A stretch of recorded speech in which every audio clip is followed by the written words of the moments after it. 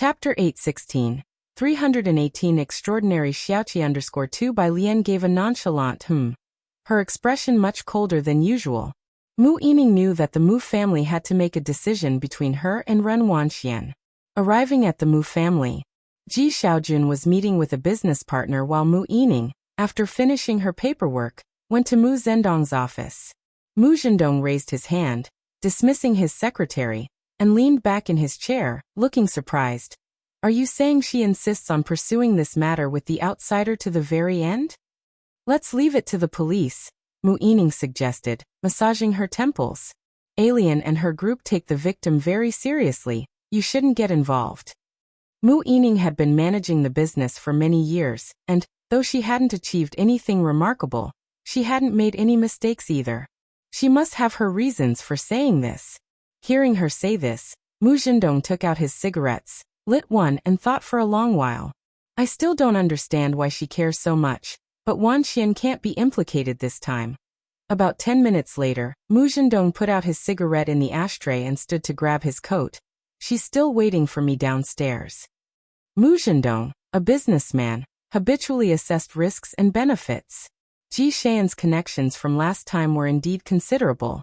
But since then, Bai Lian hadn't made much of an impression, and Mu Zhendong had seen very little of her. Mu Zhendong didn't even know whether Bai Lian still had any dealings with Chen Yongquan. On the other hand, Ren Wanxian seized the opportunity, successfully broke into the circle of socialites, and constantly shared photos with her friends. It was very vain, but the effect was clear. For instance, this time, she used her connections to reach the Yu family and successfully contacted the foreign mineral management layer. Ren Wanxian was seriously embracing her identity as part of the Mu family, having even changed her surname in the family registry, unlike Bai Lian, who never really saw herself as part of the Mu family. Downstairs, after getting assurance from Xia Yin the night before, Ren Wanxian wasn't panicking at all. She patiently waited for Mu Zhendong to come downstairs. Mu Zhendong subtly communicated Mu Yining's stance to her, effectively siding softly with Bai Lian. Sitting in the back, Ren Wanxian pursed her lips slightly and, after a long moment, spoke. Uncle, today we are meeting Miss Yu and her mentor's friend, that gentleman who has a bundle of resources. Mu Zhendong sat up straight, a look of surprise evident on his face. That's great news. I'll notify the board. Having materials would qualify them to apply for the Heavy Industry Research Institute. In Jiangjing, no one knew that Miss Yu had these connections. Uncle, Ren Wanxian pursed her lips again, hesitating for a moment. Let's not intentionally inform Auntie about this. Clearly, she wanted to exclude Mu Yining from the matter. Being a young girl under 20, it was normal for her to feel upset and emotional, and Mu Zhendong tacitly approved her approach without objection. With Mu Yining not involved, it was easier for him to take full control. Ren Wanxian took Mu Zhendong to the dining location where they had a pleasant talk. Just as they finished eating and came out, they saw police cars parked on both sides of their vehicle. The leading officer confirmed Ren Wangshuan's identity and coldly showed her the arrest warrant. Ren Wanxian, please come with us. Qi Yundai had acted quickly, already gathering a portion of the evidence and appealing to the court. Once the court approved, today it was not a detention order, but an arrest warrant. Ren Wanxian was once again taken to the detention center. This time, to be precise, it was an arrest, and the issuance of the arrest warrant essentially meant a likely sentencing. Ren Qian and Ren Jiawei were completely unable to remain seated. Calling Ji Xiaorong to hurry back, they promptly sought Ji Heng. Both deeply understood Bai Lian's temperament, especially Ren Qian, who had long experienced Bai Lian's stern nature, having led several classmates from Xiangqing to Jiang University. He knew Bai Lian was no ordinary person. Sometimes he even envied Ji Heng for having such a granddaughter, a proud and resolute bone. I can't discuss this with Alien. With Jiang Fulai's early warning, Ji Heng wasn't foolish. He lit a large cigarette, his tone somber. Let's leave the decisions to the police, whether it was intentional or not. The police will figure it out. He slid the check that Ren Jiawei gave him across the table back to her. She is your own granddaughter. Ren Qian couldn't believe what he was hearing as he stood up. Can you really be so heartless as to watch your own granddaughter stay in the detention center? Bai Lian entered using a password. Today, dressed in a white tracksuit, she brought a chill from outside as she entered. Her gaze gravely fell on the two people in the hall, and her ink-stained eyes landed on Ren Jiawei. Without a word, but with an aura of restrained power, Ren Qian, who had managed Xiangqing for many years, felt her invisible pressure and stopped. Chapter 817. 318 Extraordinary Xiaoqi_3 The hall fell silent. Bai Lian closed the door and walked in step by step, her eyes lowered to the check on the table. She reached out and picked it up. A check for 500 W. A bold move indeed. Didn't you watch the car surveillance? Bai Lian ignored Ren Qian, her gaze fixed on Ren Jiawei. Aren't you clear whether Wan Qian did it on purpose? Ren Jiawei opened her mouth, but her throat tightened up, as she and Ren Qian had seen it, which was why they were so panicked. If it were merely a routine car accident, she and Ren Qian wouldn't be this nervous. We will try to compensate. Ren Qian stood up, his voice pleading. Wan Qian was just confused and panicked. Please forgive her this time. Xiaoqi's legs will have lifelong issues. Bai Lian's gaze intensely fixed on Ren Jiawei. If it had been Wan Qian who was intentionally hit like this by Xiaoqi, would you forgive him? Ren Jiawei opened her mouth, but at this moment she couldn't say a word. If someone had intentionally hit Ren Jiawei, she would bankrupt her family just to make them pay the price. Xiaoqi is still in the hospital. Bai Lian took a step forward. Ren Jiawei wasn't wearing high heels today, and she was a bit taller than Ren Jiawei. The pressure was immense. Ren Jiawei, have you visited him? Ren Jiawei, under her gaze, involuntarily staggered backwards. She stared blankly at Bai Lian, unable to utter a word. Xiaoming. Bai Lian turned around, no longer looking at them. Ming Dongheng had been hidden by the door all along, and as soon as Bai Lian spoke he entered, took one in each hand, and dragged the two of them out of building number 5. Ren Qian stood in the cold wind, saying to Ren Jiawei, Ji Xiaorong hasn't returned yet? What about Mu Zhendong? You should call him. In the past, Bai Lian had always been meticulously polite to them in front of Ji Heng. She considered Ji Heng's feelings and would not break off relations openly. But now they realized Bai Lian was serious this time. Ren Jiawei said nothing, just stared blankly at the lit lamp of 103, feeling the palpable disappointment Bai Lian had shown towards her moments ago. Disappointment? What was she disappointed about? Ren Jiawei clutched her chest, feeling uneasy. Meanwhile, it had been a long time since Qi Yundai heard about Bai Lian's cases, the last time Bai Lian and Jiang Fulai jointly handled the Zhang Xiai's case. Although Zhang Xiai's was not smart, compared to Jiang Fulai, Bai Lian could be considered foolish. But that was only relative to them. Over the past year, Zhang Xiai's had become Qi Yundai's favorite pupil. Even though his style was somewhat influenced by Bai Lian and Jiang Fulai, Qi Yundai taught Zhang Xiai's mostly about obeying the law. The Jiang family owned extensive land. Chief Chen took Qi Yundai to the council hall, and along the way, the two speculated about who this Xiaoqi really was. Chief Chen knew Xiaoqi was connected to the Qinglong Bar on Bacter Street. He is backed by people from the Qinglong Bar. Qi Yundai nodded, but that didn't seem enough reason for Bai Lian and the others to be so concerned. This case was a rather ordinary car accident, except the party at fault had a suspicion of intent. Jiang Fulai and Bai Lian seemed to care a bit too much. Chief Chen had not yet clarified the details. The two entered the second floor from the outside. Jiang Fulai, standing on the second floor platform, had a solitary and thin aura. I heard the other person is Miss Bei's cousin, Qi Yundai whispered, clarifying their relationship for the station's lawyer. Should I? Outside, Chen Beixian came in with a young woman. I've brought the person. Sun Fei had never seen Jiang Fulai, and the flight from Xiangqing had startled her. In less than 5 hours, she had arrived in Jiangjing without any transfers.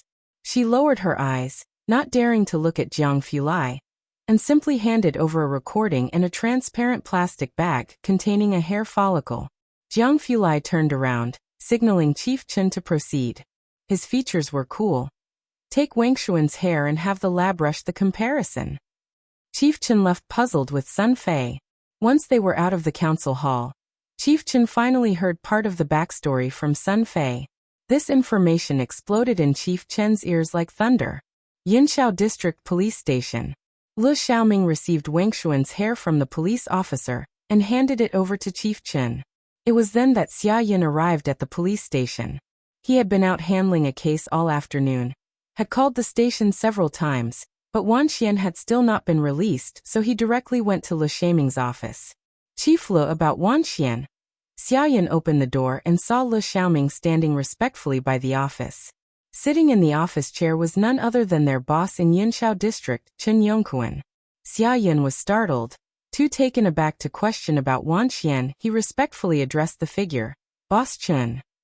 Chief Chen glanced at Xia Yin, said nothing, just stood up with the hair and left.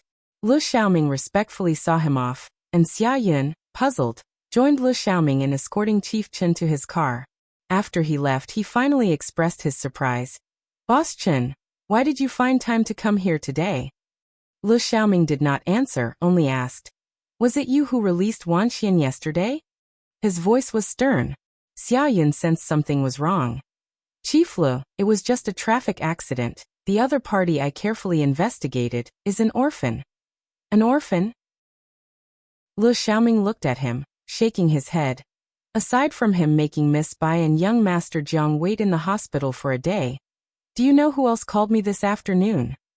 The general manager of Azure Dragon, executives from the Dawson family, and the official committee of the Xiankong Cooperation Department. Chapter 818. 319 is President Huang. Qi Lu. All these are hot topics in Jiangjing. Without mentioning Azure Dragon, the Dawson family is one of the top mysterious global families, while Xiankong is regarded by ordinary people as just a recently popular traditional Chinese medicine company. However, since Xia Yin graduated from the military academy, she was well aware that behind Xiankong stood an entire legion. The prescription was under top-secret status. Upon hearing Lu Xiaoming's words, Xia Yin's heart suddenly sank. Xiankong? This Xiaoqi, who exactly is he? Chief Chen came here because of his affair. Lu Xiaoming pulled out a cigarette and bit down on it, his expression grave. One of the initiators of Xiankong, the representative who signs contracts with the officials. Xia Yin. Ah, Xia Yin, you've stayed in Jiangjing for so long. How could you be confused about such a matter? The backer of Xiankong? I clearly checked he. In this circle, which master player doesn't have a bit of insight? The Mu family has indeed also been noticeable lately. Ren Wanxian is someone who would grasp any opportunity tightly. And Xia Yin had also estimated the stakes she put forward. Ren Wangshuan's circle of friends. All the photos posted are from the socialite circles. Though she might only stand at the fringe, but who doesn't recognize that Miss Su in the center of the group photos? Everyone knows she could squeeze into this circle. Her phone contacts are all with people like Mu Yujun from elite families and certain professors. Even then, Xia Yin dared to make a move only after checking up on Xiaoqi. Clearly an orphan who didn't even finish middle school, Xia Yin didn't understand how come within a day, Chief Chen and his team had come to inquire about this minor traffic accident. He was momentarily breathless, and looked at Lu Xiaoming. He's an orphan, right? But think about it. Why would the Mu family people come to you for an orphan? Lu Xiaoming saw what he was thinking at a glance. He took out a lighter from his pocket, cupped his hand around the lighter to light his cigarette. Hasn't Zhang Yiliang's case served as a warning to you yet? Lu Xiaoming exhaled a stream of smoke, looked at Xia Yun, and shook his head. Sun Fei's car stopped at the gate. She got out of the car. Only then did Lu Xiaoming see Sun Fei. He removed the cigarette, surprised. Weren't you in Xiangqing? She had been at Xiangqing prison waiting for someone that morning. How could she have returned by now? I came back earlier, Sun Fei holding a stack of documents. Chief Lu, I am here to hand over Ren Wangshuan's case. Lu Xiaoming looked at Sun Fei somewhat emotively and led her inside. Bai Lian turned to Sun Fei whenever there was an issue, which showed how much she valued her. Also this time Sun Fei had made an appearance at Bai Lian's and Chief Chen's. President Mu. In the office of the Mu family, Assistant Wang handed her some documents to handle. Miss Ren took her clan uncle to discuss the rare metals contract. Director Liu and the others should already have contacted the partners. Several core members of the Mu family attended the banquet, without bringing Mu Yining and Ji Xiaojun along. Their omission was rather awkward. Mu Yining didn't mind, and the ultimate result was good for the Mu family. She tossed the pen in her hand onto the desk and just sighed, but alien and her. Ren Wengshuan's ability to mix into Su Ziyu's circle within a brief year was indeed a skill. That circle was not just a mere circle of ornamental socialites. It consisted of ambitious girls. The game was about the exchange of resources, swapping connections. Let's just wait and see. Assistant Wang had a much better impression of Bai Lian. Now the conflict between Ren Wanxian and Bai Lian was quite clear, and Mu Yining chose not to speak up for Ren Wanxian, subtly siding with Bai Lian. On the contrary, Mu Zhendong won the support of the shareholders and the internal members this time. Of course, things were not going so smoothly for Mu Zhendong's side either. Ren Wanxian was taken away by the police, and if the charge of intentional homicide was confirmed, things would become problematic. Mu Zhendong immediately called Xia Yin upon his return. Why isn't old Xia answering the phone? Mu Zhendong looked at his phone, pacing back and forth in his study. He tried calling several times to no avail. Later on, the phone was just switched off. What on earth was happening? Mu Zhendong's brow furrowed. The Dong family called at that moment, inquiring about Ren Wengshuan's situation. Her phone had been confiscated by the police and was unreachable. Ren Wanxian was Dong Chuan's girlfriend.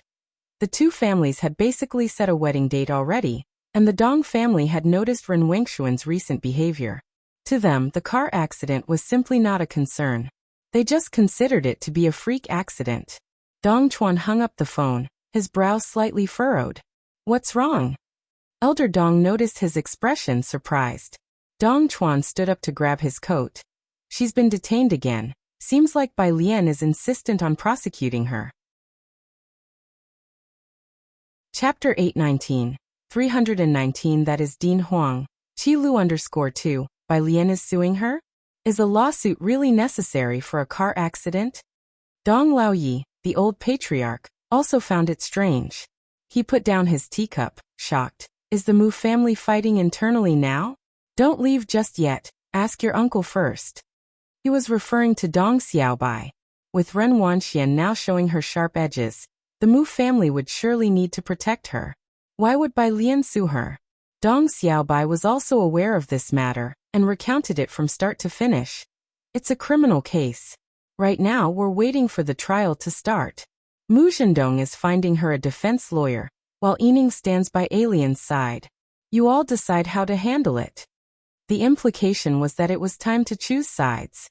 After thinking for a while, Dong Laoyi said, Xiao Chuan, I remember, have your mother find a lawyer. Dong Chuan's mother was an external member of the Jiang family, and it was well known that the Jiang family had a legal dream team. This meant he had definitely decided on which side to align with.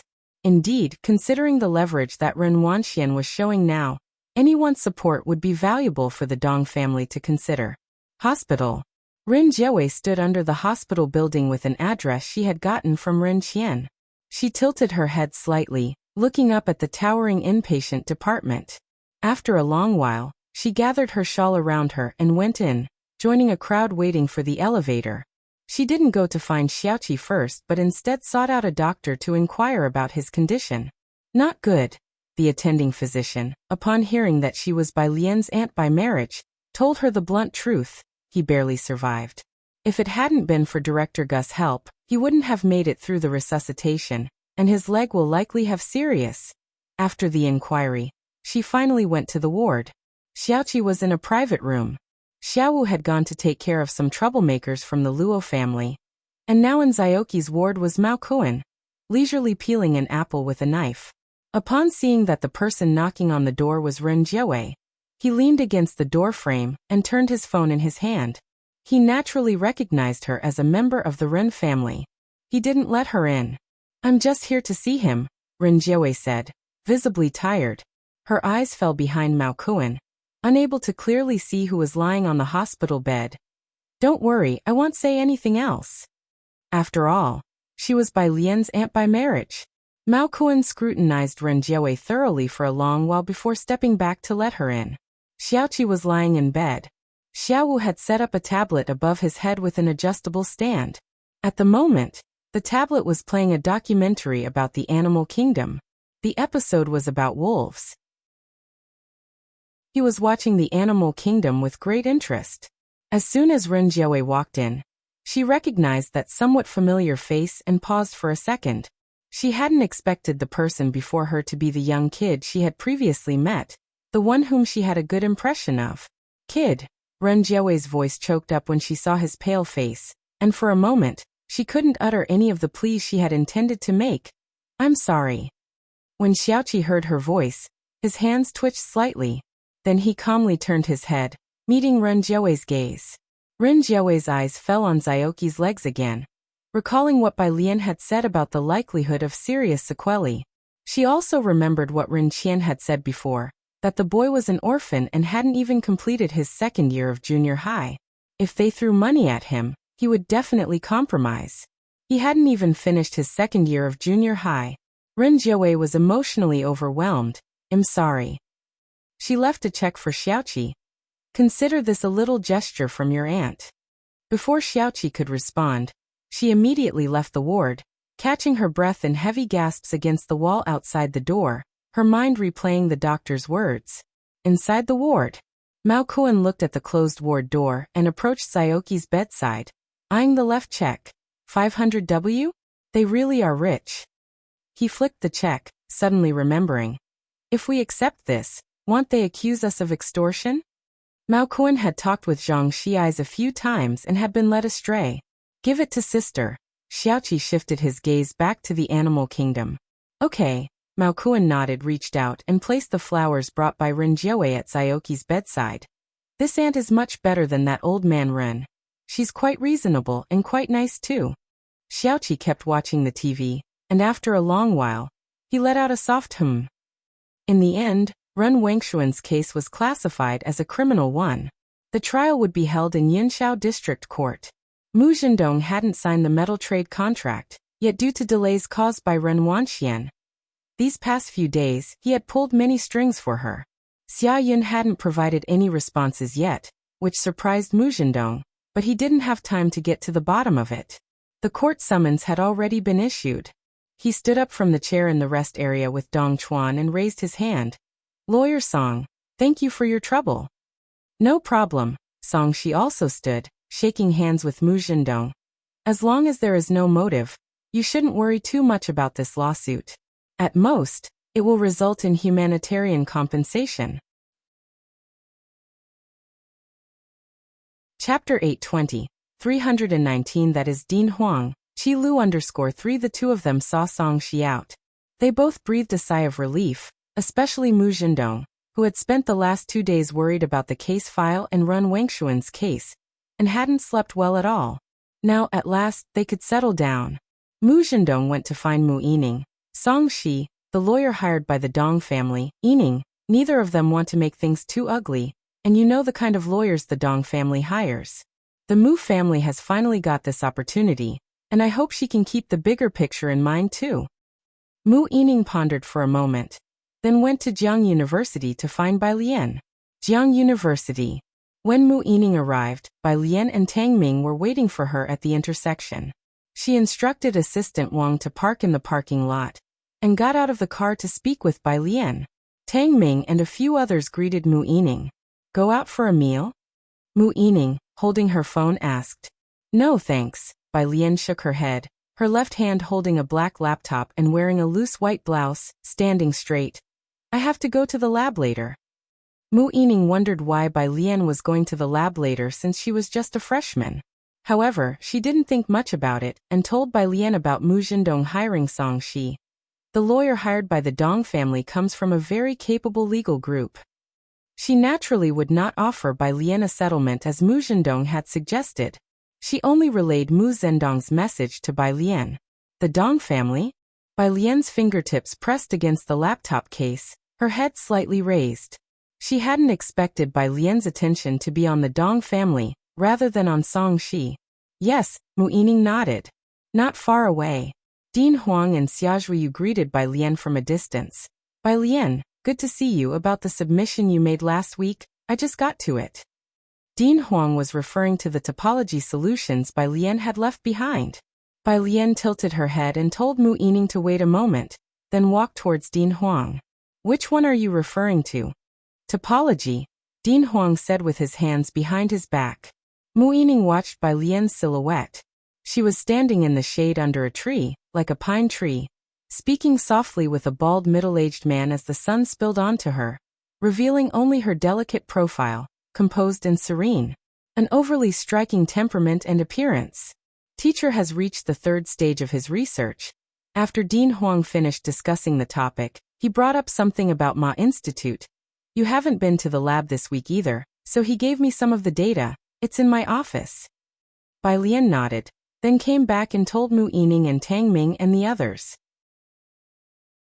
She was getting ready to go with Dean Huang to retrieve the data. This week she had been dealing with Xiaoqi's matter, and had asked for time off from the institute. They hired Song Shi. Mu Yining came back to her senses, seeing that Bai Lian wasn't interested in the lawyer business. She quickly explained, I haven't heard much about this guy, but he's very impressive. Song Shi? Bai Lian paused for a moment, shifting her stance, and after some contemplation, she made a comparison. How does he stack up against Zhao Jingzhou? Zhao Jingzhou, a famous internet lawyer. Assistant Wang, as well as Mu Yining, recognized him. Mu Yining hesitated. Although Song Shi isn't as famous as Zhao Jingzhou, his capabilities are certainly not inferior to his. I see. Bai Lian shifted the laptop to the other hand. I got it, thank you. I'll treat you to fish soup next time. She politely said goodbye to Mu Yining, and left with Dean Huang. After discussing official matters, Dean Huang quietly urged Bai Lian, Junior sister, have you seen Yang Lin recently? I never catch him at the lab. Bai Lian, who had just had a meal with Yang Lin a few days before, played it cool. I'm not sure either. Once the group had left, Mu Yining finally withdrew her gaze. She looked toward Tang Ming and the others. Is that Alien's teacher? A professor, perhaps? He seemed to have a good relationship with Bai Lian. No, that's our department's Dean Huang. Tang Ming continued to attend to Mu Yining. Mu Yining was very surprised. The person who had just greeted Bai Lian was the dean? She hadn't inquired about Jiang University's affairs in a long time, and didn't know Bai Lian's situation on campus. On the side, Assistant Wang had also parked and came over. Shouting, what department are you and Alien in?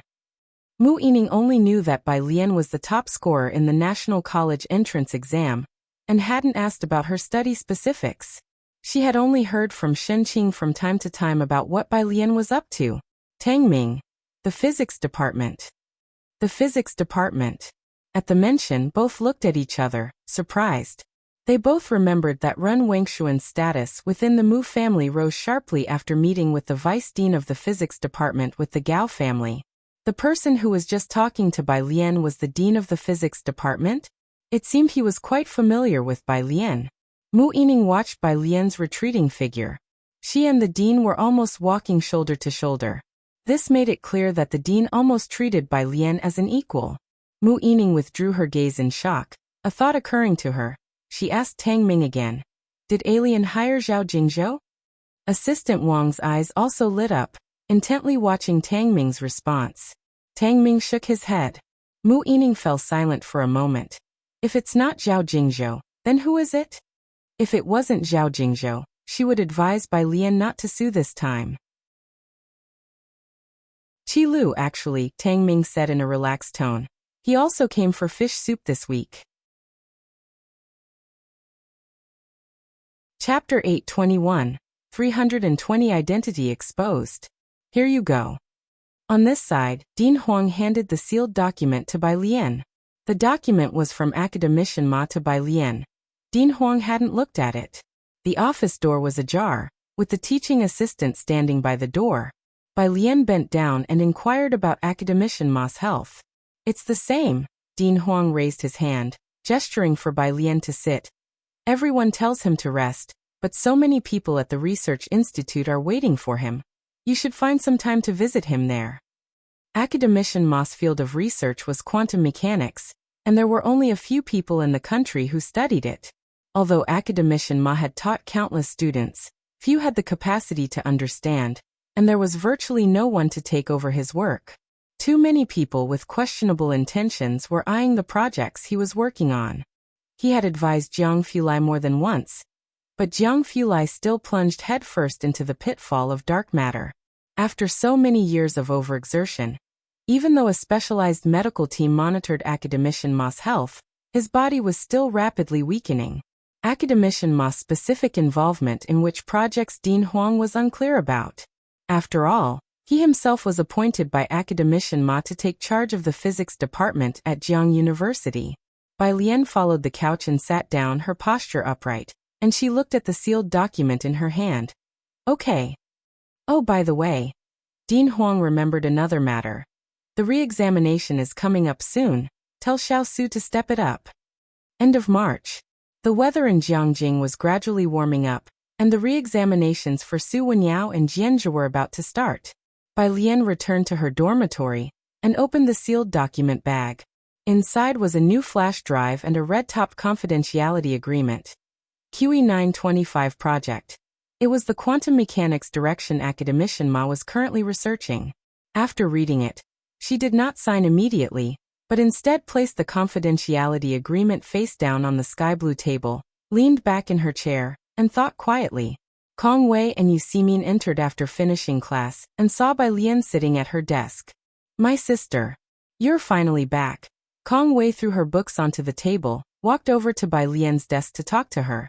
The senior asked me to find out if you want to team up for the Campus Science and Technology Innovation Contest. It's a prestigious award and would be beneficial for you when applying for the special scholarship. It was a significant award among college students.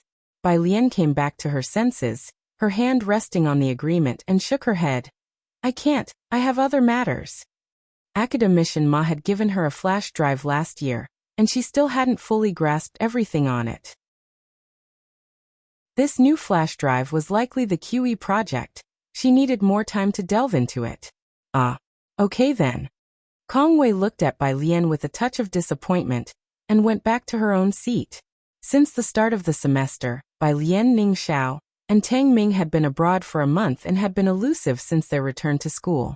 In contrast to Bai Lian, Song Min and Bai Xiaoqi from the finance department had started the semester by winning the entrepreneurship first prize, and were later taken by the department to Jiangjing Commerce Bank to participate in top 10 singers.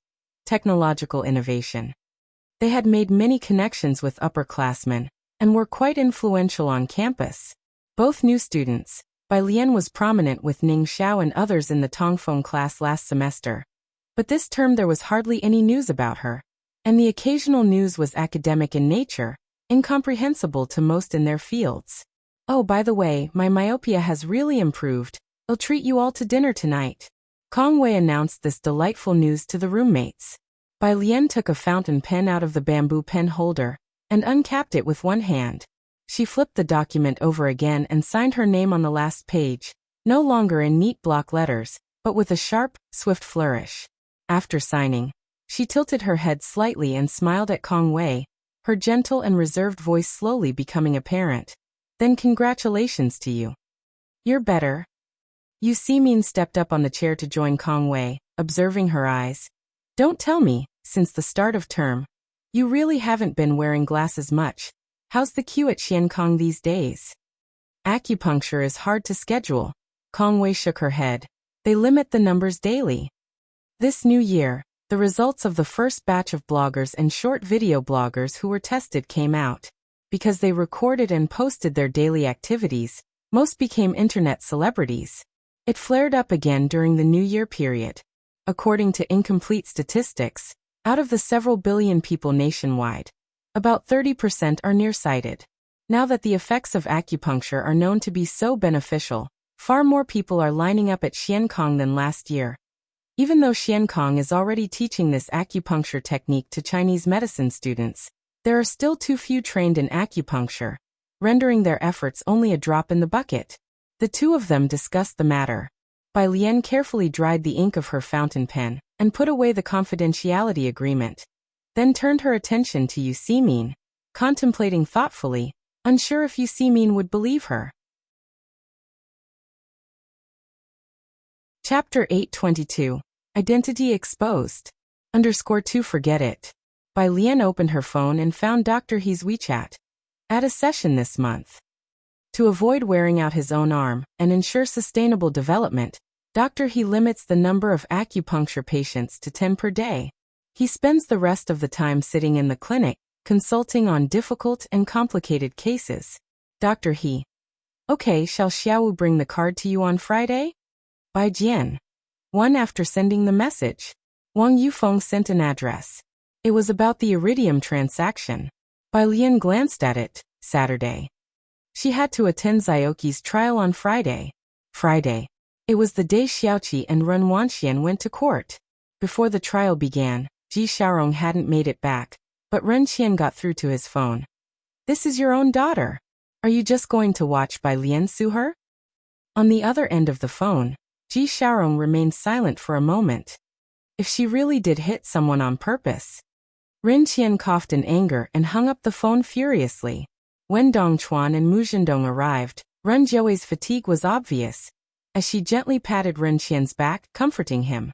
Auntie Ren. Dong Chuan greeted Ren Jiuwei politely, then shifted aside to introduce the man in a lawyer's robe behind them to Ren Qian. This is Lawyer Song. Ren Qian had already heard from Ren Jiuwei about Lawyer Song's formidable abilities. He looked at Song Shi with respectful manners, asking the lawyer about the expected outcome of this court session. Don't worry, Mu Zhendong, hands clasped behind his back dismissively, answered on behalf of Song Shi. Lawyer Song is part of the legal team. With him here, there won't be any surprises. Lawyer Song, if you please. They all went in. Bai Lian and Xiaoqi had already arrived at the plaintiff's seat. Xiaoqi came in a wheelchair due to his injury, while Bai Lian stood behind him, slowly pushing the wheelchair. His complexion was still pale, and he looked thin and frail. Seeing Xiaoqi from a distance, Ren Qian opened his mouth, wanting to say something. Xiaoqi just bowed his head and looked at his lapel, ignoring everyone. Bai Lian pushed the wheelchair to the front row and sat next to Xiaoqi, her posture erect, dressed simply yet composedly, and gave Ren Qian a faint glimpse with her deep and piercing eyes. Ren Qian, who wanted to plead with Xiaoqi, felt his heart clench at the sight of her eyes, abruptly withdrew his gaze, and didn't dare get any closer to Xiaoqi. Having lost weight in just a week, Ren Wangshuan's condition was evident, and both Ren Qian and Ren Jiuwei's eyes betrayed their heartache upon seeing her. Especially Ren Qian, he couldn't help but stand up, tears welling in his eyes as he looked towards Ren Wanxian.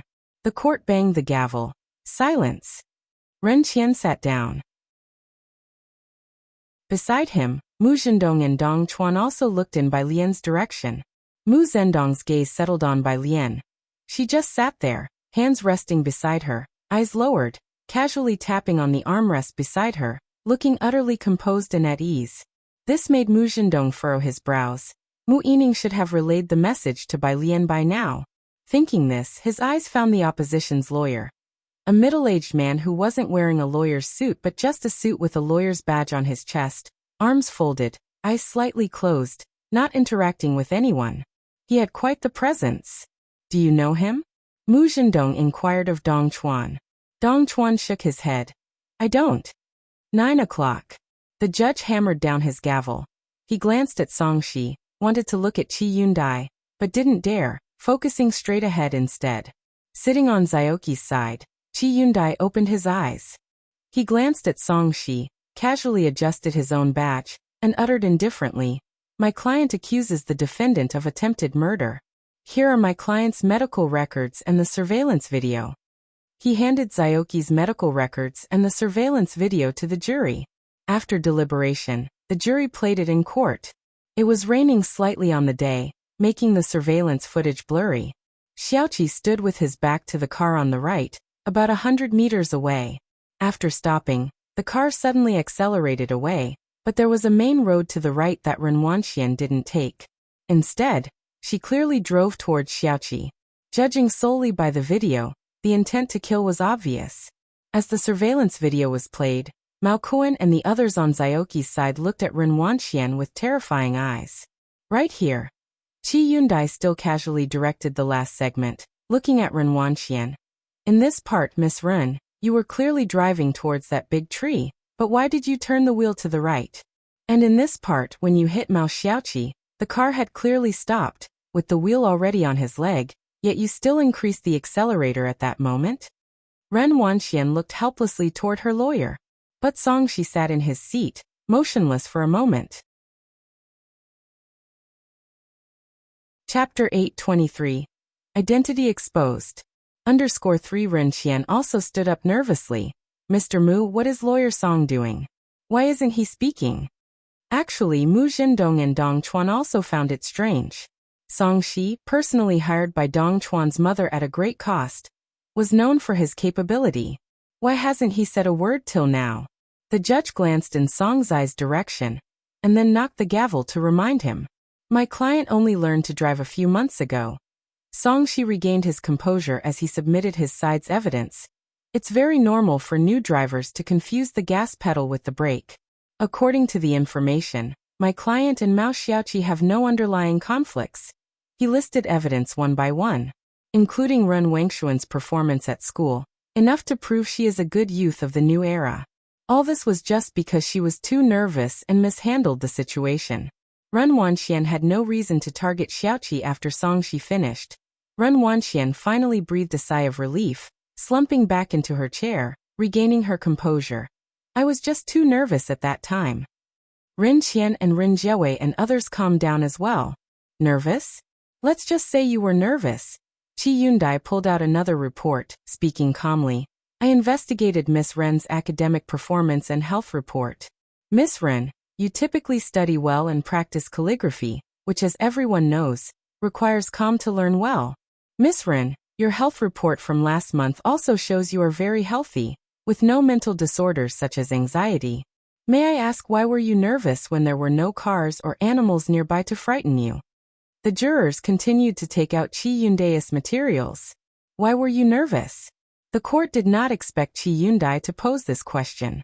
Ren Wanxian, when asked this question, froze entirely and did not immediately respond to Qi Yundai's question. Song Shi had prepared many professional replies, but he had nothing concerning emotional aspects, as Qi Yundai's perspective was too tricky. And coupled with his expression, Song Shi looked towards Ren Wangshuan's demeanor, and understood there must be insider details. He began to regret it. He had taken this case only after hearing about the Dong family. A minor traffic accident case, and the opponent was Qi Yundai. Thinking this, his gaze fell on Xiaoqi sitting at the defendant's seat. How did this orphan manage to hire the big demon Qi? Miss Ren Wanxian, please answer my question. Qi Yundai's piercing gaze fixed on Ren Wanxian. Qi Yundai, as the lead lawyer of the Jiang family, his nickname as the Great Devil was well earned in the circle. His gaze was so imposing that most lawyers would become disoriented under it. Not to mention the inexperienced Ren Wanxian. Aye. Ren Wanxian could not answer and looked desperately towards Song Shi. On her side, Ren Qian clenched his fists tightly, watching Ren Wanxian being pressured like this in the courtroom. He looked angrily and resentfully at Xiaoqi and Bai Lian. Xiaoqi felt that resentful glare. He finally lifted his head, looking back emotionlessly. Ahead, Qi Yundai, leaning on the table, casually picked up another file. Can't answer? Then let me help you. It's because you already knew you were Zhou Jian's daughter. And after coming to Jiangjing, you discovered that Xiaoqi was the true son of Ren Jiawei and Ji Xiaorong. You wanted to use this opportunity to kill him completely. That's your motive.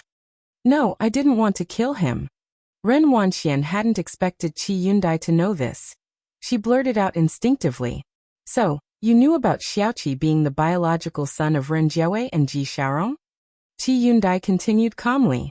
After this sentence, Ren Wanxian suddenly realized what she had just revealed, effectively admitting she knew Xiaoqi's true identity.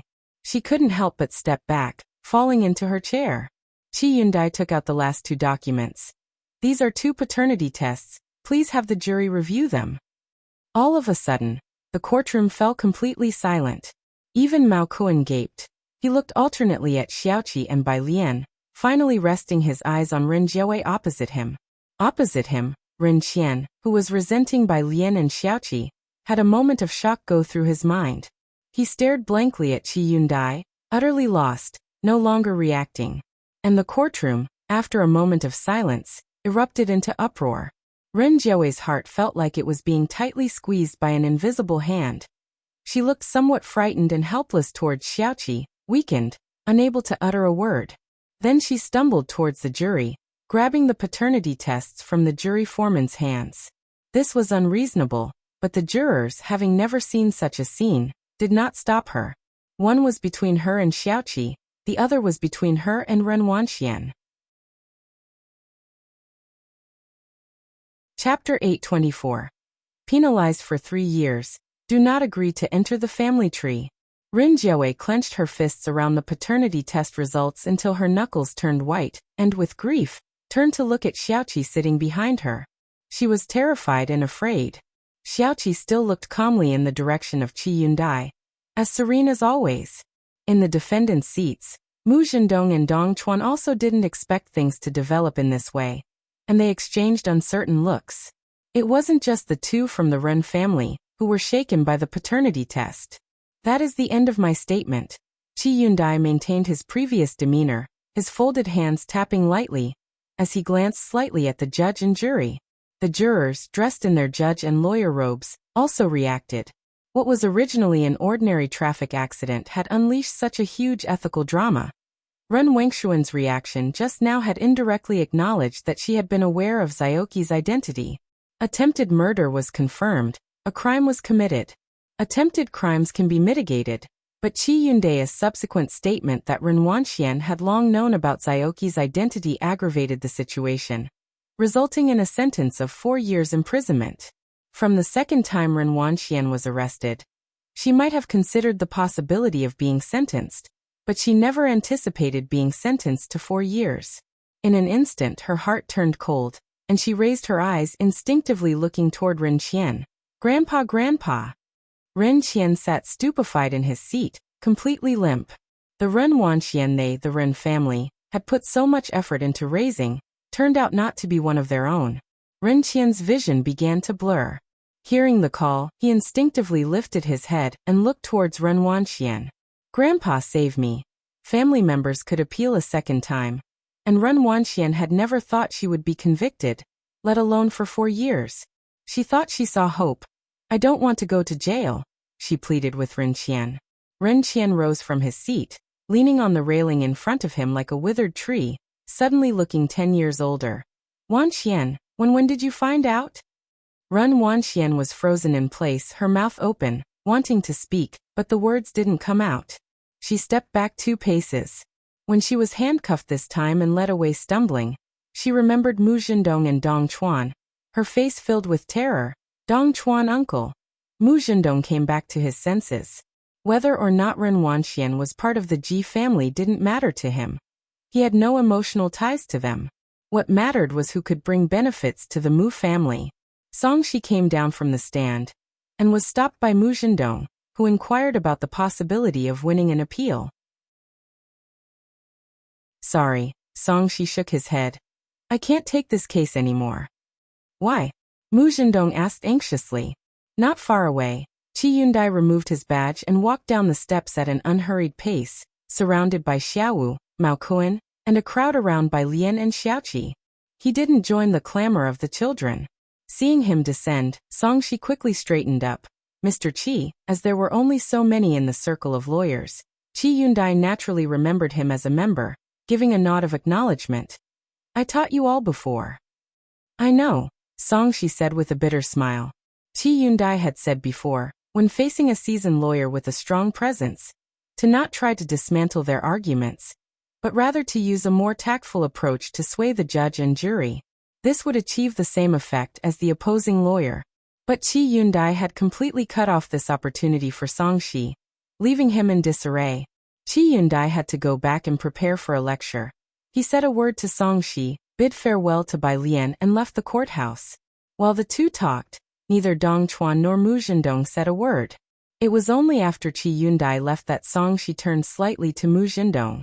With Mr. Qi there, I could appeal 100 times, and he would be able to dismantle my arguments one by one. After saying this, Songshi also left, following the footsteps of Qi Yundai. After the two had gone, Mu Zhendong finally turned to Dong Chuan. Who is this lawyer Qi? Dong Chuan's expression was solemn as he watched Songshi walk away, contemplating Qi Yundai's identity. Yet he remained silent, his gaze falling back on Bai Lian and the group around her. Anxiety lingered in his heart, not only about Ren Wangshuan's identity, but also about the lawyer brought in by Bai Lian's group. He took out his phone to call grandfather Dong. Dong Chuan now didn't know whether the choices he had made this time were right or wrong. Xiaoqi was pushed out of the courthouse door by Xiaowu. Ren Jiawei also left the building. It was nearly noon, and the sunlight outside was dazzling.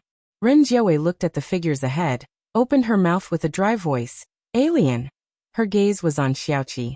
But she was calling for Bai Lian. Chapter 825. Punished for 3 years, does not agree to be included in the family genealogy. _2 Bai Lian was the first to stop. She stood there, turning slightly to look at Ren Jiawei. Mao Kuan had seen Ren Jiawei in the hospital before. His impression of her was much better than that of Ren Qian. With his blonde hair, his hands in his pockets, he watched quietly. Ren Jiawei stepped forward cautiously, and she finally saw Xiaoqi's face clearly. Your leg. But Xiaoqi was very calm. He had already spent a long time coming to terms with his identity and remained as placid as ever. Much better. Ren Jiawei appeared cautious, her face filled with guilt and a deep sense of helplessness, and he felt somewhat unable to respond. This blood tie was too unfamiliar to him. Good. Ren Jiawei seemed to murmur. She looked closely at Xiaoqi's face, reminded of the first time they met at the airport, when she had been shocked by Xiaoqi. Some of his expressions and temperament resembled Ji Xiaorong. Your name is Mao Xiaoqi, right? The businesswoman who dominated the corporate world had red eyes at this moment. Mao Xiaoqi. Xiaoqi. She tried to think who might have given him such a simple name. Was it someone from the orphanage who named him? She remembered what Ren Qian told her that day, how he hadn't finished junior high, and they had used the lofty hope of studying abroad to persuade him to privately settle with Ren Wanxian. The him who hadn't completed junior high was in pain, yet they maliciously used him as a bargaining chip, tearing open wound after wound atop his injuries. She thought of the question Bai Lian threw back at her that night. The more she thought, the more Ren Jiawei found it hard to breathe. Outside the courthouse, Bai Lian's car pulled up. It was a business van. The rear door opened and Xin Qing revealed her face from inside, skillfully calling several kids. Come on in, your Uncle Chun made soy sauce duck today, you'll love it. She also inquired about Xiaoqi's leg. A gentle smile appeared on Xiaoqi's face. Thank you, Aunt Shen. These people, all following Bai Lian, called Xin Qing Aunt Shen. Nearly all of them were practically without parents, Bai Lian included, and Xin Qing and Ji Xiaojun had played significant roles in their lives. Ren Jiawei watched Xin Qing in a daze. This woman she once thought was vulgar. Now she was extremely grateful for her existence. She tried to imagine, if not for Bai Lian and Xin Qing, where her child might be now. Would he have already been forced by her and Ren Qian into signing a settlement?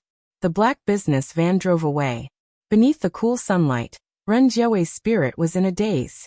She reached out, unlocked her phone, and re-established contact with Ji Xiaojun. The matter of Xiaoqi. It wasn't until the evening that Bai Lian told Ji Heng. Ji Heng sat alone in the yard of number 103, holding a smoking pipe, his head down, slowly drawing in, his fingertips trembling slightly. The glass roof wasn't yet dismantled, and it was full of smoke inside. Jiang Fulai walked in from outside, stretching out his hand to press the switch above his head, the glass panes on top sliding apart to reveal a patch of sky. The smoke in the courtyard gradually dispersed. Jiang Fulai maintained his usual cold demeanor, his expression quite impassive, as he extended his hand, presenting a file to Ji Heng. This is some information about Xiaoqi. Ji Heng's hand, which was holding the smoking pipe, paused instantly as he took the file bag Jiang Fulai passed to him. Xiaoqi had been in Xiangcheng's orphanage, so close to them. He had no surname of his own and took the name Mao, adopting Mao Kun's surname because he was the 7th in line, thus the name Mao Xiaoqi. Ji Heng looked further. He saw that Xiaoqi had always been an outstanding student, even having his teachers come to his home to persuade him not to drop out. There were a few papers brought over from the orphanage. All were simple drawings by Xiaoqi as a child, preserved by the director because they were nicely done. With no guidance and no tutoring, he could still produce really beautiful drawings. He too should have had a splendid path laid out by a family, not left on his own, forced to drop out in junior high because he couldn't scrape together living expenses. Ji Hung read the files again and again before finally putting the file bag away and murmured deeply, "Thank you." Now he finally understood why Jiang Fulai had suddenly said those words to him that morning. Jiang Fulai tapped his fingers and pushed up his glasses on the bridge of his nose, remarking with nonchalance, "You're welcome. Try to take it easy." Having delivered the items, he didn't linger to comfort Ji Hung any further. To number 303. Today, the hall of number 303 was very quiet, despite being a Friday evening. Even Zhang Xiai's, who had the day off, wasn't coming down. Instead, he was at Ning Xiao's place doing homework. Only Jiang He sat alone, dressed in a white knitted sweater, sitting on the floor and assembling a building block set. Chapter 826. Punished for 3 years, does not agree to be included in the family genealogy. _3 Seeing Jiang Fulai enter, he stared dumbfounded for a moment before continuing to play with his building blocks like a little gentleman. Jiang Fulai naturally couldn't care less about him. He knew Bai Lian was in the study and went straight in. Bai Lian stood before the half-open window, her cold white fingers resting on the windowsill, in her usual languid pose, watching the street lamps outside and the nearly invisible stars above. She seemed somewhat entranced. Jiang Fulai walked over slowly without asking about Xiaoqi, and just stood beside her. "Did you visit Academician Ma yesterday?" Bai Lian came back to reality, tilting her head slightly. She was undisturbed today in room 303 and was dressed more casually, in a black silk satin loungewear with a subtle pattern embroidered on it. The topmost button was unfastened, revealing a glimpse of her slender collarbone. "Academician Ma called this morning." Jiang Fulai looked at her and spoke slowly. His Xiao was missing 2 screws this morning. Xiao was a robot that Academician Ma had created a long time ago. Jiang Fulai had previously updated Xiao's functions. Miss Bai let out an "ah" before continuing to gaze outside nonchalantly, her eyes and brows lit beautifully by the light. He must have remembered incorrectly. Jiang Fulai observed her lethargic gaze, his hand resting behind her, as a cool, gentle kiss landed on her. "You were just opening the window to let the smoke out," he said. Bai Lian paused for a moment. "Nonsense." The next day, Bai Lian was going to meet Wang Yufeng.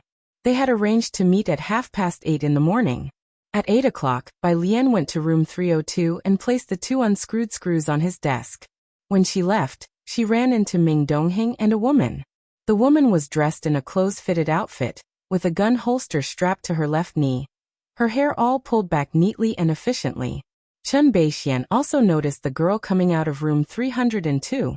In Jiangjing's current temperature around 10 degrees, the girl wore a sesky blue mandarin collar top embroidered with 2 circles of white and pink complex patterns on the collar and cuffs, with beige frog buttons neatly fastened to the top. Her hair was long and half-tied, with a green jade hairpin slantingly inserted. Her sparse brows and eyes, her casual glance, exuded a very gentle temperament. Chen Beixian, having seen Bai Lian's photo on Jiang University's forum before, felt all the more dazed when she saw her in person, as if facing a destiny carved into her genes. It reminded her of the portrait of the lady in white hanging in the Chen family's ancestral hall. Ming Dongheng raised his hand to ring the bell at room 302, but he lowered it immediately upon seeing Bai Lian. "Miss Bai." "Good morning." Bai Lian glanced over Chen Beixian and nodded at Ming Dongheng. Ming Dongheng noted her attire. "Are you heading out?" "Yes, Xiaowu is coming to pick me up," Bai Lian replied and then went downstairs. Once she was gone, Chen Beixian snapped back to reality. So that was the legendary Miss Bai. Mu family. Mu Zhendong hadn't slept all night, and went straight to the study to find Mu Yining. Ji Xiaojun was also in Mu Yining's study, discussing Ren Wanxian. She had previously been included in the Mu family's genealogy, but now that she was not Ji Shaorong's biological daughter, he naturally had to inform the Mu family. Mu Yining was aware of the verdict, but after hearing Tang Ming's words that day, she could guess that Ren Wengshuan's side might lose the case. Yet, it hadn't occurred to her that Ren Wanxian wasn't the biological daughter of the Ren family. No wonder Bai Lian was so angry at the time. Mu Yining also knew the reason Ren Wanxian chose to crash into Xiaoqi, and was quite surprised by it. After some reflection, she concluded that Ren Wangshuan's name definitely needed to be removed from the family tree. It was clear to see the relationship between Bai Lian and Mao Xiaoqi, and now that their identities had been revealed, keeping Ren Wangshuan's name there would be inappropriate, causing Bai Lian and the others discomfort. As soon as Mu Zhendong entered, he heard Mu Yining's words. We haven't received this batch of goods yet, and revealing her to not be a Mu at this time. What good does that do us? He had previously disagreed with Bai Lian suing Ren Wanxian, and now he disagreed even more with them revealing Ren Wangshuan's identity. You know how important Ren Wanxian is to our research. It's such a good opportunity, and we can't just watch as the last 3 research facilities are taken back. Mu Zhendong had heard about Xiaoqi's identity from Xia Yun before. An orphan who dropped out of school in the 8th grade, looking at the entire Mu family, excluding Mu Qiong, there really hadn't been anyone like Xiaoqi. Compared to him, Ren Wanxian, with her excellent grades and mastery of various talents, was more fit to be put in the spotlight. They were accustomed to weighing pros and cons, excessively rational in every aspect. Mu Yining didn't speak up right away. Seeing she seemed to be considering something, Mu Zhendong fixed his gaze on her, and made the final decision. Ren Wanxian is still in the Mu family genealogy now and won't be removed, at least until our current partnership is secured. As for that Mao Xiaoqi, I disagree with including him in the genealogy. Choosing between Ren Wanxian and that Xiaoqi was very easy for him. Chapter 827. After 3, 2, 1, it's too late for regrets. Miss Bai has arrived. Since Ji Xiaojun returned, the Mu family had been doing better and better. Seeing hope, Mu Zhendong became even more eager to restore the Mu family to its former glory. When the Mu family was in decline, there was no infighting, but now, in its period of ascent, Mu Zhendong's confidence had soared, making him the second in command of the Mu family. The younger members of the Mu family all saw hope, and Mu Zhendong was not content with the present benefits, his ambition beginning to swell. He wanted to use Xiaoqi to exchange for the greatest benefits. Uncle, watch your words. Mu Yining stood up, her expression cold and stern. At her side, Ji Xian's face showed no change. Not until after Mu Zhendong left did Mu Yining apologetically look towards Ji Xiaojun. Xiaojun, I will handle Ren Wangshuan's matter well. As for Xiaoqi listens to alien. Ji Xiaojun narrowed his eyes, his gaze falling on the light and shadows outside. His voice also weakened. He won't return to the Mu family. Mu Yining didn't speak again. She just felt worried inside. In the past, Ren Wanxian was willing to return to the Mu family, but now neither Bai Lian nor Xiaoqi would come back. Bai Lian could slowly be persuaded, but Mu Yining had to deal with the Mu family's side of things as soon as possible. She sent Ji Xiaojun out the door. 20 years ago, the Mu family was also a family with large assets. A starving camel is still bigger than a horse. It was beyond his expectations that Bai Lian wouldn't return. But now Ji Xiaojun was saying Xiaoqi wouldn't return either. The uncle has gone to meet with the Gao family. Assistant Wang looked at Mu Yining and expressed his concern. I don't know if this time will be successful. This year, the Mu family had only one major project, targeting this heavy industry. The Gao family, Mu Yining's gaze grew deeper. Cooperating with them is like making a deal with a tiger for its skin. When the Jiang family ran into trouble, the Gao family was the first one who wanted to take over parts of the Jiang family's enterprises. Assistant Wang nodded, then seemed to recall something. Will that Xiaoqi really not return to the Mu family? They think differently from you, Mu Yining said softly. Ji Xiaojun had stayed in the Mu family for a time when he was very young, and had been taught by Mu Xiangguang. He came back because he still felt a sense of responsibility for the Mu family. But Bai Lian and Xiaoqi truly had none. Mu Yining was by now quite familiar with Bai Lian, and to her, the Mu family might not be as important as a classmate from Xiangqing. Find the butler. Organize a meeting with the uncle tonight. She stood at the door for a while before speaking up. And also, prepare for me to go to the hospital. Xiaoqi hadn't been discharged from the hospital yet. He had just come out for a bit of indulgence during the court appearance the day before. and after the nurse in the ward had been anxious all day, he finally returned. He needed half a month more of convalescence. When Mu Yining arrived, Ren Jiawei was standing in the hospital corridor. She didn't know how long she had been there, not entering the ward, and Mu Yining greeted Ren Jiawei before going in. Upon entering, she leisurely peeled an apple for Xiaoqi and talked about the recent developments with Sun Chun. Sun Chun had joined a program at the Chinese Medicine University, which would add more traditional Chinese medicine expertise to Sun Chun in the future. Professor Wen wants either Dr. He or Dr. Lu to give a lecture this month. Sun Chun reported on Sun Chun's recent status. The university will arrange for journalists to follow up. In a year's time, Sun Chun had been recognized by the broad masses of people, with very strong public credibility. Xiaoqi's bed head was raised, and his head was wrapped in gauze, his right hand hanging by his side within 4 drip. Let Dr. Lu go. I was thinking the same, Sun Chun said as she slowly cut the apple into pieces and handed them to Xiaoqi. Dr. Lu is a bit more handsome. Mu Yining had just entered and heard them talking about some professor and doctor. She looked at Xiaoqi with surprise. Did she hear professor? Mu Yining was a bit puzzled, and even doubted if she had heard wrong. She did not mention the matter of Xiaoqi returning to the Mu family, and only stayed in the ward for a while to chat with Xiaoqi. Before leaving, she said to him, I just saw Jiawei standing all by herself in the corridor. After Mu Yining left, Xiaoqi took a piece of apple, remained silent for a long while, then finally said, Sister Sun Chun, let her come in. Sunday. Bai Lian got up early for a morning run. When she returned in her sportswear, Ji Heng had already gotten up, and there was soup stewing in the kitchen pot. He and Shenqing took turns visiting Xiaoqi these past 2 days. Ren Wanqian and Xiaoqi were the least familiar with each other, but Ji Heng and Shenqing obviously got along very well with Xiaoqi. The readily uttered aunt and grandpa from Xiaoqi's mouth weren't fake. Bai Lian opened the door to room 103, dressed in sportswear, black sneakers, with her hair tied back in a ponytail that fell over her chest from the left, casually leaning against the doorframe. She watched as Ji Heng served up a bowl of soup, and then went to water the flowers in the yard. Chapter 828.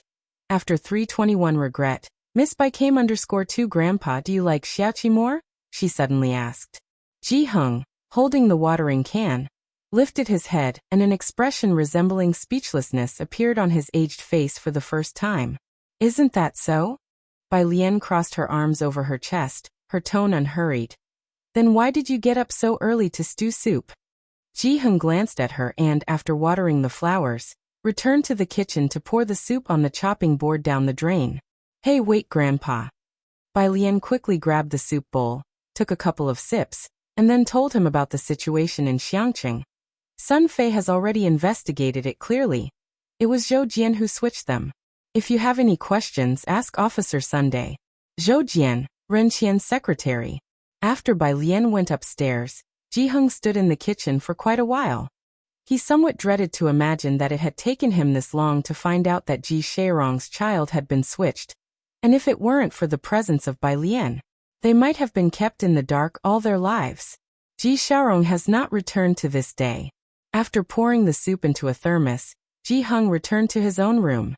He opened an old wooden box, where that stack of black and white photos still lay. The woman in the cheongsam was tenderly smiling at the camera. He slowly ran his hand over these photos before taking out an old mobile phone from the bottom of the box. He searched the room for a long time for a charger, and finally found one to charge the phone. The phone hadn't been used in a long time. He didn't wait for it to start up, but took the thermos with him to the hospital first. Upstairs, Bai Lian took a shower before heading to the study. There were 2 documents on the desk in the study. One was the confidentiality agreement given to her by Dean Huang, which she had signed but had not yet returned to him, and the other was the rare metal trade deal she had signed with Wang Yufeng yesterday. The phone rang. It was a call from Dean Huang, inquiring about this matter. Knowing that Dean Huang was at school, Bai Lian picked up both agreements and first went to Jiang University. Dean Huang was in his office. As Bai Lian arrived, the teaching assistant was reporting the content of the emails to Dean Huang. So far, we have already received 10 emails. As soon as the news broke this year that Dean Huang was taking on graduate students, it was still that same group of people who were the first to know. Their recommendation letters had already been sent to Dean Huang's email box. Except for Su Wenyo's, reject all the others. Dean Huang stood up to greet Bai Lian. The teaching assistant had already guessed. This year, Su Wenyao had the highest scores in both the written exam and the interview, so it was not surprising at all that Dean Huang chose him. What was most important was, the teaching assistant's gaze shifted to Bai Lian. That was Bai Lian's brother. Bai Lian didn't speak. She came to Dean Huang's office today, partly to inquire about Su Wenyo's whereabouts. The physics building. The graduate student re-examinations at Jiang University had already been over for 2 days. During the written exam, Su Wenyao from the Department of Literature and Science in Jianzhe, who seemed to appear out of nowhere, scored frighteningly high. Su Wenyao had a certain small fame in the physics department at Jiang University. People knew him, and although they knew he scored very high, they were somewhat fine with it. The key was this Jianzhe, who literally appeared as if he had jumped out of a crack in a rock. This year, the physics department had a large number of graduate student applicants. Qi Jun, Yu Sheng, and their group went to the physics building to gather the books they had left behind. During their own postgraduate entrance exams, most of them were in the same fixed classrooms of the physics building, and their books were inside. Now that the exams were over, the instructor asked them to come together mainly to clear the books for the next batch of students. Qi Go, which professor are you planning to choose? Yu Sheng didn't pass the entrance exam, and was preparing to leave the school to submit internship applications. He asked Qi Jun. Qi Jun breezed through the re-examination, but because he was psychologically affected, he barely made it, still looking. He had approached 2 professors, but both said they had already chosen someone. He didn't achieve a good ranking in last summer's mathematical modeling competition, so Qi Jun's resume wasn't impressive, and finding a decent supervisor proved challenging. What about Dr. Zhua? Yu Sheng remembered the instructor from last summer, the professor with the highest position that he knew. Doesn't Miss Qi know Dr. Zhua? Speaking of Qi Shuyan, Qi Jun grew even silent. Qi Shuyan didn't pass the re-examination, which was even harder for her than for him. Last summer, Qi Jun was surrounded by a bunch of people. This year, after the exams, there were only a few left around him, as most had gone to look for jobs. Seeing Qi Jun's expression, Yu Xing knew the situation was not optimistic. The group headed downstairs.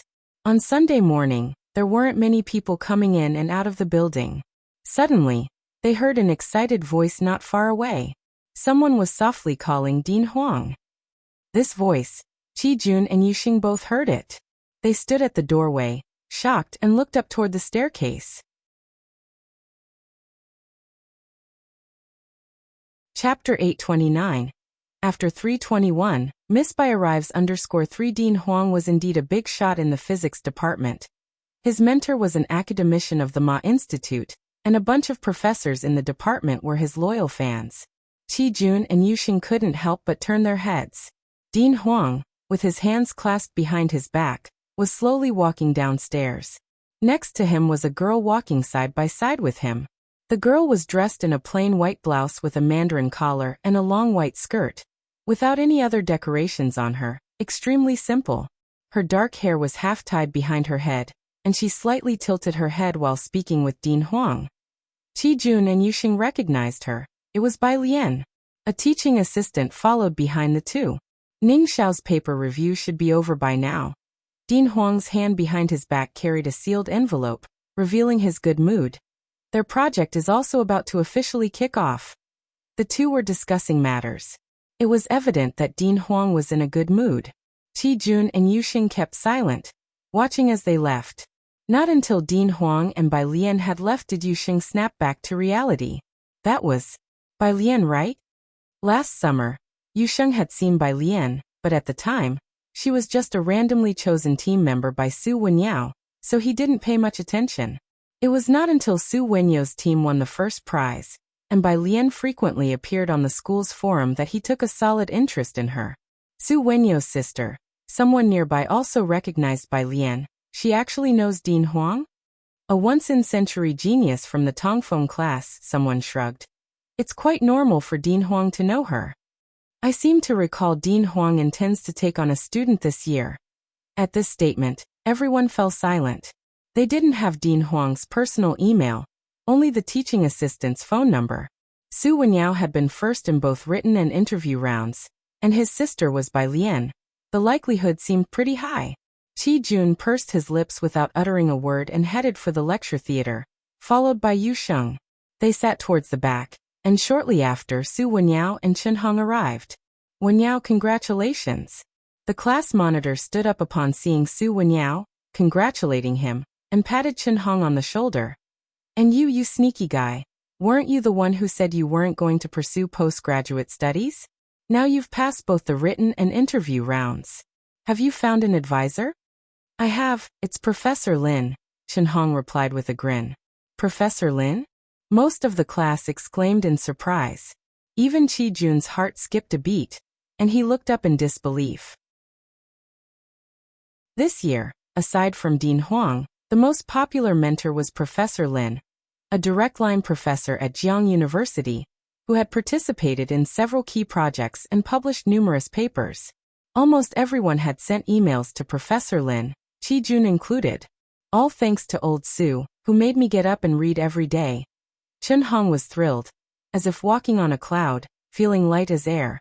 And Senior Hewen helped me with the questions I couldn't figure out. Oh yeah, Professor Lin said he really liked my mathematical modeling project. That's why he chose me.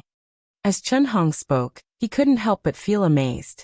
The previous year, he had been one of those who slacked off, never considering postgraduate studies, let alone imagining he'd be part of Professor Lin's team. He would have never expected such a big change in less than a year. Old Su, is your sister free yet? Chen Hong put his arm around Su Wenyao's shoulder. I must treat you to a meal. They were talking. Qi Jun and Yu Xing found it hard to keep listening. The two of them packed up their books and listlessly left through the lecture hall's doors. Without needing Chen Hong's explanation, they both knew the reason why Chen Hong had been chosen by Professor Lin all traced back to that math model. Who would have thought Chen Hong would successfully make it?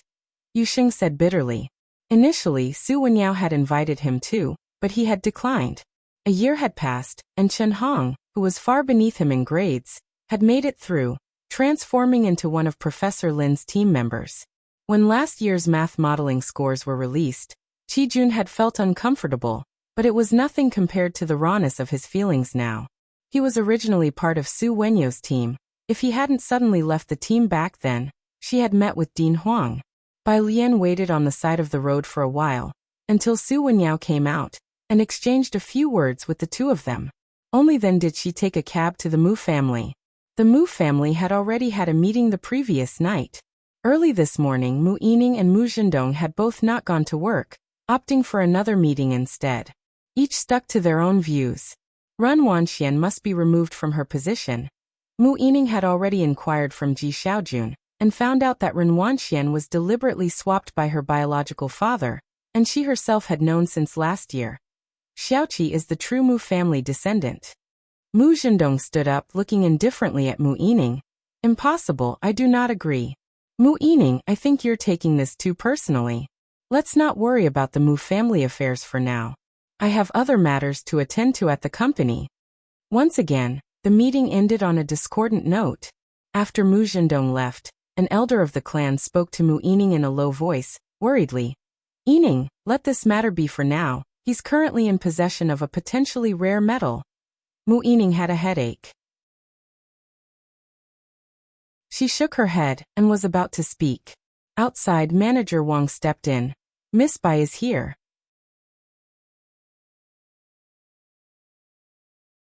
Chapter 830. 323 Signature Wang Yufeng by Lian? Mu Yining stood up, very surprised. Normally, without Ji Heng's say-so, Bai Lian would not come to the Mu family. Have the butler take her to the tea room, it'll be right there, Mu Yining said as she went to get her coat. By her side, the elder also stood up upon hearing Bai Lian's name. I'll come with you. Yining, I think what Zhendong thinks is not wrong. We should prioritize the overall situation. Dong Xiaobai had been silent the whole time until Mu Yining was about to leave. Then he followed her. Have you thought this through clearly? It's not a bad thing for the Mu family. You all have been waiting for this opportunity for too long. Now that Mu Zhendong has secured the cooperation rights with the Gao family, he has already set off for their place. He can totally sideline you. In fact, Mu Zhendong had already started making moves. This was the key project of the country this year, but now Mu Zhendong was managing most of it, and all the documents went through him. Mu Zhendong never brought Mu Yining along for several dinners with those leaders, and people Ren Wanxian had. Not to mention Mu Yining. Even a person with little business acumen like Dong Xiaobai understood once he found out. If Mu Yining did not assert her stance now, with such a crucial heavy industry project for the Mu family, should Mu Zhendong really take control, Mu Yining would indeed be marginalized. What do you want me to do? Go tell Alien and Xiaoqi to let Ren Wanxian off. Mu Yining stood still, looking at Dong Xiaobai with an indifferent expression. Dong Xiaobai fell silent. He was familiar with Ren Wanxian, and he felt that she might not be that kind of person.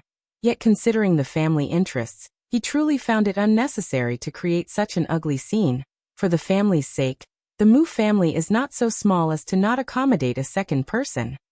By his side, the elder did not object upon hearing this.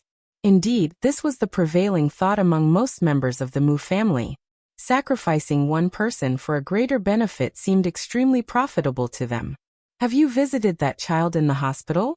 He really was hanging by a thread.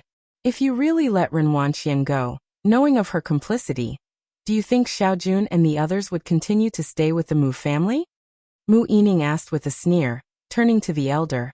Every one of you thinks the Mu family is on the rise now, isn't that right?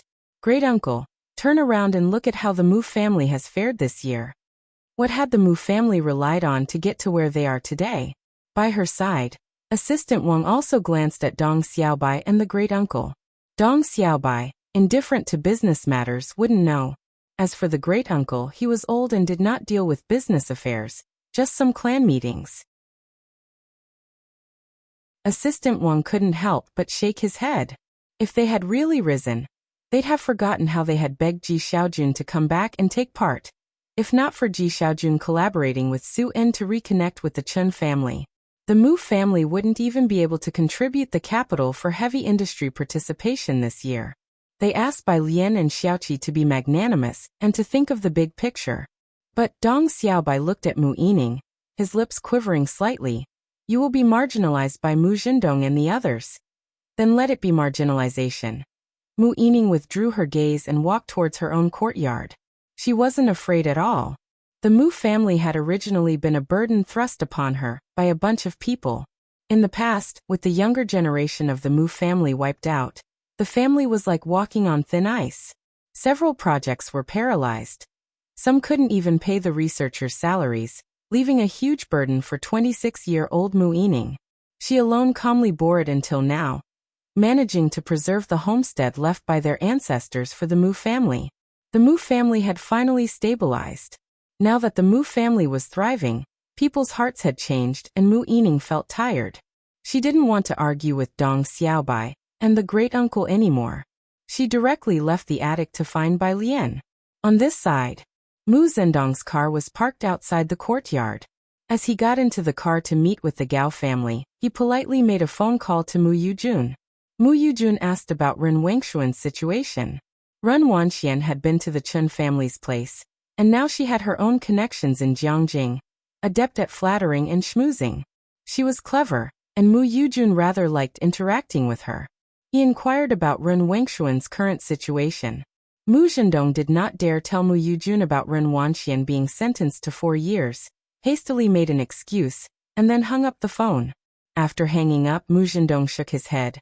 What on earth are these two women thinking? Mu Zhendong couldn't understand why Bai Lian and Mu Yining insisted on being so serious about the matter. There could have been a better outcome. The person hadn't died after all. Ren Wanxian was still useful to him, and he truly didn't want to give up this pawn. In the passenger seat, the secretary glanced at the rearview mirror and offered an idea to the boss. I remember, doesn't Miss Bai have a mother?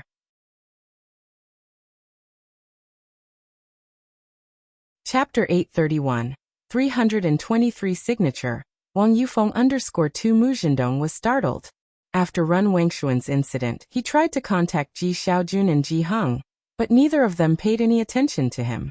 Then it suddenly occurred to him that there was such a person, Ji Mulan, Bai Lian's biological mother. Unlike Ren Wanxian, Ji Mulan would come back for holidays but not often. Mu Zhendong had greeted her mainly to get in touch with Suan. Ji Mulan was easy to read, liked to be in control, and was proud and competitive. With that in mind, he took out his cell phone and found a number. He dialed it. On the other end of the phone, Ji Mulan handed the rattle to Su Siki and listened to him slur the word sister. Taught by the old Madame Su and Su-en, sister was Su Siki's first word. During the New Year's, Bai Lian even held him for a while. Mr. Mu, she walked outside to answer the phone. Mrs. Su, Mu Zhendong's voice was smiling as he greeted Ji Mulan, then quickly shifted the topic. It's a common misunderstanding. You are her mother. You've raised her so well. Your role is indispensable. She will certainly listen to your advice. Ji Mulan was startled. She wondered if Suan could have foreseen this. Holding the phone, she walked downstairs. I'm sorry, Mr. Mu, but I can't help you with this. After saying that, she hung up the phone. Sitting on the sofa, she picked up the glass of water that the auntie had poured for her. Suan had already instructed her last week not to get involved. Even if Suan hadn't reminded her, she wouldn't have been able to get involved anyway. Bai Lian had long ago blocked her out. Without Suan and Ji Heng, Bai Lian probably wouldn't even spare her a glance. Ji Mulan sat on the sofa in a daze. On this end of the phone, Mu Zhendong hadn't expected Ji Mulan to refuse as well. Well, Mu Zhendong put his cell phone back in his pocket, looked up at his secretary, and said indifferently, "This time don't leak any information to the Su family or Mu Yining. Having the Gao family and the Feng family involved is enough." He was ready to go it alone. Mu Yining arrived at the tea room for guests where Bai Lian was lazily leaning against the window frame, with her back to the door, looking at the peony plants outside. In this season, the flowers had not bloomed yet, but the leaves had turned green. She was dressed lightly, her eyebrows and eyes serene and composed, without a hint of youthful impetuousness. Outside the tea room, the second granduncle peered at Bai Lian through the window frame. He and Dong Xiaobai had a disagreement with Mu Yining on the way here, so naturally he didn't have any reason to enter right now. The second granduncle's turbid gaze fell upon Bai Lian with slight surprise. Last time he hadn't managed to see Bai Lian before she left. Now that he saw her, he finally understood why Mu Xiangguang, who had been reclusive for many years, made an exception to meet Bai Lian that day. This girl had the presence of a great leader. With Mu Yining standing by Bai Lian, it seemed Mu Zhendong's wariness of Bai Lian was not so hard to understand after all. Xiaobai. The second granduncle looked at Dong Xiaobai. This time Dong Xiaobai just gave a wry smile. Forget it, don't ask me to be the mediator anymore. The Mu family needs peace, and someone has to give in, but that person can't be Yining every time, right? The second granduncle didn't say anything more this time, his hands behind his back. Inside the tea room, seeing Bai Lian, Mu Yining's previously irritable mood finally calmed down. Alien, why are you here today? Mu Yining sat down in a chair and gestured for Wang assistant to brew the tea again. Wang assistant brought over the tea set and started heating the water anew. He wasn't too familiar with these elegant customs and just haphazardly poured the water. But he was somewhat distracted, affected by Dong Xiaobai and the second granduncle's conversation. He almost scalded his hand with the boiling water. Bai Lian's peripheral vision caught sight of her casually lifting her cup lid while speaking with Mu Yining. With a slight raise of her hand, she gently propped up the Zisha teapot. Be careful. Her long lashes lifted slightly. Sorry. Assistant Wang quickly retracted his hand and put the teapot away. Thank you, Miss Bai. He then refilled Bai Lian's tea.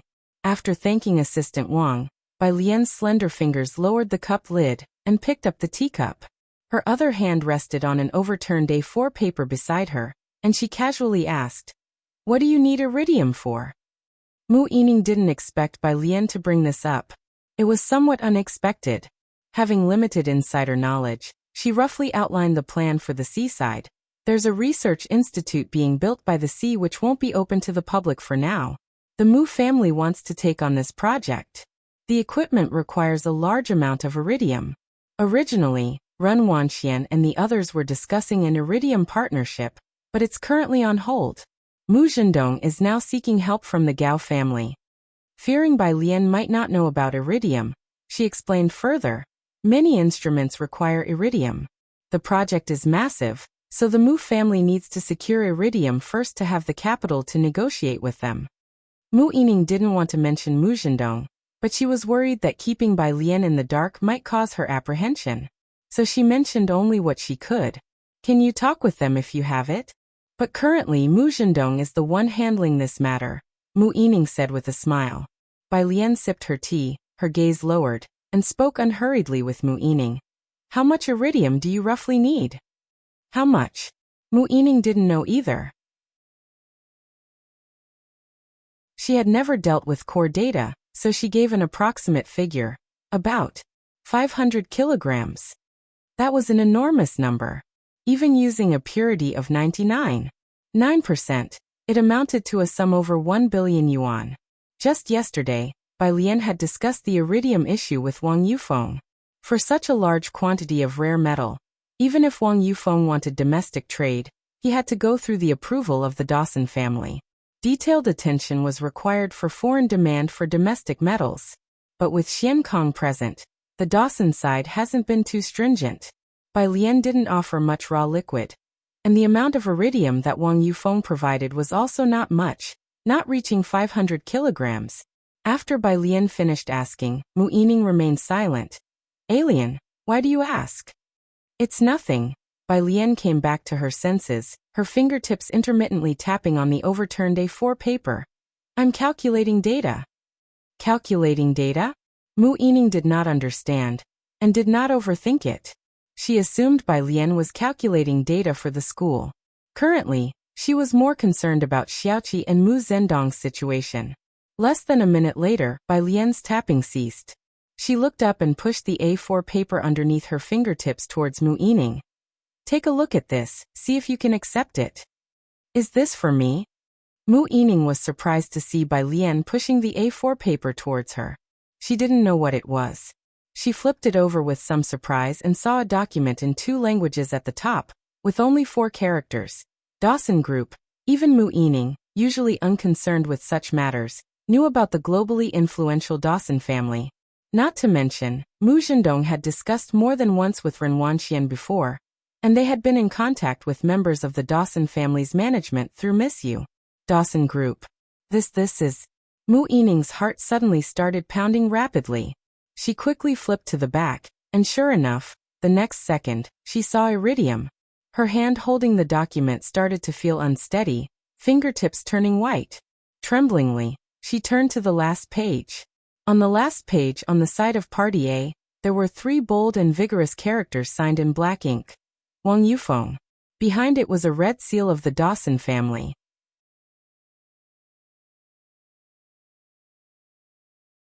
Chapter 832, 324 Their era.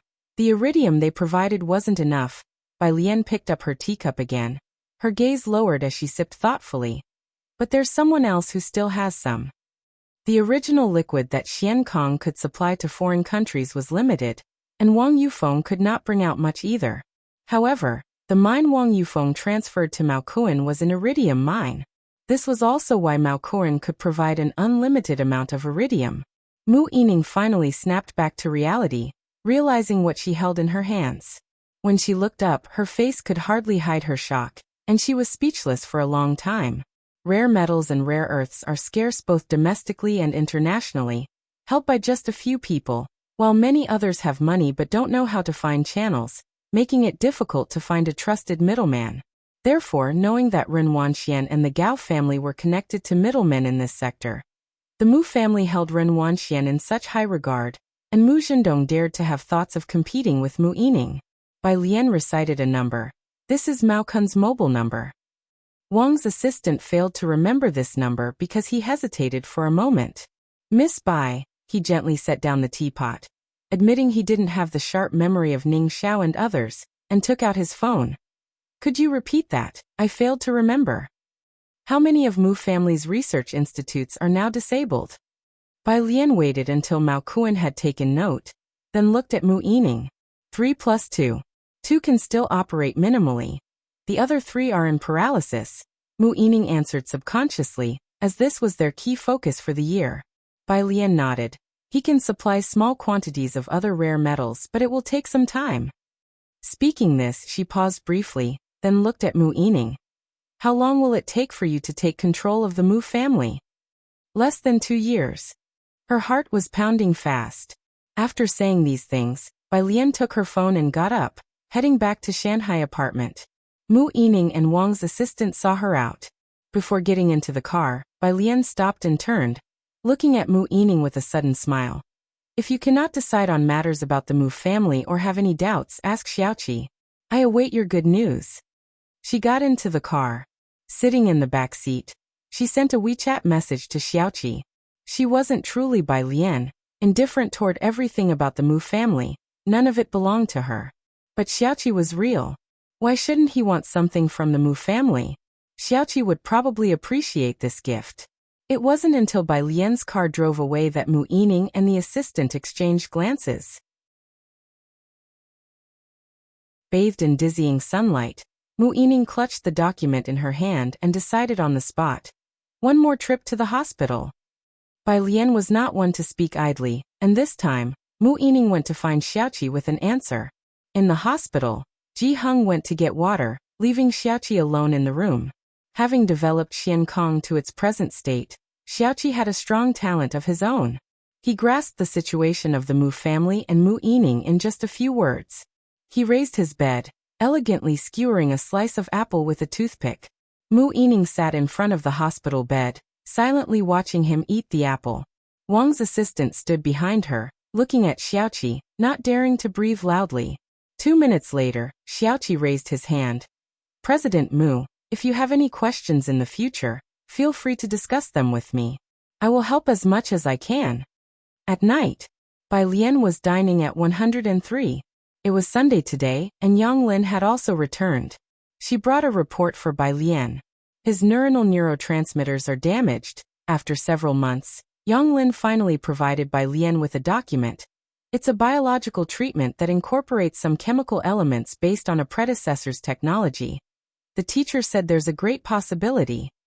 She had a strong background in biology. She had set aside the tasks given by Xiaozhuiyu these past months to prepare this report.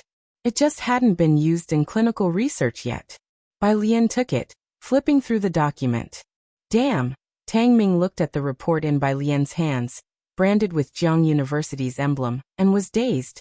Yang Lin, you must be about to publish a paper, right? Yang Lin wasn't much for talking to others. She merely glanced at Tang Ming and nodded. Continued eating. In fact, her paper had already been submitted by Xiaozhuiyu. And like Ning Xiao, she was just waiting for it to be published. Tang Ming was somewhat reluctant to meet Jiang Fulai's eyes across the table. Bai Lian was already the second author in Hewen's paper last year, while Ning Xiao and Yang Lin both had their own research, leaving him feeling unsuccessful. He lowered his head and ate quietly. Jiang Fulai gave Tang Ming a faint glance but said nothing. Next to them, Director Chen, drinking with Ji Heng, unconsciously twitched his lips at the conversation among the youngsters. After dinner, Bai Lian returned to the study. Jiang Fulai was discussing recent experiment schedules with her. As Bai Lian listened, she pulled open a drawer and took out the meeting gift that Mu Xiangguang had given her.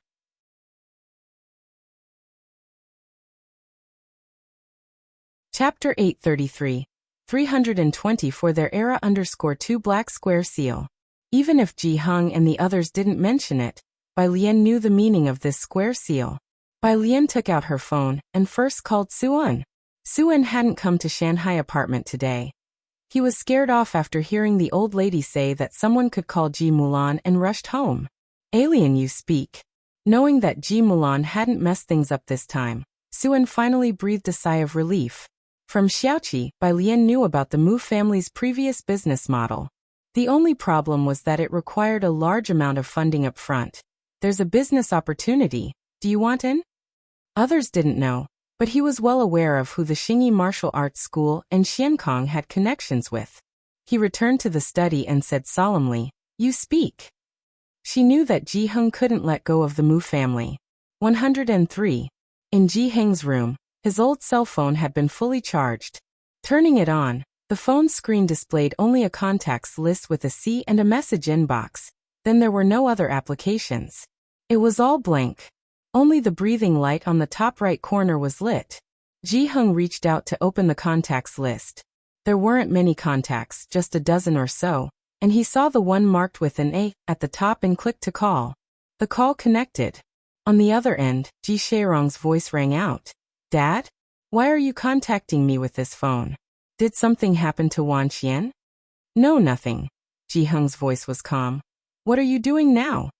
Wrapping things up, Ji Shairong reported. Ji Heng understood. That meant there was nothing dangerous near Ji Shairong. Make a report and come back as soon as possible. Your child with Jiawei is not Wan Qian, it's Xiaoqi. Upstairs, Zhang Xiais, with his head held high, came out of the hall of room 303 and took the elevator back to his own home. Zhang's father was in the kitchen helping Zhang's mother wash dishes, with the door open. Seeing Zhang Xiais come down from the elevator, he said, You see, Xiaotang and the others always climb the stairs. How come it's always the elevator with you? I can't climb anymore, Zhang Xiais replied, holding his book and heading back to his room, waving his hand at Zhang's father. I'm going back to study, Dad. Zhang Shi's efforts over the past 6 months were visible to everyone. He had stopped playing his favorite video games, and when home on weekends, he would study until 1 or 2 in the morning. Zhang's mother brought a bowl of fruit and milk to his room and patted his head. Try your best, don't be too hard on yourself. It's not enough, Zhang Xiais said, flipping through a black workbook of wrong answers, shaking his head. He was working hard to catch up to Bai Lian and Yin Lu. After Zhang's mother left, Zhang Xiais picked up his pen, just about to write when he received a call. Hey boss, when can you come out? Zhang Xiais, with his leg propped up, did his homework while saying, Go see Brother Mao tomorrow, or go to the Xingyi Martial Arts School, let them teach you. My college entrance exam is coming, and I don't have time. This was his good brother in prison, Li Sheng. Outside, Zhang's mother returned to the room, helping Zhang's father tidy up the clothes while chatting about Zhang Xiais. If it weren't for Miss Bai, you might not have been able to see that boy when you came back, let alone see him change like this. Zhang's father was smoking on one side. Zhang Xiais was about to take his college entrance exam, and he had come back to cheer him on but would be off on a business trip soon. Zhang's father pulled out his black cell phone from his pocket and checked the messages inside. Just as he opened it, he saw a signal from the same channel light up on the phone, clearly nearby, no more than 100 meters away. Zhang's father paused for a moment, then immediately walked outside. As he walked out the door, the signal disappeared in an instant. What's wrong? Zhang's mother stood up with the clothes, asking with confusion. Zhang's father shook his head, and with a thoughtful look he exhaled a puff of smoke. Nothing, just poor cell reception. He looked again for a while, but the signal indeed had vanished, as if that glimpse earlier was an illusion. But Zhang's father always trusted his senses, and he put the phone back in his pocket. He knew this was no illusion. At the end of April, at Jiang University, the physics and finance departments were having a joint social event, and most of the funding came from the finance department, where its students were mostly second-generation rich. This year, there were even 2 successful star siblings. With money to spend, they chose the newly opened Azure Dragon Bar in Chang'an District. Both Kong Wei and Yu Ximin were there, but the ones who attracted the most attention at the social were Bai Xiaoqi and Song Min Song Jr. Bai Jr., I heard that Little Elephant Cosmetics has partnered with you? The student council president of the finance college asked. Raising his glass to Song Min, Ba Shiming smiled. Song Jr. is ready to take your place.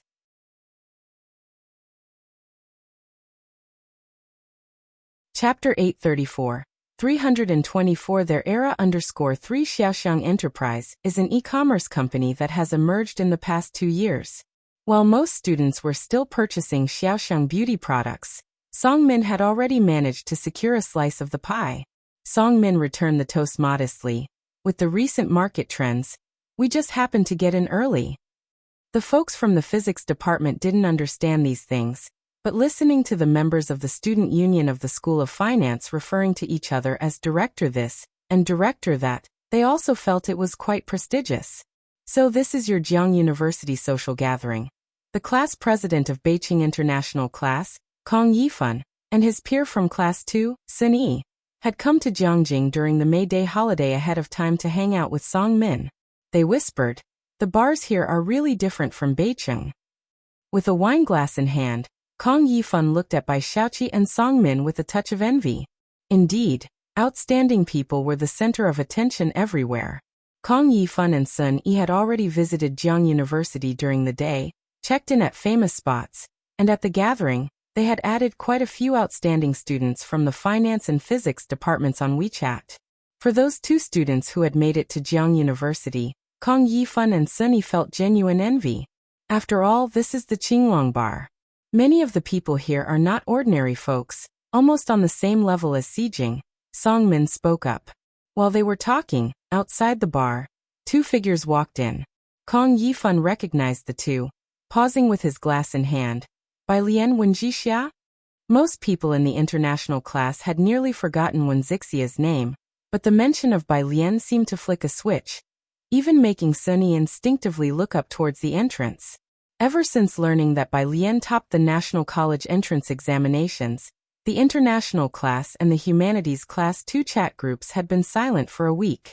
Later, after Bai Lian arrived at Jiang University, and with her feats in archery and calligraphy, she had explosive popularity. Even during that time, Kong Yifan and Sun Yi had come across many videos of Bai Lian. Song Min and Bai Xiaoqi couldn't help but turn their heads to look at the entrance, their attention not on Wenjixia, but focusing on Bai Lian. Was she here for the social gathering too? Not just Song Min and Bai Xiaoqi noticed Bai Lian, but so did the students from the physics department. Junior sister, from a nearby booth, Yi Jingxian and Yu Ximin spotted Bai Lian and were quite surprised. "You're here too." Ba Shiming and a group from the physics department stood up all at once, causing quite a stir. This commotion startled Kong Yifan and the others at the table. "Seniors, President, I'm here with a friend." Bai Lian greeted Ba Shiming and the others one by one. It was Wenjixia who had asked to meet here. Knowing that these were elite students from Jiang University, Wenjixia also greeted them amicably. Song Min and Bai Xiaoqi and the others regained their composure, with Bai Xiaoqi responding quickly, "Let's join forces. Today young Master Song is picking up the tab." When she mentioned young Master Song, she spoke with a teasing note. Unwittingly, she showcased her cordial relationship with Song Min and their current power. Wenjixia didn't know what the current situation between Bai Lian and Song Min was like, considering that Bai Lian used to be excessively tolerant of Song Min. She turned slightly, looking at Bai Lian. The noise here naturally attracted the attention of the manager.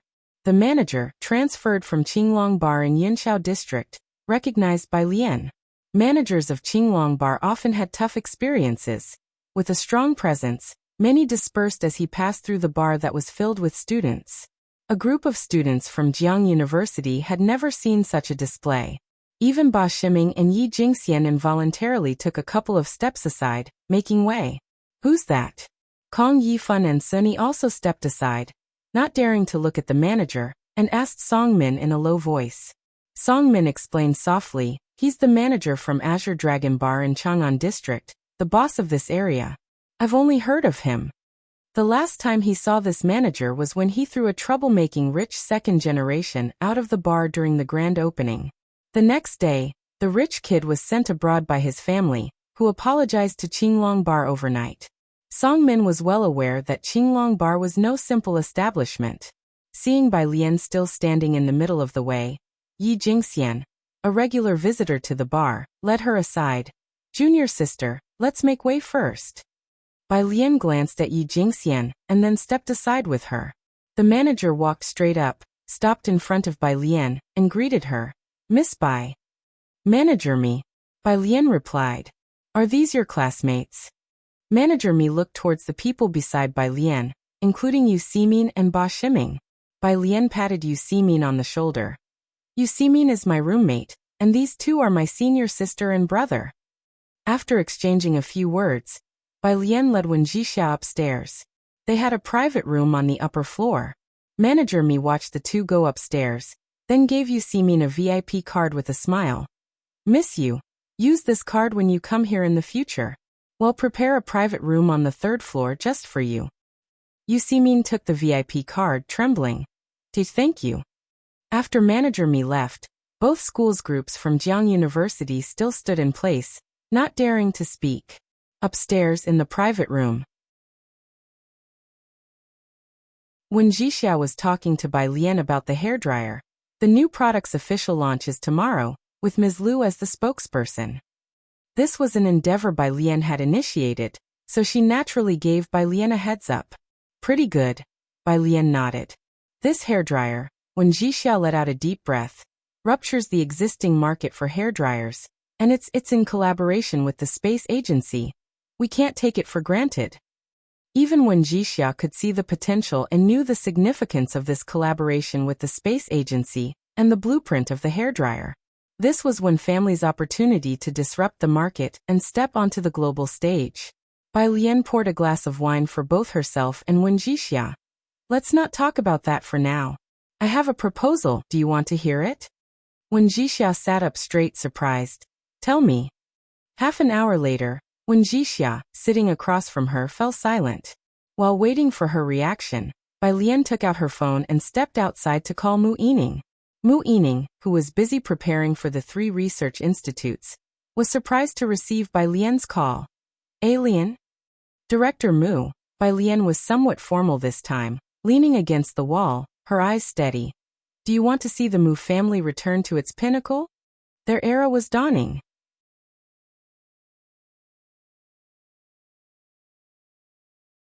Chapter 835, 325 Bai Lian never plays in low-end games.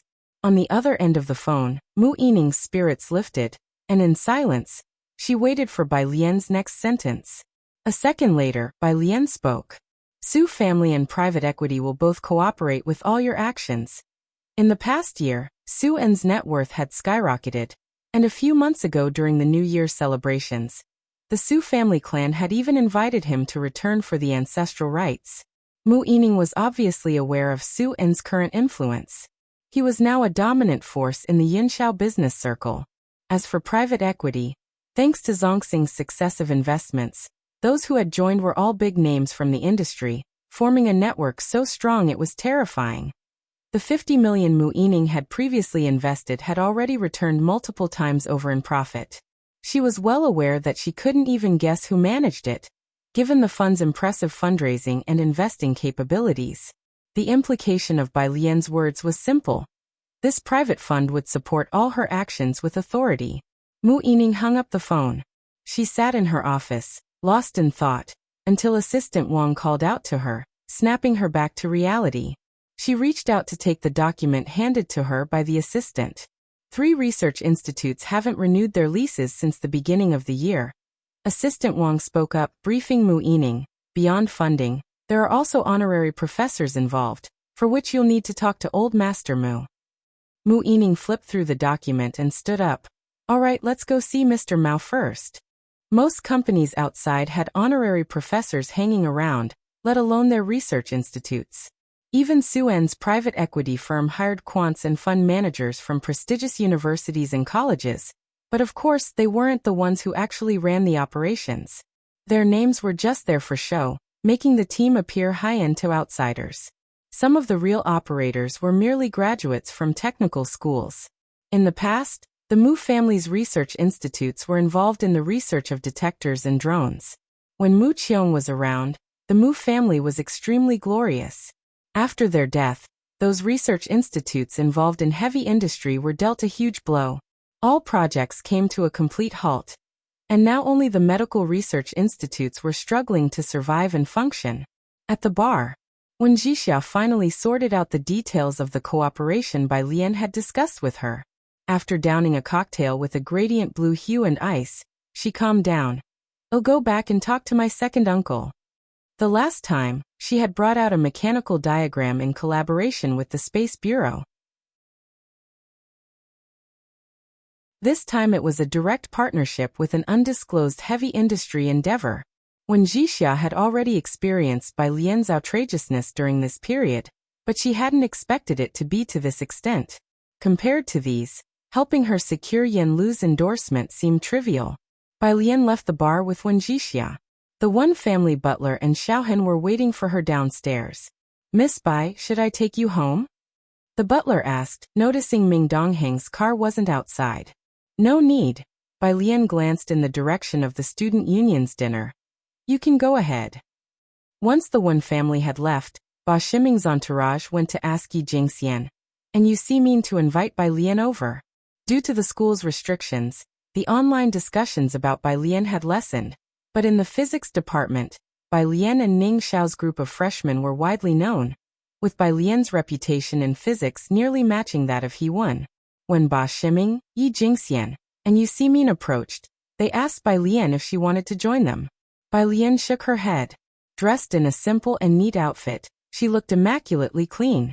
The bar's dim lighting and the colorful lights fitted in the curved lamp above her shone down, casting an especially cold and remote aura around her.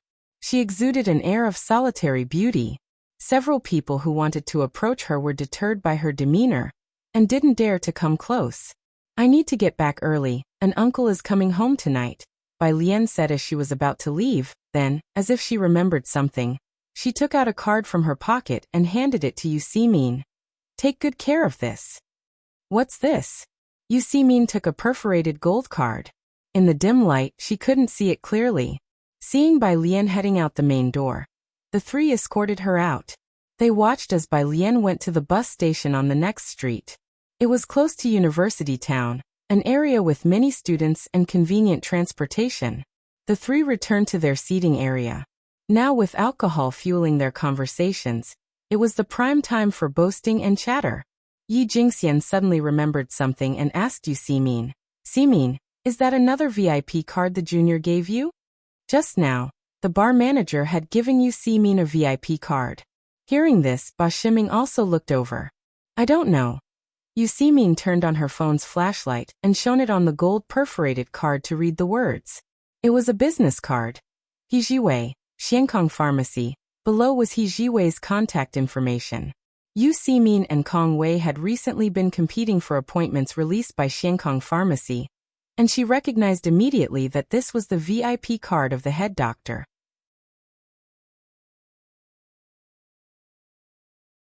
Chapter 836, 325 Bai Lian never plays in low-end games. _2 Yu Ximin suddenly became alert, and she sobered up from the alcohol. She remembered that she had mentioned this matter to Kong Wei in the dorm. Yi Jingxian also recognized the item. "Damn junior sister, she even gave you this? Quick, let me see. I can see their documentaries online every day, but I've never seen the legendary gold card." Members of the Physics Institute's student council scrambled to have a look. On the other side, a few people from Beijing sat together. Kong Yifan tilted his head towards where Yi Jingxian was and faintly heard something about Sun Kong. "That's Sun Kang's internal gold card? It allows you to see Hen Jiwei for checkups at any time? She gave it to someone else too?" Bai Xiaoqi and Song Min exchanged glances without saying a word. At the beginning of the semester, junior sister Bai casually gave out 2 signed photos of Yan Lu. A staff member from the Physics Institute's student council answered them. Junior sister Bai knows a lot of people. No answer was needed for Song Min to guess. It was only too clear from the manager they met that evening. He looked down at his phone and felt puzzled in his moment of distraction. In just 1 year, how could Bai Lian, who was once so unnoticeable in Beijing, have changed so much? On his phone, a banner notification popped up. It was a notification from the Reserve Camp app. This year, both Song Min and Bai Xiaoqi had reached their limits. The app was crowded with geniuses, and most of the question bank was beyond their skills. A place where one was stuck at over 10,000, while the other had just barely made it into the top 10,000. As soon as Song Min saw the message, he hurriedly opened it to take a look. Next to him, Kong Yifan glimpsed at his screen and was startled. Damn, he has over 27 million points. The appearance of such a powerful player on the app had caught everyone's attention, and some had even opened betting pools on whether this person could surpass Jiang Shijue. Within less than half a year, not only had this individual surpassed Jiang Shijue, but he had also achieved such a high score. Kang Yifan stared at the displayed figures. NO2. By Jian 27045-899 Shanghai apartment. Ji Xiaorong had already returned, and went to 103 with Ren Jiawei. When Bai Lian came back, there were only Ji Heng and the other two in 103. The others had gone upstairs. Ji Xiaorong sat on the sofa, elbows on his knees, head buried, while Ren Jiawei also sat beside him. Not uttering a word, her eyes very red. Ji Heng sat at the dining table, silently smoking. Bai Lian entered the room. Both of them couldn't help but look up and stand to face Bai Lian. Did you go to the hospital? Bai Lian calmly took a seat and crouched by the coffee table, setting up Jiang He's small chessboard. She was asking Ji Xiaorong. I had a look from outside. Ji Xiaorong recalled the scene, his face full of bitterness. I think he recognized me too. Because he had been away from home for a long time. His relationship with Ren Wanxian wasn't good. Ren Wanxian never thought highly of the Ji family, was not close to them. And despite Ji Heng replacing a lot of furniture to accommodate her, he still couldn't win her favor. Ji Xiaorong had always thought it was because Ren Qian had spoiled Ren Wanxian too much. But now he knew. Turns out, even with a change of identity, his child would still be this close to the Ji family. Alien. Ji Xiaorong stood up and along with Ren Jiawei, gave a deep bow to Bai Lian. Thank you, thank you. Without Bai Lian, Ji Xiaorong probably would have never found out that Xiaoqi was his child. Bai Lian accepted their gratitude. She casually separated the white and black chess pieces. Xiaoqi is tender-hearted, and it's not like you purposefully abandoned him. Spend more time with him, everything will get better. Hearing this, Ren Jiawei's eyes widened, her trembling fingers hanging at her sides. Thank you. Ren Jiawei couldn't utter another word. There's another thing. Bai Lian had returned mainly to discuss Ji Xiaorong's nerve damage issue with him. Tomorrow, find some time to visit Jiang University's Biological Research Center, and look for Yang Lin. I'll give you her phone number. Upstairs, 303. Yen Lu had also returned today, and was playing chess with Pu Xiaohan. Having been on the set, Yen Lu improved in chess and could now hold her own against Pu Xiaohan.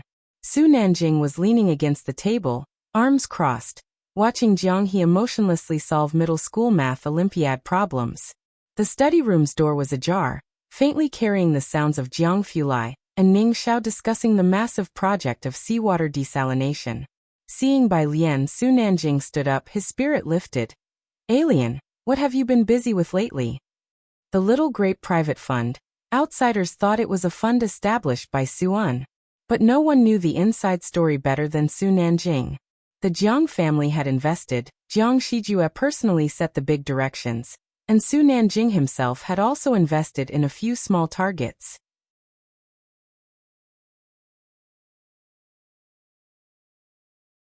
Chapter 837. 325 Bai Lian never plays in low-end games. _3 Recently, I've heard some investors mention the Mu family. It's about the Mu family, Bai Lian said as she walked over to Yen Lu and watched her play chess. Although Yen Lu spent her spare time studying Connect 5, becoming an undefeated champion in the entertainment industry, the moniker Connect 5 Assassin had become synonymous with her within the circle. But there's still a difference between people. Yen Lu was invincible in the entertainment industry, but in room 303, she couldn't even defeat a grade schooler. She looked up, seeking help from Bai Lian. The Mu family? Su Nanjing naturally knew about the Mu family. While watching the two girls play chess, he continued to ask, "What are you planning to do?" After the incident with that generation, they'd been in decline for 20 years. Bai Lian bent down, reached out to pick up a white piece from beside Yen Lu, and made her move without any intention of hiding her plans from Su Nanjing.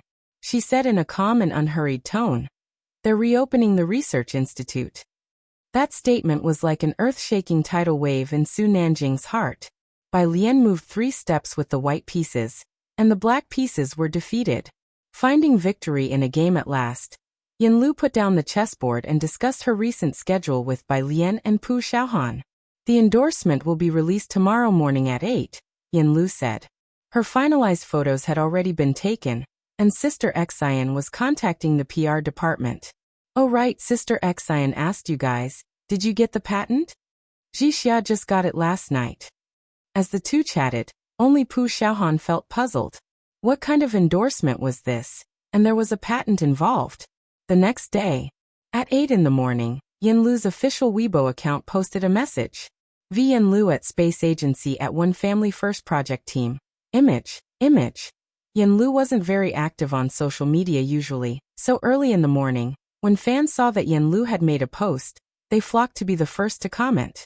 After securing their spot, they went on to look at the content of Yanlu's post. After reading it, the fans fell silent. "Hold on, I must have seen it wrong. Let me refresh Weibo. Wasn't my sister Lu endorsing just a regular hair dryer? What's going on?"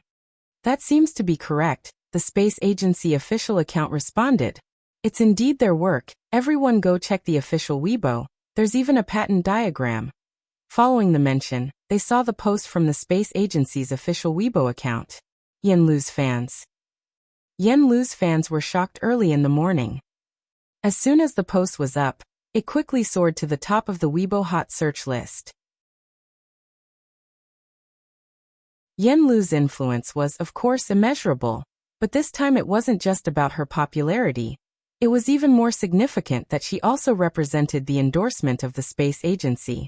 In the entertainment circle, fashion resources also represent one's status. Yanlu was popular, but she didn't have many endorsements, only the health brand and One Family, plus the Xiangqing culture and tourism endorsement.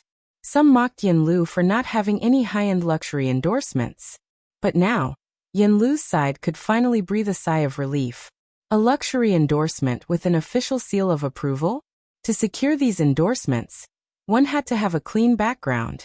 If someone had any hint of scandal, issues with character, or unclear origins, officials would not approve. Now that Yanlu had received the endorsement, it was evident that her background check presented no problems. The moment Yanlu secured her endorsements, all the previously speculative negative stories about her on the internet were deleted by the paparazzi, as clean as wiped. Yanlu at this point was more than just popular.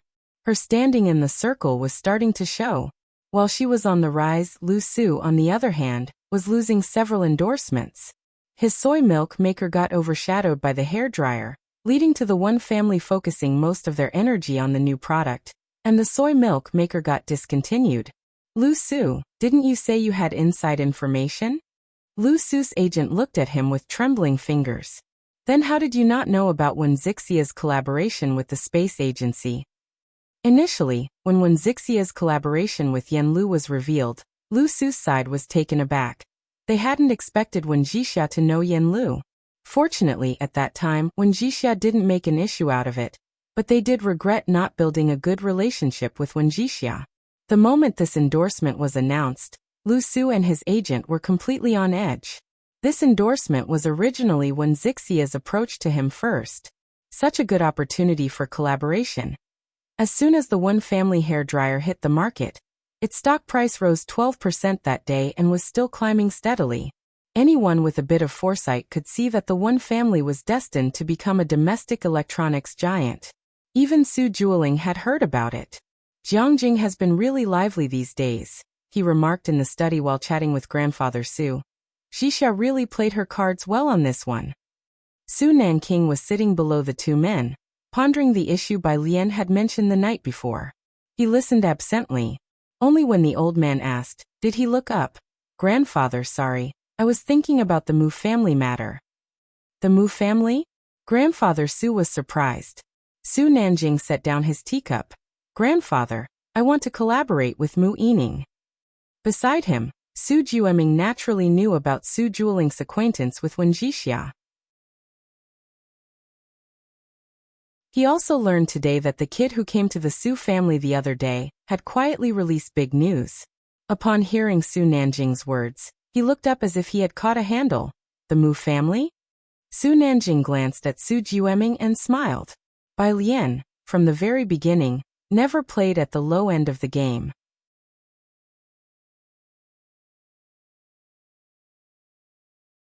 Chapter 838. 226 by Lian's eldest senior brother Mr. Su and Su Jueming didn't pay much attention. The brief chat ended. Su Jueling and Su Nanjing came out, and he understood Su Nanjing. Su Sanxiao being able to become young Master Jiang's brother and make a name for himself in Jiangjing wasn't just because he was the third young master of the Su family. What about the Mu family? Su Jueling, with his hands clasped behind his back, asked as he turned his head. Re-establishing the institute required investment, manpower, and resources, all indispensable. The Mu family. Su Nanjing walked across the gallery bridge, looking down at the stream below. Dad, I plan to have Xiao Bingwen cooperate with them. The Xiao family? Su Jueling was surprised. The Xiao family was the best weapon managed by Su Nanjing. They didn't even listen to the elder's words, and were directly under Su Nanjing's management. You think so highly of the Mu family. It's not just about thinking highly, Su Nanjing shook his head. The situation in Jiangjing is about to change.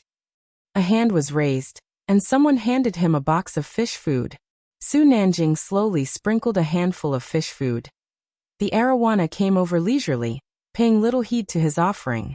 By Lian, oh, that's a person taken under the wing of Academician Ma. Look at Academician Ma's students. The first one reached a level of honor in his 40s that Academician Ma felt proud of, now leading the team in national project research and serving as the vice director of the General Institute. The second one, Huang Yushua, although he is just the dean of the physics college at Jiang University, that's only because of his young age. Those who know a bit understand that once Shen Yu retires, he will be the president of Jiang University. As the last student of Academician Ma, and also being groomed as a successor, Bai Lian was protected by these two. She wants to revitalize the research institute of the Mu family. Need the result be stated? The Mu family's moves, except for a few people in Jiangjing, went unnoticed. Most were overshadowed by the attention drawn to the Wen family. In recent years, talking about the most successful enterprise, undoubtedly, it was Xiankong, which broke through from a third-tier city to Jiangjing. From healing plasters for bruises to today's widely promoted acupuncture, every item was a masterpiece. Now, the Wen family was also taking a similar path to that of Xiankong. By a strange coincidence, both were endorsed by Yin Lu. The Wen family. Uncle One of the Wen family sat at the front, organizing documents. The R&D department continues to seek the most suitable materials for the current trends. All departments and the warehouse should note that this traffic explosion is only short-term. We must take advantage of this traffic to expand influence and achieve long-term goals. Okay, meeting adjourned. In the office, department managers put away their laptops and left in an orderly fashion. Before leaving, they all greeted Wen Jixia one by one. Miss Wen Jixia, the youngest in the conference room today, had been taught about internal family affairs by the butler of the Wen family since her time in Beicheng. When she felt too oppressed, she would go racing. Now she could also carry the banner. Uncle Wen stood behind, watching Wen Jixia chat effortlessly with various shareholders and managers. His eyes filled with relief. Such Wen Jixia, even compared to Lu Yuzhang, didn't fall short at all. Wen Jixia and Uncle Wen exited the conference room, and not far away was Wen Jiwei, whose project had been halted and was now assigned to a group department. She did not have the credentials to enter the conference room. Her gaze followed Wen Jixia until her phone in her pocket rang, and then she reached out to answer it. It was her cousin Lai Chen. Today is young Master Ming's birthday, and they asked me if your cousin could come? In the past, Lai Chen would call Wen Jixia by her name. In these social gatherings, no one used to call Wen Jixia. After all, Wen Jixia had been away from Jiangjing for many years and had no social friends, unable to blend in.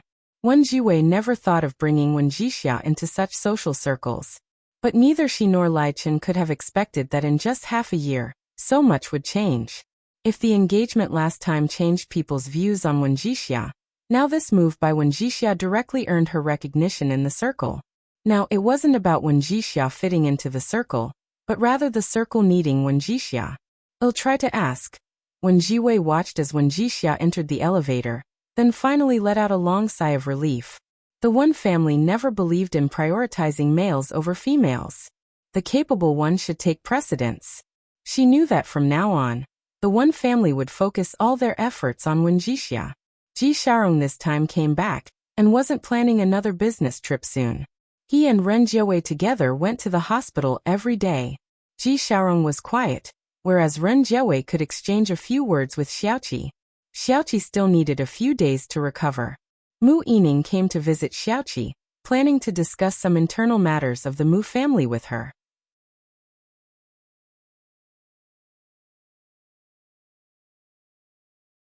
Chapter 839, 226 by Lian's eldest senior brother _2 Ji Xiaorong and Ren Jiawei both left the sick room, giving them space. Even after they left, Assistant Wang's gaze lingered on Ji Xiaorong. So this is the second young master of the Ji family. This Lord Ji Xiaorong is the most mysterious person in the Ji family, while Bai Lian could still be traced. But Ji Xiaorong was completely out of sight.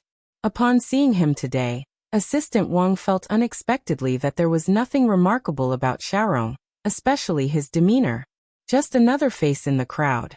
If you weren't looking confidently, you could hardly notice him passing by your side. Mu Yining also found Ji Xiaorong's peculiar demeanor surprising. It was hard to believe that Bai Lian and Ji Xiaorong were from the same family. He was the complete opposite. With that thought, Mu Yining entered the sick room. Previously, Xiaoqi had told Mu Yining she could come to him if she had any issues, but she hadn't taken it seriously at first. Until last night, Xiaoqi's proposal had startled her, and today she came directly. Downstairs, Ji Xiaorong and Ren Jiawei sat on the edge of the hospital's flower bed. Ren Jiawei was answering Ren Qian's call. On the phone, Ren Qian's voice sounded aged. He asked about Xiaoqi's condition before he began to worry about Ren Wengshuan's situation. Is there really no possibility of them dropping the charges? Ren Jiawei pulled out a cigarette from her pocket. Dad, Wanxian really did do wrong. She was calmer than Ren Qian, reflecting on her separation from Xiaoqi for so many years, bearing grudges against Zhou Jian and Ren Wanxian. Especially after Ren Wanxian knew about it, instead of coming clean, she even attempted to create an accident to make Xiaoqi disappear. Ren Qian did not respond over the phone, only saying, I will come back to Xiangqing tomorrow. Dad, he never came to see Xiaoqi, Ren Jiawei said with a sarcastic laugh after hanging up the phone. He's been too proud all his life, unable to accept that his grandson didn't even graduate from middle school. Thus, knowing there was no turning point with Ren Wengshuan's situation, he was heading straight back to Xiangqing. Even when returning to Xiangqing, he wouldn't mention his grandson to the relatives. Ren Wanxian is Ren Qian's finest creation. He probably wished Ren Wanxian were his biological granddaughter. If he wishes to change his surname in the future, let him take the Ji surname, Ren Jiawei quietly said to Ji Xiaorong. Her resentment towards Zhou Jian was severe. I always thought of him as our family's lifesaver, but it turns out he was the cruelest one. Ji Xiaorong hugged Ren Jiawei, patting her back, comforting silently. Fortunately, it was not too late. The situation had not reached the point of no return. Su Nanjing called Bai Lian, who was at the experiment center of the physics building at Jiang University. It was somewhat unexpected, but he drove there nonetheless. In May, the weather was not too cold. He drove his favorite red convertible. Jiangjing had no shortage of luxury cars, but his license plate was too conspicuous. All along the way, he turned many heads. He touched his nose, parked his car at a designated spot, and walked to the laboratory based on the address given by Bai Lian. Inside the laboratory, Ning Xiao was having a mini-meeting with Hu Yu, Brother Lu and a few others discussing issues with the alloy. Having a proficient mentor differs completely from fumbling around by oneself. Ning Xiao, under the guidance of Zhou Wenqing, Dean Huang, and even academician Ma, had already published a paper and had established his research direction. In just a few short months, he had caught up with Hu Yu's progress. Bai Lian sat at her place, analyzing a piece of data. Nanjing had been away from science for too long, and initially didn't recognize what it was, merely resting his hand on the nearby table, distributing the afternoon tea he had brought to everyone in the lab. Then he picked up a cup of milk tea, prepared it, and handed it to Bai Lian. Lao Shao, you remember, right? His company consistently lacks renowned professors, but the overall strength is quite impressive. Bai Lian's fingertips tapped on the keyboard, slightly lifting her head, her dark eyes lingering on his face for a moment. Afterward, she leaned back slightly in her chair, picked up the milk tea, took a sip, and smiled with raised eyebrows. Let him seek Xiaoqi. No need to mention more. Bai Lian understood what Nanjing meant. Okay. Nanjing thought to himself, why would the Mu family go to Xiaoqi? But Bai Lian didn't have time to explain to him. The phone set aside rang, and Nanjing saw the caller ID on the display. It was 3 characters, Ma Institute. He was surprised, not expecting Ma Institute to actively call someone, but then he thought this was Bai Lian, and he felt it was quite normal. He turned to look at Ning Xiao and the others. Liang student, Ning student, what are you up to? Nanjing asked Liang Wuyu. Liang Wuyu pushed his glasses up and looked up. We're researching new materials, and by the way, he just passed the preliminary review for SCI. Sister who is asking him about the details. Initially, Nanjing was casually listening, but he was startled by Liang Wu's words. Him? Ning Xiao. Isn't it just his freshman year? He thought Bai Lian was the only odd one out. What's up with this Ning Xiao?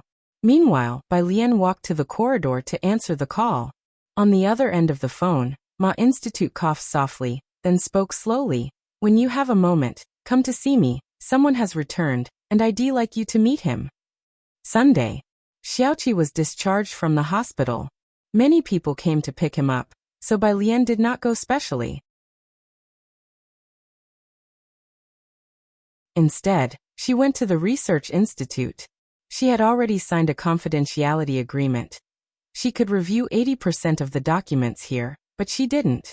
She just sat in Ma Institute's office waiting for him to come out. When Ma Institute returned, there was a man around 50 years old following him. He wore black-rimmed glasses, a black long-sleeved shirt, and loose jeans. His hair was unkempt, giving off a disheveled appearance. This is Bai Lian. Ma Institute put his notebook on the table, opened the computer, and introduced her to the man. You must guide her well from now on. Then he spoke to Bai Lian, his voice much gentler. Yu Xinjing, Yeshuo's older academic brother, also my first student, just finished a mission and returned a few days ago. He'll be entering a project soon, and he'll be busy for a while. If you have any problems, ask Xinjing. Bai Lian was always very polite. Professor Yu, hello. Not knowing what to call him, one couldn't go wrong with Professor. Yu Xinjing had been involved in confidential research and hadn't contacted people much for 2 years. But he had heard from President Huang. The teacher had selected a successor. This made Yu Xinjing genuinely happy for Ma Institute. He looked softly at the gentle girl in front of him, silently nodding to himself. You can call me senior. Never mind, he caught himself, remembering she hadn't finished her freshman year, and the teacher hadn't officially taken her as a student yet. You change how you address me whenever you want to. He and Bai Lian sat in Ma Institute's office chatting, and the more they talked, the more they hit it off. The girl in front of him, although only a freshman, already surpassed her peers in knowledge.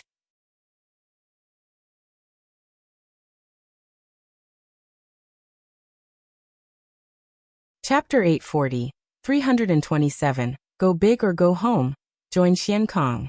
Ma Jiren slowly removed his reading glasses, pulled out a tissue, cast his eyes downward, and carefully wiped the lenses as he replied in a deep voice. Wait until I return this time. Bai Lian had not yet pursued her graduate studies, but she hadn't taken any detours. Her comprehension abilities were far superior to others, and she had already learned everything that was expected in her undergraduate studies. Yu Xinjing stood aside and responded. He didn't know where Ma Jiren's project was located, but he vaguely sensed that this one was extraordinary. Ma Jiren was focused on his research. His intelligence far exceeded that of ordinary people, and he found half a sentence in casual conversation excessive, which is why he had formally accepted only a few students. Previously, he had engaged in ballistics research and had established his own empire in quantum mechanics halfway through, as it was not yet developed in China.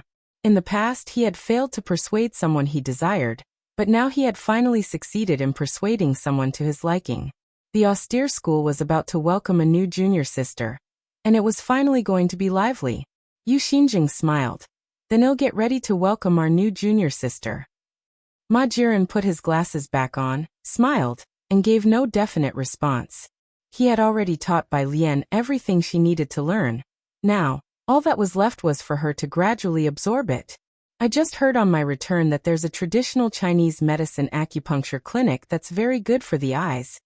Yu Xinjing said, staring at his glasses as he remembered. Shall I arrange it for you? A waste of time. Ma Jiren never liked to waste a second. The two of them talked. Outside, someone respectfully knocked on the door. Professor Ma has arrived. They were referring to Ma Jiren. Yu Xinjing didn't feel it was his place to comment on Ma Jiren's son, but he was surprised. Is Professor Ma going with you this time? Ma Jiren gestured for him to come in, then pressed his brow and sighed silently. Waiting outside for Bai Lian was Jiang Fulai. He drove his usual black car, parked right across from the Research Institute. The area prohibited general traffic, not to mention parking. But his license plate was registered in most places, so no security dared even glance over. Jiang Fulai stood by the passenger side, dressed in a sleek black coat, his bangs casually falling forward, responding to messages nonchalantly as the intense sunlight above him didn't manage to mask the chill emanating from him, as if frost gleamed in the sunlight. His slender fingers toyed with a bright red rose, round droplets of water rolling on its petals, reflecting a cold light. As Bai Lian approached, he opened the door and placed the rose in her palm. Aren't you going in?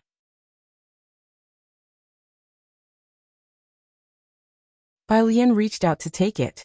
The translucent tips of her fingers nudged a fresh droplet of water off the edge of a petal. Jiang Fulai was calm. No need. There were generally only two reasons Ma Jiren wanted to see him: to coax him into a project or to ask for a newly developed machine. Now, it seemed he made an extra effort for the sake of Bai Lian. At other times, Ma Jiren didn't care who he was. The black car drove onto Zier Avenue. Bai Lian sat in the passenger seat, the car window down, her right elbow casually resting on the windowsill, her left hand holding the flower against her cheek. A new friend request appearing on her phone from Yu Xinjing. After she accepted the request, she turned her head and mentioned it to Jiang Fulai. Jiang Fulai rounded a corner, slightly surprised. You met him today? Yes, I heard he just returned to Beijing after being away for several years. Both Ma Jiren and Jiang Fulai spoke very formally whenever they mentioned Yu Xinjing, sparking Bai Lian's curiosity about what exactly this professor Yu specialized in. He was the original first student before Ma Jiren began his quantum mechanics research. Jiang Fulai continued driving slowly, his tone relaxed. When I'm away with Ma Jiren and you encounter any issues, you should go to him. Since last summer vacation, Jiang Fulai hadn't traveled far. This time he would be accompanying Ma Jiren, and it would take longer than before. Just the mention of these matters made his voice much heavier. His mood hadn't been very high these last few days. Ming Dongheng and Jiang He didn't dare to provoke him, and even Jiang Shijue and a few others felt it. Unless it was something important, they would not dare disturb the young master Jiang Fulai in his low spirits. Because Xiaoqi returned today, Shanghai apartment was quite lively. Ning Xiao and Tang Ming hadn't come back. They were with Su Jiyue and Liang Wuyu participating in a competition. Still at Jiang University, Ji Xiaorong was discussing a recipe with Ji Xiaojun. Ji Heng sat with Dean Jian in the courtyard, the weather having warmed up, and the glass doors opened, shading only with an umbrella. Dean Jian, holding a lit cigarette, watched as Ji Heng did embroidery. The embroidery frame held a light-colored fabric, clearly showing a peony pattern.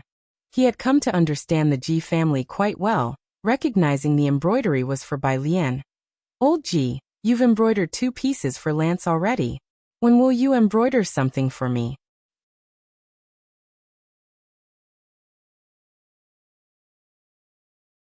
Chapter 841, 327. Go big or go home. Join Xian Kong. _2 Ji Heng steadily inserted a needle without looking up. What pattern? Mr. Qin Jiao, I have a royal music concert next month. Director Jian puffed out his chest. I want to wear Mr. Qin Jiao's clothes to it. Ji Heng incredulously lifted his head. Thinking that Ji Heng didn't know who Qin Jiao was, Director Jian hurriedly took out his cell phone to show him an image of Qin Jiao from the history books. It's teacher Qinjiu, just like this, by Xiangjin's Guzheng teacher. Do you know him? As a native of Xiangqing and well-versed in Daong's history, how could Jiheng not know Qinjiu? He thought Jiang He and Lance were already abnormal enough, but it turned out the seemingly most normal director Jian was even more outrageous than those two. Of course, Jiheng didn't know that director Jian had dared to learn the Guzheng in the Jian family, where everyone was practicing calligraphy. What was this in comparison? I can't embroider that, Jiheng said expressionlessly. Ah. Director Jian glanced at Jiheng, thinking, with your impressive drawing skills, you can't embroider? Who would believe that? He compromised in his tone. Then just the Guzheng. Jiheng's mouth twitched. Was embroidering a Guzheng supposed to be normal? What kind of friends did Bai Lian have anyway? Jiang He with his big white cabbage was already quite a challenge for him. He was grateful countless times that Bai Lian and Jiang Fulai were very normal people. After all, Jiang Fulai hadn't asked him to embroider something like a Bai Lian. Jiang He was dressed in a white mandarin jacket, holding a small stool and sitting on the side, his head tilted as he watched director Jian. Beside him, the flower pot housed green peonies. The peonies sent by the Ren family had bloomed into a shiny green. They swayed in the wind, graceful and elegant. Even though he didn't realize how unusual his request for the design was, Director Jian still felt somewhat guilty and looked down. That cigarette is rolled very well. Where did you buy it? He wasn't lying, after all. Jiheng rolled his own cigarettes, which indeed tasted better than any others he had smoked. He was a seasoned smoker and knew his stuff. Zhang Xiai's brought it over. Jiheng resumed his embroidery head down. Since Zhang Xiai's came to Jiangjing, most of Jiheng's tobacco was brought back by him. Zhang Xiai's. Director Jian remembered there was such a person, surprised. Where did he buy it? Jiheng wasn't very sure either, just heard that Zhang Xiai said his friend's family wholesaled tobacco. But tobacco wasn't a private enterprise. Inside the house, in the living room, most chairs and tables had been moved to one side to facilitate Sayoki's wheelchair movement. He was sitting there, talking with Director Chen. Ren Jiawei felt quite cramped in this space. Shen Qing handed her some sliced cantaloupe, whispering, Xiaoqi also really likes melon and grapes, you should take some over for them to eat. Having spent a lot of time with Xiaoqi, she always remembered what the kids liked. Ren Jiawei was still quite formal with Xiaoqi, having cut fruits for him at the hospital where he would eat whatever was given, and this was the first time she learned about Sayoki's preferences. Thank you. Ren Jiawei took the plate with a complex expression. This time, her apology was sincere. Shen Qing returned to the kitchen, pinching Ji Xian's arm. Thank you, she actually said thank you to me, Ji Xiaojun. It was Ren Jiawei who said thanks, but he was the one getting pinched. Ren Jiawei placed the fruits beside Xiaoqi, able to overhear his conversation with Director Chen. They discussed the situation in Xiangqing and Jiangjing, the latest policies, and sometimes even the Mu family. Sometimes Ren Jiawei couldn't quite understand, but Xiaoqi always responded with ease. After listening for a while, Ren Jiawei was amazed at how knowledgeable the junior high school dropout Xiaoqi was. But every time she thought about how Xiaoqi hadn't even finished junior high school, Ren Jiawei felt a sourness in her heart. Evening. Mu Yining had finished her work, and she remembered that today was the day Xiaoqi was discharged from the hospital. She had someone prepare a gift, and went to Shanghai apartment to visit Xiaoqi. As she was leaving, Mu Zhendong and Mu Yujun had just gotten out of the car. Mu Yujun greeted Mu Yining with a serene expression. Her status in the Mu family had always been high, and she hadn't been involved in the affairs of the Ren family. Yining, I've come back to see Dad. Sister. Mu Yining knew Mu Yujun had probably heard that she had asked the old master Mu for the contact information of those old men, and she must have been feeling unsettled about it. Mu Zhendong didn't speak. His discord with Mu Yining was now out in the open. The topic for the heavy industry purification project was to be chosen tomorrow, and for the past half-month, Mu Zhendong had been ceaselessly attending banquets, personally visiting every major and minor leader responsible for the project. After Mu Yining got into the car, Mu Yujun headed to the old master's shrine. Where is she going? Mu Zhendong wasn't sure either. His associate spoke up. She should be going to Jiang University to see Mao Xiaoqi. Mao Xiaoqi. Mu Yujun didn't know who this was. It's Ji Sheirong's biological son, Mu Zhendong said. Upon hearing Mu Zhendong say this, Mu Yujun lost interest and began to speak about serious matters. Tomorrow is the formal documentation meeting, and leaders from several major engineering institutes will be there. Take Yining with you. Mu Zhendong appeared to be listening to Mu Yujun's words, but his downcast eyes revealed his indifference. Shanghai apartment.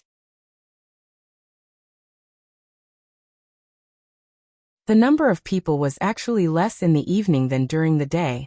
Ji Xiaojun had gone back to deal with official matters, and Ding Jian had classes early the next morning as well. However, Suen had also just finished work and arrived on time. Only a few, including Jiang Fulai and Suen, were eating. Because Jiang Fulai was at the dining table, Mu Yining ate her meal with trepidation.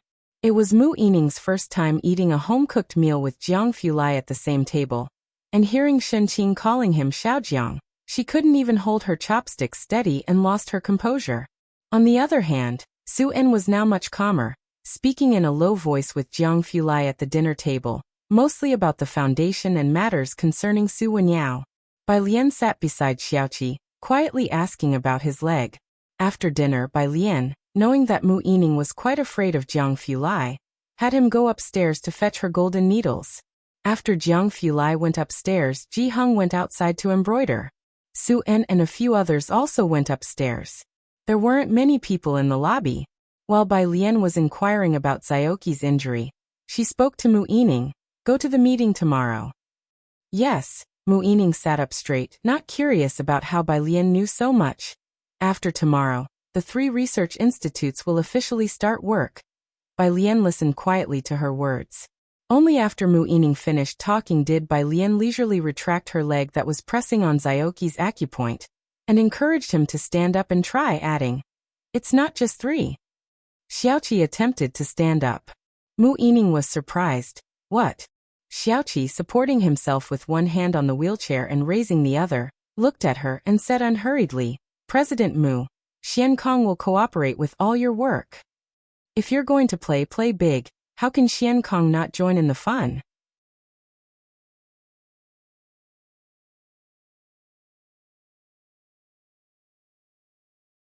Chapter 842, 328 Force-style Xian Kong had its own R&D department, and behind it was the entire Xiangqing.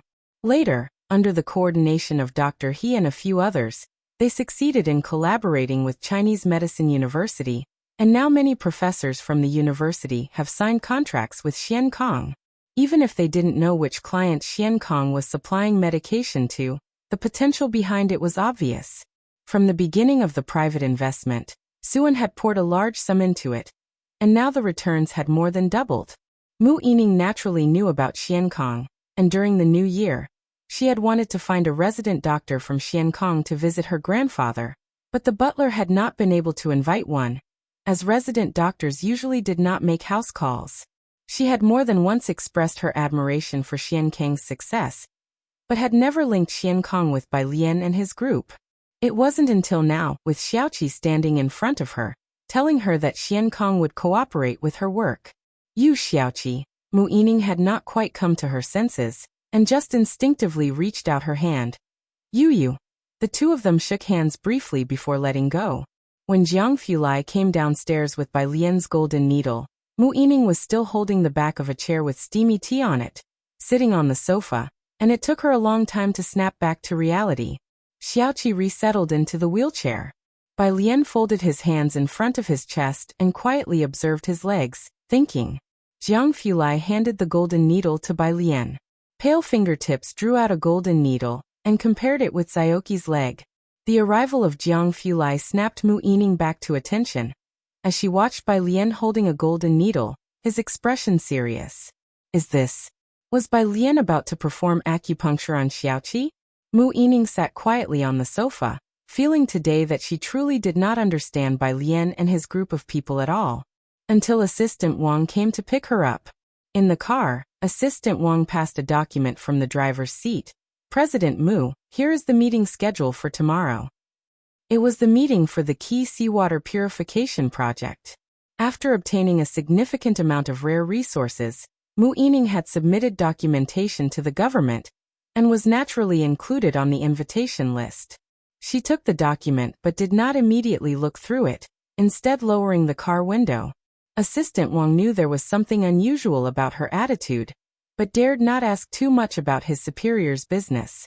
Report to me immediately on the recent situation of Research Institute 4. Mu Yining looked up. And by the way, have the management personnel in charge of Research Institute 4 prepare for a meeting in 3 days. The Mu family's Research Institute 4 was a research facility involved in biomedical research, and was also on the verge of closure. Assistant Wang was surprised. Research Institute 4? There were hardly any management staff left now. Yes, Mu Yining said as she felt the cold wind and continued. How's the situation with Xiaoqi being handled? Assistant Wang drove. The clan uncle and the others still do not agree, but most people in the clan have already consented. Regarding the old master, you'll need to see him yourself. No rush with my dad's side. Mu Yining leaned back. She knew that the old master Mu valued Bai Lian highly, so how could the old master possibly stop Bai Lian if he wanted Xiaoqi to return to the Mu family? Shanghai apartment. Once Bai Lian had inserted the last golden needle, he looked up calmly at Xiaoqi. How does it feel? Xiaoqi's fingers hung on either side. His entire figure was very slender, a bit numb. There was no other sensation. Bai Lian meticulously put away the remaining golden needles and sent a message to Dr. He. She still had classes to attend and couldn't perform acupuncture on Xiaoqi punctually every day. Dr. He was very convenient, and this time the treatment method he provided for Xiaoqi had similarities to the one used previously for Su He. Jiang Fulai watched Ji Heng embroider outside. The pattern and colors, he recognized at a glance whom they were for, and he observed very attentively. Ji Heng narrowed his eyes slightly. The embroidery needle was fine, and the thread within it was split by him into over a dozen strands. Want to try? Seeing Jiang Fulai looking on intently, Ji Heng lifted his hand, offering the needle and thread to Jiang Fulai. Jiang Fulai paused for a moment. He was keenly aware of his own skill in painting. Bai Lian's phone still had images of the sketches he had drawn in his notebook. They weren't bad, just rather mechanical and lacking vitality. Standing up, Ji Heng offered the embroidery needle in his hand to him. Add a few stitches to try. This pink poppy, he had outlined its form, and even if Jiang Fulai didn't embroider it well, he could undo it. With Ji Heng's encouragement, Jiang Fulai sat on the embroidery stool. The stool was used by Ji Heng for decades and suited his height, but for Jiang Fulai, the stool was too high. Leaning over, he started to stitch under Ji Heng's guidance without hurry. Bai Lian glanced to the side and saw the scene in the yard. Because Ji Heng was embroidering, the yard was equipped with lamps as bright as day. Jiang Fulai sat facing her side under a bamboo and cloth parasol, his slender fingertips holding an extremely fine embroidery needle. His cold and noble countenance remained as aloof and elegant as ever under the lights, almost devoid of emotion.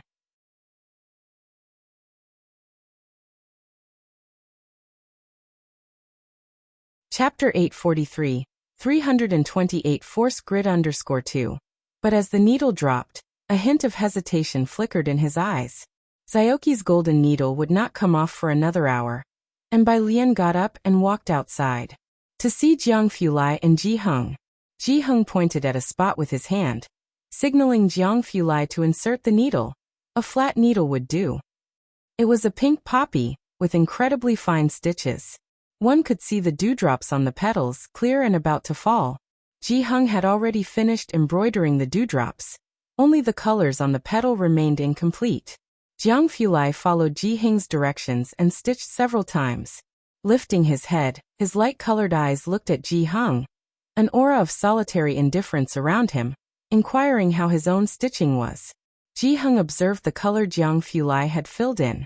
The pink was filled in, but, just like the rigidly accurate diagram he drew, the embroidery needle in Ji Heng's hand was like a magic wand. In Jiang Fulai's hand, it was more like a golden cudgel. For a moment, Ji Heng wasn't sure how to evaluate it. Jiang He, lifting his head from the small stool, glanced over but said nothing. Bai Lian, with her hands behind her back, an air of nonchalance about her, said, "The embroidery is very good." She arched her brows, her large eyes filled with encouragement.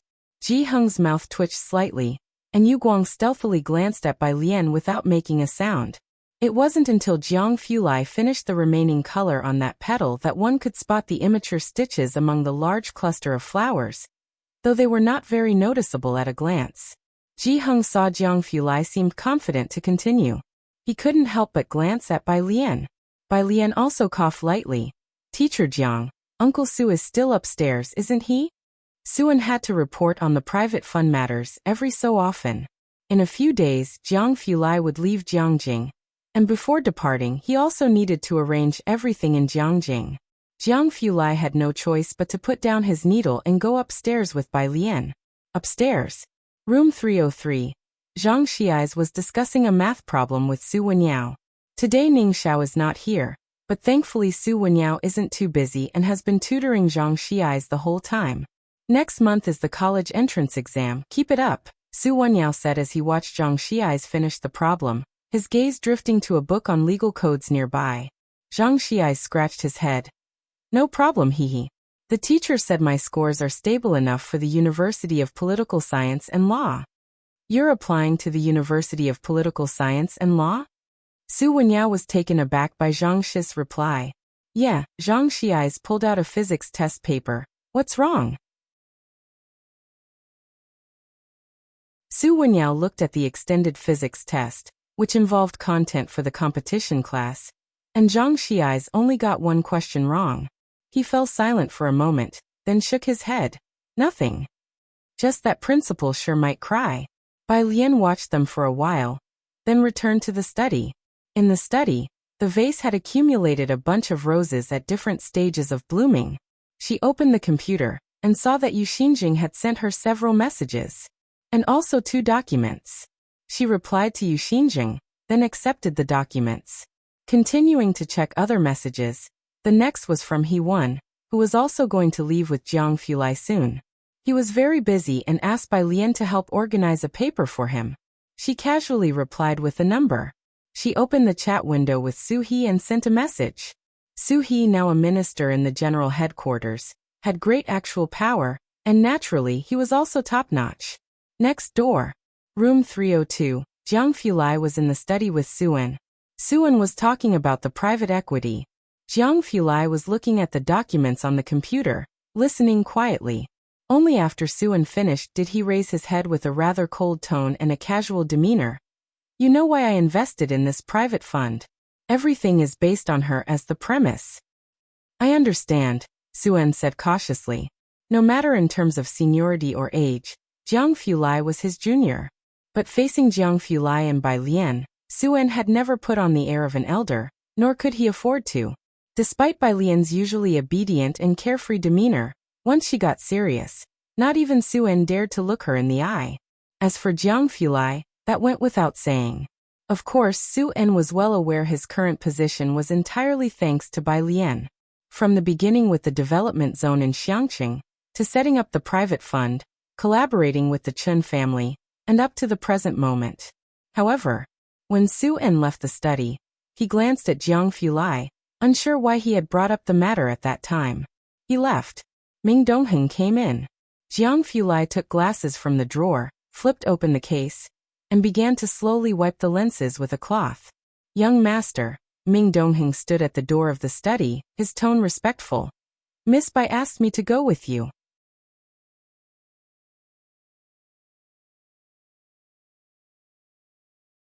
Chapter 844. 328 Force Grid _3. Hearing this, Jiang Fulai lifted his head slightly, his light-colored pupils reflecting the study's light.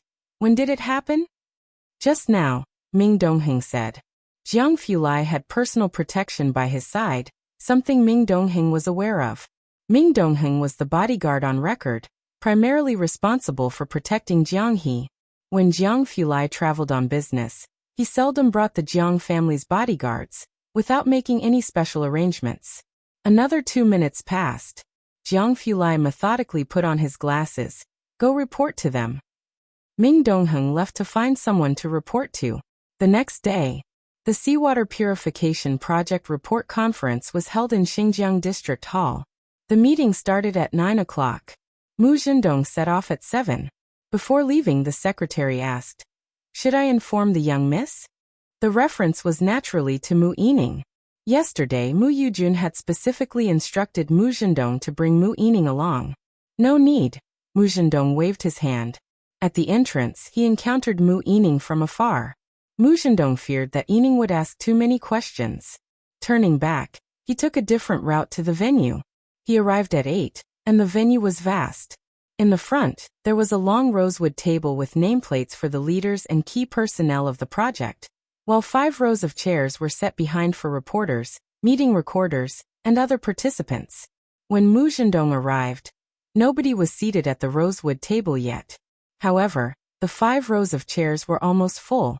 Mu Zhendong managed to find a seat and shook hands with a familiar leader next to him. "Minister Su, you've arrived early. Are there so many people today?" "Of course." Minister Su pointed toward the middle nameplate on the rosewood table. "He is the one presiding over the meeting this time." They were directly facing the rosewood table, only able to see the nameplates on their side. This side had 9 people. The nameplates on the other 3 sides were out of view. Mu Zhendong squinted to see. The middle nameplate bore 3 words, Yuxinzheng. The Mu family had been in science and research before, so Mu Zhendong naturally recognized Yuxinzheng, who was almost of the same era as Mu Qiong. Of course, Yuxinzheng was much more outstanding than Mu Qiong. And even back then, Mu Qiong couldn't quite compare to him. After Mu Qiong's incident, Yuxinzheng rarely appeared in public. It wasn't until 10 years ago that he returned with the results of his ballistic research and secured his reputation as the leading disciple of the Ma Institute. Mu Zhendong expressed his shock. This key project, it was initiated by him? No wonder there were so many people arriving so early today. There was this kind of insider story. "No," said Minister Su, who was also unclear about the internals. "Most researchers were kept protected. He is acting chairman." Mu Zhendong took out his phone to send messages to Mu Yujun and others. At 8:50, the door to the rest area behind the rosewood table conference opened. Those seated in the 5 rows of seats behind grew animated. The murmurs of conversation faded. All stood up and looked toward the front. Mu Zhendong, holding his notebook and pen, stood up straight, watching the group of people intently. Everyone knew that each person involved in the launch ceremony was no ordinary individual, as could be judged from Yuxinzheng. 24 individuals, one after another, came out from the room, all dressed in formal suits, and found their seats. Mu Zhendong didn't recognize most of them, with only a few who were connections made over meals through Mu Yujun and the Gao family. He looked around while asking Minister Su beside him for the names. Until the next second, 2 women walked out from the rest area. Women weren't uncommon at such events, but Mu Zhendong's gaze settled on the woman to the left. She was wearing a professional suit, her hair pinned at the back of her head, holding a folder in her left hand, speaking to a person beside her. A picture of elite professionalism. As Mu Yining approached the conference table, someone who saw her at a side position raised a hand, inviting Mu Yining to sit with a polite and smiling gesture. "President Mu, your seat is here." Mu Yining, holding the folder, took her seat. Almost dropping his notebook to the floor, Mu Zhendong watched disbelievingly as Mu Yining took her seat. He instantly recognized her. Wasn't that Mu Yining? How could she be seated at the rosewood conference table? At the conference table, Mu Yining certainly noticed Mu Zhendong, but she didn't mind. It would be abnormal if the officials didn't invite her with such a high-value rare metal. It wasn't a big deal now. What would truly be surprising was if Mu Zhendong discovered that Xiaoqi, after all, she could uphold the entire prestige of Xian Kong by herself.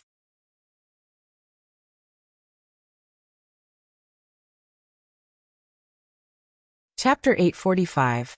330 Regrets not having made the right move earlier, one wrong move in chess. Everyone seated at the red conference table had taken their seats. The people behind also sat down one by one. Only Mu Zhendong remained standing where he was, quite conspicuously. Next to him, Minister Su glanced at Mu Zhendong. "President Mu?" He lowered his voice. Mu Zhendong snapped back to reality and took his seat, but his gaze remained fixed on Mu Yining. Purifying uranium from seawater was a huge project, and even the Gao family wanted a piece of the action. They sought out Mu Zhendong specifically to insert someone through him into the project. Mu Zhendong had been busy with this project since the new year, for 3 to 4 months. Today he was finally able to sit here and attend the meeting. Who would have thought that Mu Yining would be sitting directly at the negotiation table made of mahogany? How did she get in? The person in charge of the project in the middle began speaking, introducing the guests present one by one. Permanent Delegate Yu Xinjing, Academy of Sciences Vice President Su Lisin, Mu Corporation Executive CEO Miss Mu Yining. Among the distinguished titles announced, that of the Executive CEO of the Mu Corporation, Mu Yining, appeared quite modest.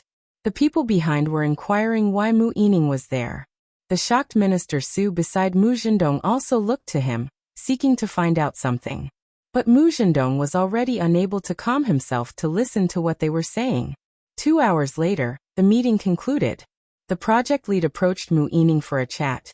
President Mu, I have reserved a lunch nearby, let's talk there. Afterward, a crowd sought out Yu Xinjing. Mu Zhendong was still sitting in the same spot, observing the project leaders around Mu Yining. It was evident that these people treated Mu Yining with great courtesy. After Mu Yining left, quite a few people came to greet Mu Zhendong, most of whom he knew. The familiar Minister Su also came over with 2 people.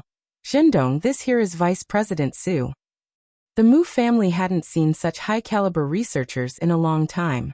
Mu Zhendong, after a moment of shock, quickly reached out to shake hands with Su Lisin. President Su, hello, I am Mu Zhendong.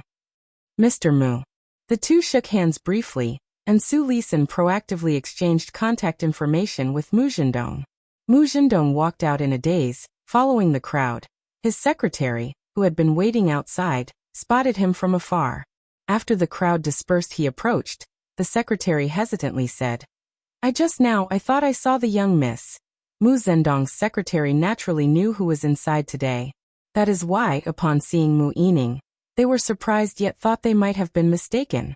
Mu Zhendong heard this but said nothing. He just walked toward his car dazed. Even though he had arrived spirited, now he lacked any vigor. Seeing this, the secretary immediately realized they hadn't been mistaken, that it truly was Mu Yining. This visit had exceeded his expectations. Mu Zhendong restlessly got into the car. At noon he had arranged to meet with the Gao family. Mu Zhendong arrived at the private room. He had thought that just like before, only Mu Yujun would come over for lunch. Unexpectedly, not only did Mu Yujun arrive, but Gao Yi was there as well. In all the years with the Mu family, Mu Zhendong had seen Gao Yi only a few times. That was 20 years ago, during the glory days of the Mu family. After the decline of the Mu family, Gao Yi never visited again, not to mention him. Even Mu Yujun's annual visits were few. Mr. Gao. Mu Zhendong came back to his senses and hurriedly greeted Gao Yi respectfully.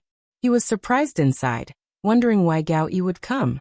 No need for formalities with me. Gao Yi, dressed in casual attire, had a gentle smile, gesturing for Mu Zhendong to sit, displaying quite a cordial demeanor. Given the current status of the Gao family in Jiangjing, it had become comparable to the Su family. When had they ever treated the Mu family so courteously? Mu Zhendong felt flattered and temporarily set aside the matters concerning Mu Yining, taking a seat and engaging in a lively conversation with Gao Yi. After they had finished their meal and Gao Yi had to leave due to other matters, Mu Yujun stayed behind to speak privately with Mu Zhendong. She was wearing a proper black long dress accompanied by a pure white shawl, watching Gao Yi's car drive away. As Gao Yi got into the car, he looked at Mu Zhendong and smiled. Iridium grade 500 and other rare metals, we're all family. In the future with such large quantities, we should discuss together. After speaking, he got in his car and left. Mu Yujun slowly turned her body, adjusting her shawl, and frowned as she observed him. Where is Yining? Why didn't she come with you? Mu Yujun had specifically asked Mu Zhendong to bring her along yesterday, but Mu Zhendong, preoccupied with his own concerns, hadn't called her.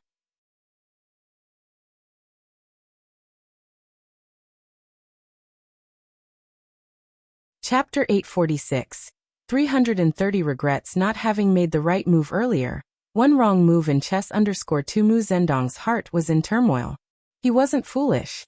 He had sensed something off the moment he saw Mu Yining at the meeting, but he couldn't figure out why Mu Yining was able to sit there. The only explanation he could think of was that Mu Xiangguang had made a move. It still seemed far-fetched, considering Mu Xiangguang hadn't left the Buddhist hall. How could he have met the newer generation? It wasn't until Gao Yi's comment that he fully understood. Mu Yining possessed a large quantity of rare metals, so significant that the seawater uranium extraction project considered her a key individual, large enough that even the Gao family couldn't help but be moved. That's why Mu Yining could sit at the Red Table meeting. That's why Minister Su brought Su Lisin to meet him. Even Gao Yi had personally stepped in. Despite the warm spring weather, and the people of Jiangjing shedding their heavy down jackets, Mu Zhendong felt a cold sweat trickle down his spine. All this time he had only managed to negotiate a small quantity of rare metals, and the contract with the supplier hadn't even been signed. Mu Yining.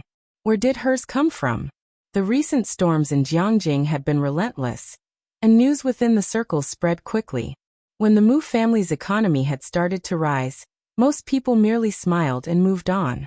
But now that the Mu family had revealed assets enough to partner with the heavy industry, this implicated several research institutions behind them. Those with foresight could see that the Mu family this time had a powerful backing. The Su family naturally received the news as well. During the evening meeting, Old Master Su looked at Su Nanjing. Nanjing, have you been discussing cooperation with the Mu family recently? Even this elder was surprised by Su Nanjing's sharpness. Yes, Su Nanjing lifted his eyes, his tone calm. The Second Research Institute is in further detailed discussions with them. Su Nanjing was designated as the next heir last year during the elder's birthday celebration, bypassing Su Jueling and Su Jueming amongst the grandchildren. Su Nanjing's status in the Su family had always been on a rapid rise. No one could have predicted the situation with the Mu family. Su Jueming had not received any news at all. The Su family had a new appreciation for Su Nanjing's capabilities. Listening to Su Nanjing, Su Jueming couldn't help but look up, giving him an extra glance, trying to perceive something more. He wanted to know how the Mu family could turn the tables, and even more how Su Nanjing could do it.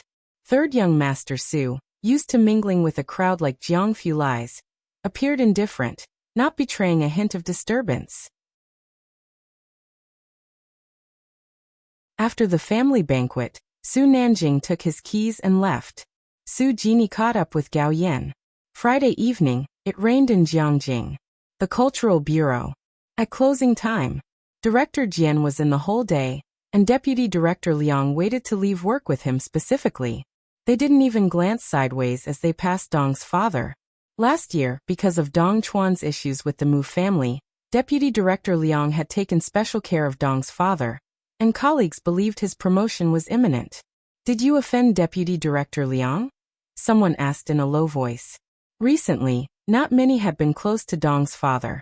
Dong's father had no idea what had happened, but the most likely reason he could think of was Ren Wengshuan's issue. After leaving, he called Dong Xiaobai. Ren Wengshuan's case was too old to be hidden from the Calligraphy Association, and being convicted for any reason would have a significant impact on her, especially with the recent rumors circulating. The Dong family valued their family reputation. They thought the Mu family was making a mountain out of a molehill, that such matters could be settled behind closed doors. Making it public was like making a spectacle for others to see. I really can't handle this, Dong Xiaobai refused outright this time. When you and Dad chose to protect Ren Wanxian, you should have foreseen this outcome. Dong Xiaobai hung up the phone. Turning to Mu Yining beside him, he quickly said, I really didn't mean to speak up for him. Mu Yining pressed her brow, reaching for the car keys. Let's buy some things and go to Shanghai apartment. This time Dong Xiaobai didn't dare say no. Jiang University. Jiang Fulai and Ma Tongfeng set off early in the morning, a fact not many knew about. Bai Lian had already learned of it through Hewan. The school was crowded. The rain that started suddenly in the afternoon caught most without umbrellas, and the students crowded at the entrance. Only one person stood to the side, holding a long-handled umbrella from the car, standing in the twilight rain, shrouded in mist, with a calm and elegant demeanor. The bustling entrance seemed to slow down in his presence. Seeing Jiang Fulai, Bai Lian moved forward a few steps, and Jiang Fulai tilted the umbrella her way. They descended the stairs together. The rainy day was always quiet. Bai Lian looked at his clean fingers holding the umbrella handle, reminded of last year when she had first arrived at Xiangqing No. 1 Middle School. It had been a similar rainy night.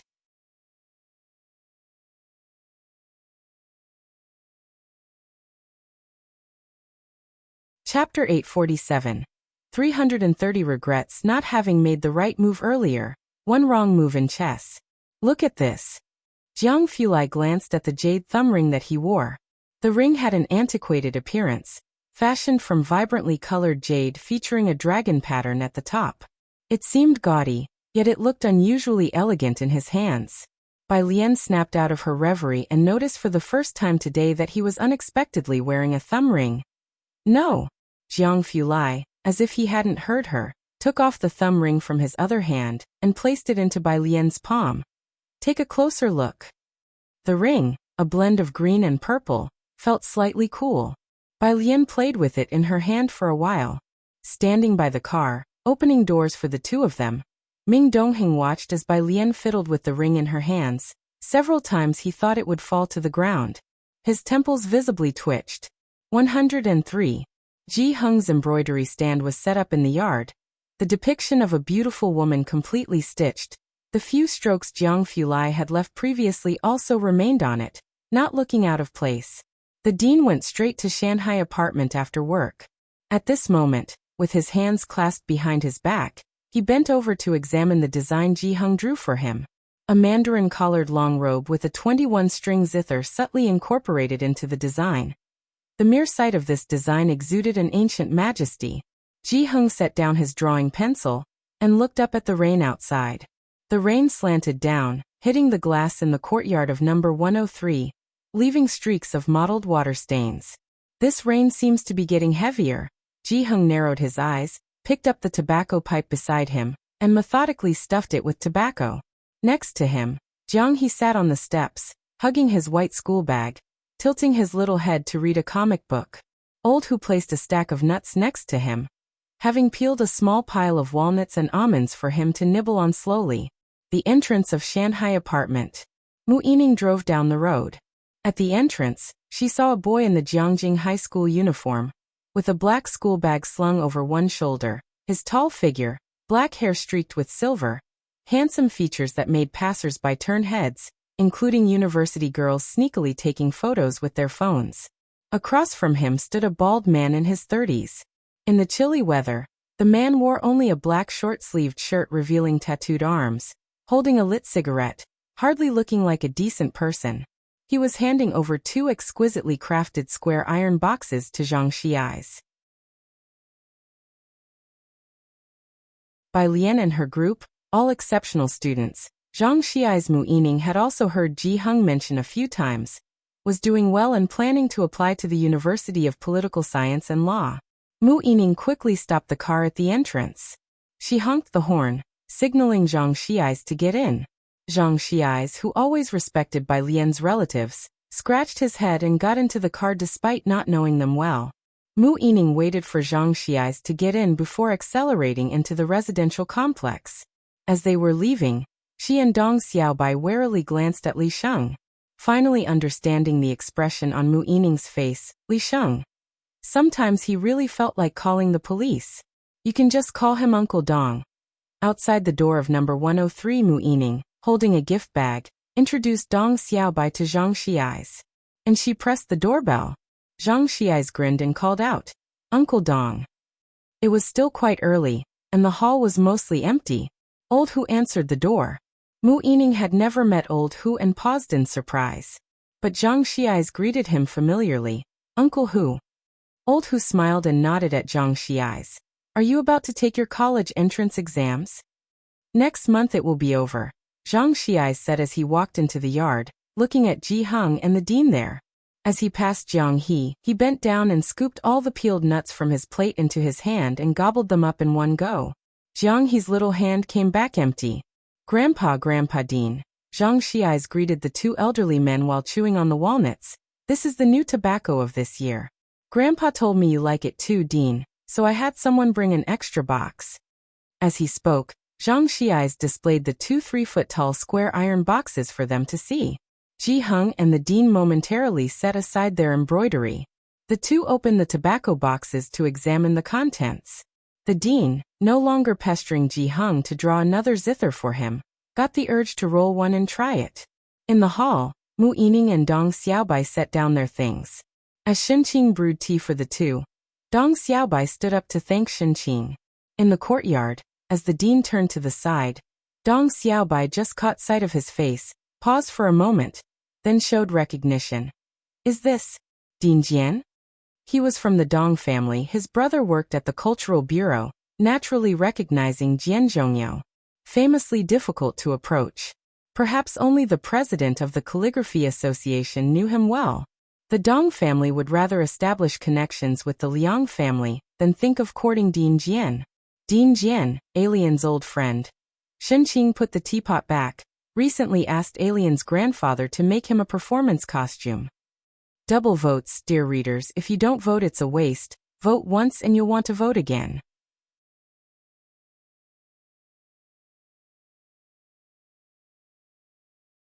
Chapter 848. The incident happened at 330 Qinglong Bar.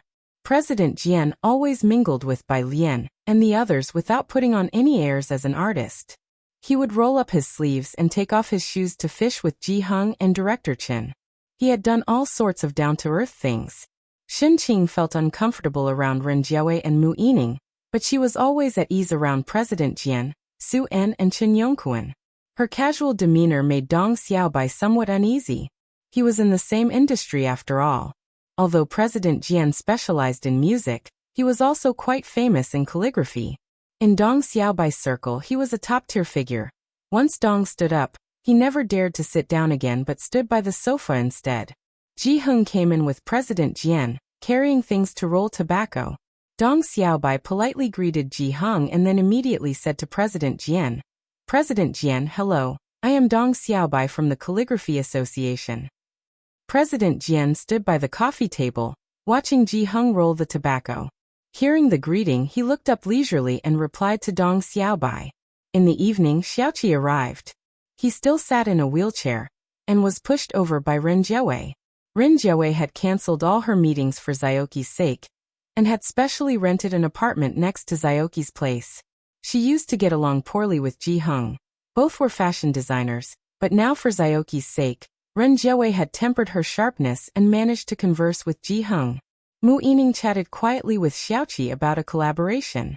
They also talked about Xiaoqi joining the Mu family. Mu Yining knew very well that Bai Lian was giving the Mu family a chance for Xiaoqi's sake. When can you and your grandfather get registered? Mu Yining said to Xiaoqi. To enter you into the family records of the Mu family. After Ji Xiaojun and the others returned the last time, the Mu family held a grand banquet. This time for Xiaoqi. Mu Yining pondered that they couldn't be simplistic about it. Dong Xiaobai wasn't familiar with the Ji family people. He only knew of Ren Wanxian before. This was his first time seeing Xiaoqi, and his first time gathering with the Ren family like this. Only now did he realize the kind of polished demeanor that Xiaoqi possessed, definitely not that of an ordinary person, especially since he could converse with Mu Yining. Dong Xiaobai was inwardly astonished. He remembered Mu Yining saying that Xiaoqi was an orphan who hadn't even finished junior high, which was one of the reasons why Mu Zhendong and the Dong family chose to protect Ren Wanxian. After everyone finished dinner, and it was past 9 o'clock, Bai Lian and a few others had not yet returned. Mu Yining was not easy to come by, and she wanted to wait for Bai Lian. She knew all too well that whether it was Xiaoqi or Bai Lian's other friends, everything was centered around Bai Lian. Alien is out having dinner tonight, Shenqing said, having heard from Jiang Fulai a few days ago that he would be on a long business trip. She'll probably come back very late. Hearing Shenqing say this, Mu Yining decided not to continue disturbing Ji Hung's rest. She left with Dong Xiaobai. Once in the car, Mu Yining started the engine. Dong Xiaobai came back to his senses. Xiaoqi doesn't look like what I imagined. Mu Yining drove onto the main road. He's very smart. If it weren't for Bai Lian and Xiaoqi mentioning it themselves, she might not have been able to imagine that the person truly managing the nationwide sensation of Xiankong was a young man not even 20 years old. If he had grown up in the Mu family or the Ren family, Mu Yining pressed the brakes slightly, murmuring, he would surely be much smarter than Mu Zhao now. He should have had a path leading straight to the heavens. Dong Xiaobai remained silent, aware of the weight of her words. Mu Yining didn't bring up Xiaoqi again, but asked about President Jian instead. She wasn't familiar with President Jian, but given Dong Xiaobai's attitude, she knew there must be a reason. This President Jian is a master in the world of classical music, the sect leader of the Guzheng faction. Dong Xiaobai looked at the streetlights ahead, speaking gravely, you know my brother works for the Cultural Bureau. He's also the bureau head. For the Dong family, striking up even a single conversation with President Jian was not easy. Guzheng. Mu Yining realized something and responded. No wonder, I heard the butler mention that alien can play the guzheng. However, none of them had ever heard her play. Could Bai Lian play the guzheng well? This time, Dong Xiaobai did not say anything more. Who could have thought that President Jian was friends with Bai Lian? At this moment, he already realized that the Dong family had bet on the wrong side. 2 o'clock in the morning. The streets were mostly empty of cars, except for those places immersed in luxury and debauchery. Most residential areas of Jiangjing were tranquil. In front of the gates of the Research Institute, 5 black modified cars were parked in a row, with a human wall on both sides ensuring no passage. Bai Lian and President Huang were seeing Jiang Fulai and Academician Ma off.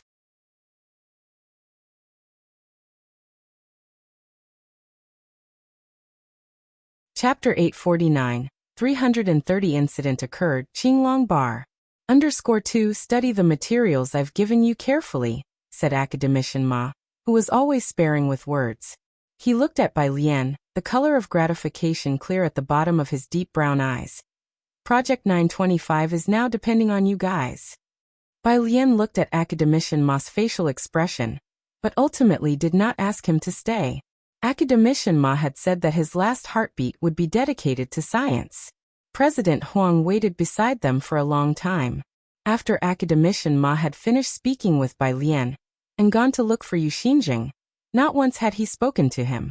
Teacher, don't you have anything to instruct me? He couldn't help but ask. Academician Ma glanced at President Huang. Recruit more talented students to the Physics Institute. President Huang. Oh. Jiang Fulai just stood beside Bai Lian with his eyes cast downward. The street lamp in front of the Research Institute stretched their shadows very long. It was late at night, and he stood relaxed in a dark sweater. Yet his back was very straight. Not until Academician Ma had finished speaking did he turn his head to look at Bai Lian and slowly said, if you need anything, reach out to Su Nanjing or the Chen family. He lifted his chin, gesturing to the Chen family people opposite them. Across the way, Chen Beixian, dressed in a black combat outfit, blew on the dagger in his hand and gave Bai Lian a polite smile. Bai Lian returned the nod politely, her demeanor always mild and gracious. Beneath the street lamp, her radiant face always carried a carefree and lazy charm. Time was pressing. Academician Ma had already gotten into the car. The others also took their places one by one. These two were still beside each other, though no one dared to hurry them or even dared to look their way. Jiang Fulai's palm rested on her back, drawing her into his embrace under the cold street lamp. After a while he let go. I'm leaving. He lowered his eyes, his shallow gaze settling on Bai Lian's face, and he stared at her intently for a while before striding towards the nearby car. The motorcade was ready to depart. Chen Beixian did not dare to look their way, only clutching the dagger, and patted Ming Dongheng's shoulder. Xiaming, don't worry about your trip. I'll make sure everything with Miss Bai is transparently safe. She won't lose even a single hair. Ming Dongheng was specially trained for this. Anyone who could follow by Jiang Fulai's side was no mediocre person, with annual salaries in the tens of millions. Previously, most of this was spent by Jiang Fulai on arranging the protection for Jiang He, but this was the first time he was traveling with Jiang Fulai. With his departure, Jiang He and Bai Lian were exposed in Jiangjing. This time taking Ming Dongheng along surprised most people. The motorcade left. Chen Beixian, holding the car keys, approached, assuming Ming Dongheng's usual role. Miss Bai, I am Chen Beixian. Before Xiaming returns, you may contact me directly for anything. Shall I take you back to the Shanghai apartment now? Bai Lian withdrew her gaze and after hearing Chen Baixuan's voice, paused briefly before slightly turning her body. Her eyes settled on Chen Beixian. Chen Beixian was a direct descendant of the Chen family, her eyebrows somewhat thick, her features prominent, her bearing uniquely wild, characteristic of the Chen family members. Like a wild horse that could not be tamed on the battlefield. Bai Lian nodded her head and thanked Chen Beixian. Thank you. At 3 a.m, they arrived downstairs at the Shanghai apartment. Chen Beixian got out of the car and watched Bai Lian go upstairs. She returned to the Chen family. Early in the morning, she went to scrounge a meal at the home of Old Master Chen. The person in charge of the Old Master's daily routine added chopsticks and a bowl for her. From a distance, a gramophone slowly played Yan Lu's Gambling on Liquor, a melodious guzheng piece. This piece of music was loved by everyone in the Chen family. The character by Xiangjuan portrayed by Yan Lu, exceptionally good with the long spear, and this song was the highlight. Naturally, the Chen family liked it. With such good resources and high status in the industry, Yan Lu had these reasons too. After all, a word from Old Master Chen was very important. Old Master, I saw Miss Bai up close last night, Chen Beixian, holding a pair of silver chopsticks, mentioned. It's really such a coincidence. She also bears the surname Bai, just happens to be called Bai Lian. Old Master Chen ate quietly, just listening as Chen Beixian talked about Bai Lian. The first time he heard about Bai Lian was at Director Jian's. Later he found out that the girl always mentioned by Director Jian and the one by Jiang Fulai's side were the same person. After breakfast, Old Master Chen freshened up, changed into formal clothing, and took Chen Beixian to the clan shrine. The Chen family clan shrine was solemn and dignified. The courtyard was filled with plaques bearing titles like Scholar, Runner-up, Top Scorer, General. All these represented the glory of the Chen family clan. Passing these plaques, Old Master Chen then entered the room where the ancestral spirit tablets were displayed, which held the ranks of past Chen family clan chiefs. Chen Beixian didn't have many chances to come here, only having been inside twice. Once was when she ranked first entering the military academy, and once during the clan shrine's open ritual for ancestor worship. She respectfully worshipped the ancestors with Old Master Chen, and only then did her gaze fall on the uppermost row.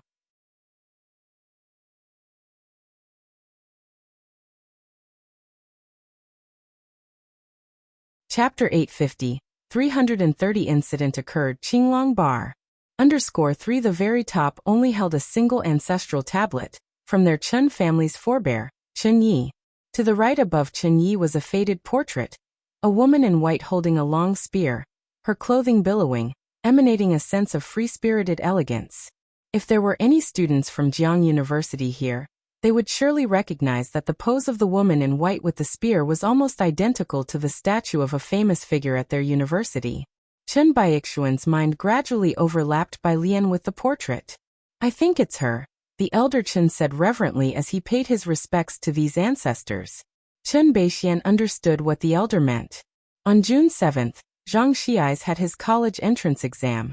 The hair dryer that the One family collaborated on with the Aerospace Bureau went on sale network-wide. The stock prices grew exponentially, and the seawater purification project that the Mu family was involved in was put on the daily agenda. This month, 3 of the Mu family's abandoned research institutes had applied for research funding, and recruitment for construction was underway. Many professors and researchers participated in the uranium extraction from seawater, including Ning Xiao. Mu Zhendong never brought up Ren Wanxian to Mu Yining and Ji Heng again, after reconnecting with the Dong family. Meanwhile, Ren Qian had called Ren Jiawei midway through, only to be outright rejected by her. After completing the exams, Zhang Xiais followed Qi Yundai to various lectures and entered several courthouses. On June 24th, the exam results were announced. Zhang Xiais scored 10th nationally, not as sensational as Ning Xiao, but still enough to make the students from the affiliated high school of Jiang University question their lives. especially since this kid was the last in his class when he joined the school the previous year. As soon as the results were out, Zhang's mother's phone was bombarded with calls from various admissions offices. This wasn't just the top 10 in the school, but the top 10 in the nation, and even Jiang University was calling non-stop. Zhang's father wasn't at home either. In early July, Zhang Shi's grandparents arrived in Jiangjing, and the Zhang family joyfully prepared a celebration banquet for him at a hotel. Bai Lian, Ning Xiao, Tang Ming, and Qi Yundai all sat at the main table. The Zhang family was well aware that without these few people, Zhang Shi's might still be working on a sewing machine, or could have already been sentenced to death, let alone achieve a national 10th place in the exams. The group feasted merrily. Zhang's mother sat with Shenqing, looking at the group of young people, and whispered to Shenqing, "It's just a shame his father and Mr. Jiang are missing." The Zhang family wouldn't dare to call Jiang Fulai Xiaojiang as boldly as the Ji family did. Yes, Shenqing felt uneasy not having seen Jiang Fulai for so long. She glanced toward Bai Lian, who was pulling the tab off a beer can with one hand, and sighed. "I wonder how much longer Xiaojiang will be gone." Most wanted to know the answer to this question, but no one dared to ask Bai Lian. Ji Heng sat opposite Bai Lian with Director Qin, holding a small glass and drinking baijia with a few others, idle, leaning back in his chair with a beer, not talking much.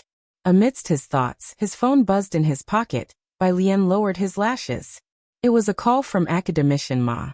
In the private room, Tang Ming and others were playing drinking games with Zhang Shi's, making a lot of noise. Bai Lian stepped outside to take the call. Academician Ma. On the other end of the call, academician Ma didn't speak right away. Through the electric current, there was only his heavy breathing to be heard. Bai Lian listened quietly, and after a moment her expression changed. "Academician Ma, where are you?" Ma's side continued with difficult breaths. The signal was poor, intermittent. "EVB." Academician Ma uttered a string of numbers and then said, "And that problem I left with you last time." He didn't say where he was. Before he left, he had given Bai Lian a probability combination problem. She had a good memory, so even if academician Ma only mentioned it once, she would remember the numbers he said to her. After he finished, Bai Lian wanted to ask more, but the line went dead. She looked down, her fingers pressing the numbers on the screen. Tried calling academician Ma back, but couldn't get through. Her fingers, slightly unsteady, went back to her contacts, pressing the number to dial out again. This time it was Jiang Fulai, and it didn't go through either. Bai Lian held her phone, standing in the hallway for quite some time, not returning to the private room. Instead, she sent a message to Zhang Shi's and went straight downstairs. She also couldn't reach Ming Dongheng on his phone. The hotel elevator was busy. Bai Lian didn't take it. She went straight down the stairs.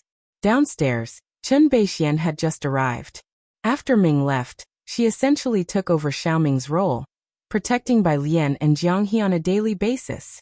But Bai Lian rarely called her, mostly sending her to pick up Jiang He, and now with the summer vacation, Chen Beixian had some free time. Today she even brought a gift for Zhang Shi's promotion.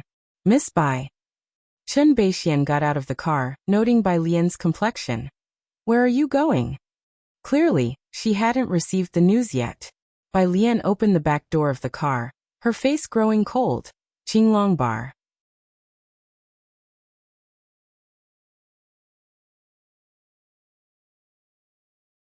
Chapter 851. 331 arrested.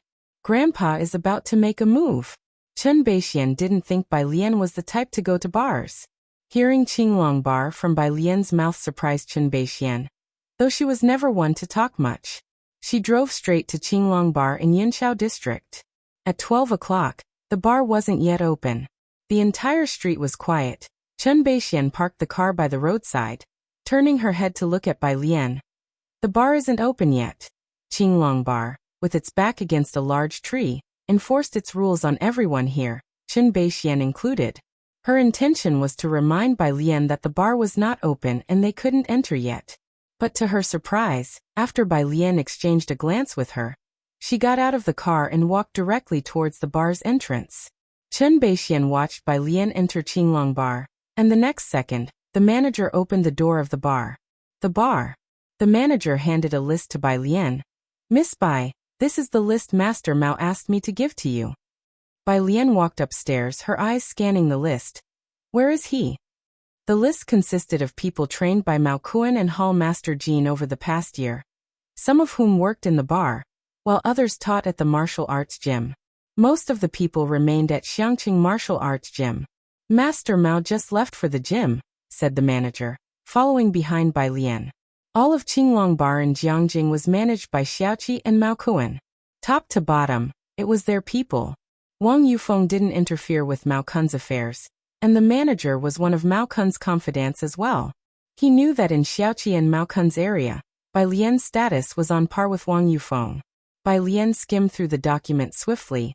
Her fair fingers closed the list and handed it back. Notify them, have the people from Xiangqing come over. The manager nodded and immediately gave the order. Upon reaching the top floor, they entered the innermost private room, which housed a bunch of instruments emitting a green glow. This was the core area of Qinglong Bar. Bai Lian approached the satellite communication machine, dialed out a communication link, and this time too, there was no response. She wasn't surprised. Ming Dongheng had made significant progress this year. Although not as strong as Mao Kuan, in Bai Lian's view he was good enough. The people Jiang Fulai sent with him would naturally not be weak. Bai Lian was not worried about Ming Dongheng making a mistake, and as for Jiang Fulai, he must have taken Ming Dongheng with him for a reason. What worried her now was whether Ma Institute scholar and Jiang Fulai could survive this ordeal. The phone rang. It was Chen Baixuan's call. Chen Baixian was outside, her voice urgent. The sound of an engine starting could already be heard through the phone. Miss Bai, the Chen family has a 990 emergency. CLA 990 emergency code. It seemed she had received the message. You go back first.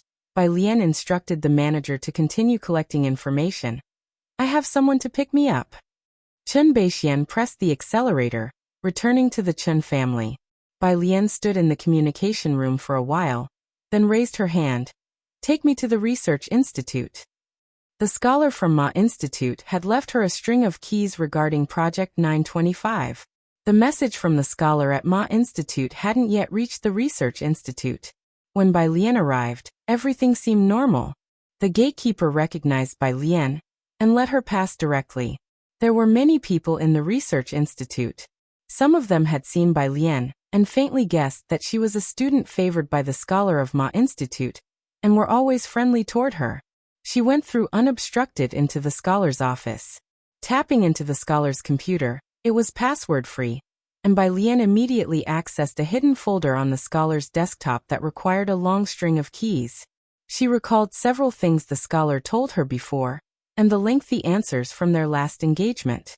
She entered them one by one. It wasn't right. She hadn't misremembered, nor were the answers wrong. It meant the keys weren't meant for this. Bai Lian shut down the computer, stood up. The phone rang again. This time it was Pu Xiaohan. Lian Jia, we finished eating. Are you done with your tasks? We are preparing to play werewolf again, and waiting for you. Werewolf. Bai Lian pushed open the window in the scholar's office. A chill wind blew in, and she spoke calmly. You guys play first, I don't have time to come back for now. Pu Xiaohan was surprised but did not press further. Sure. This group had blind trust in Bai Lian. Once the 990 code was issued, 2 hours later, the relevant departments immediately sealed the entire project, initiating a strict defensive stance. Ever since the incident that occurred more than a decade ago, domestic safety of researchers had been prioritized. The Jiang family.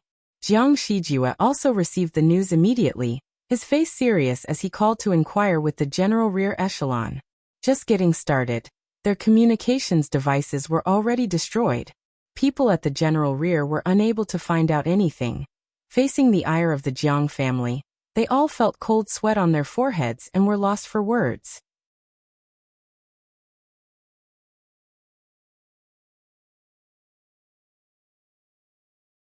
Chapter 852, 331 Arrested.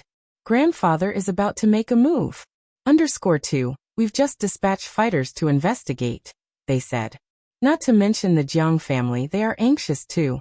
Currently, the research concerns a cornerstone of modern quantum mechanics and the future of dark matter in relation to the space agency. If these two have issues, domestic physics will be set back by more than a decade.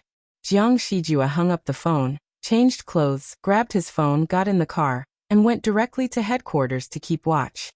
As soon as the car arrived, he saw that the Gao family people had already reached there. Perhaps right after the incident, the location was in full armor. The convoy at the entrance was fully equipped and ready to depart.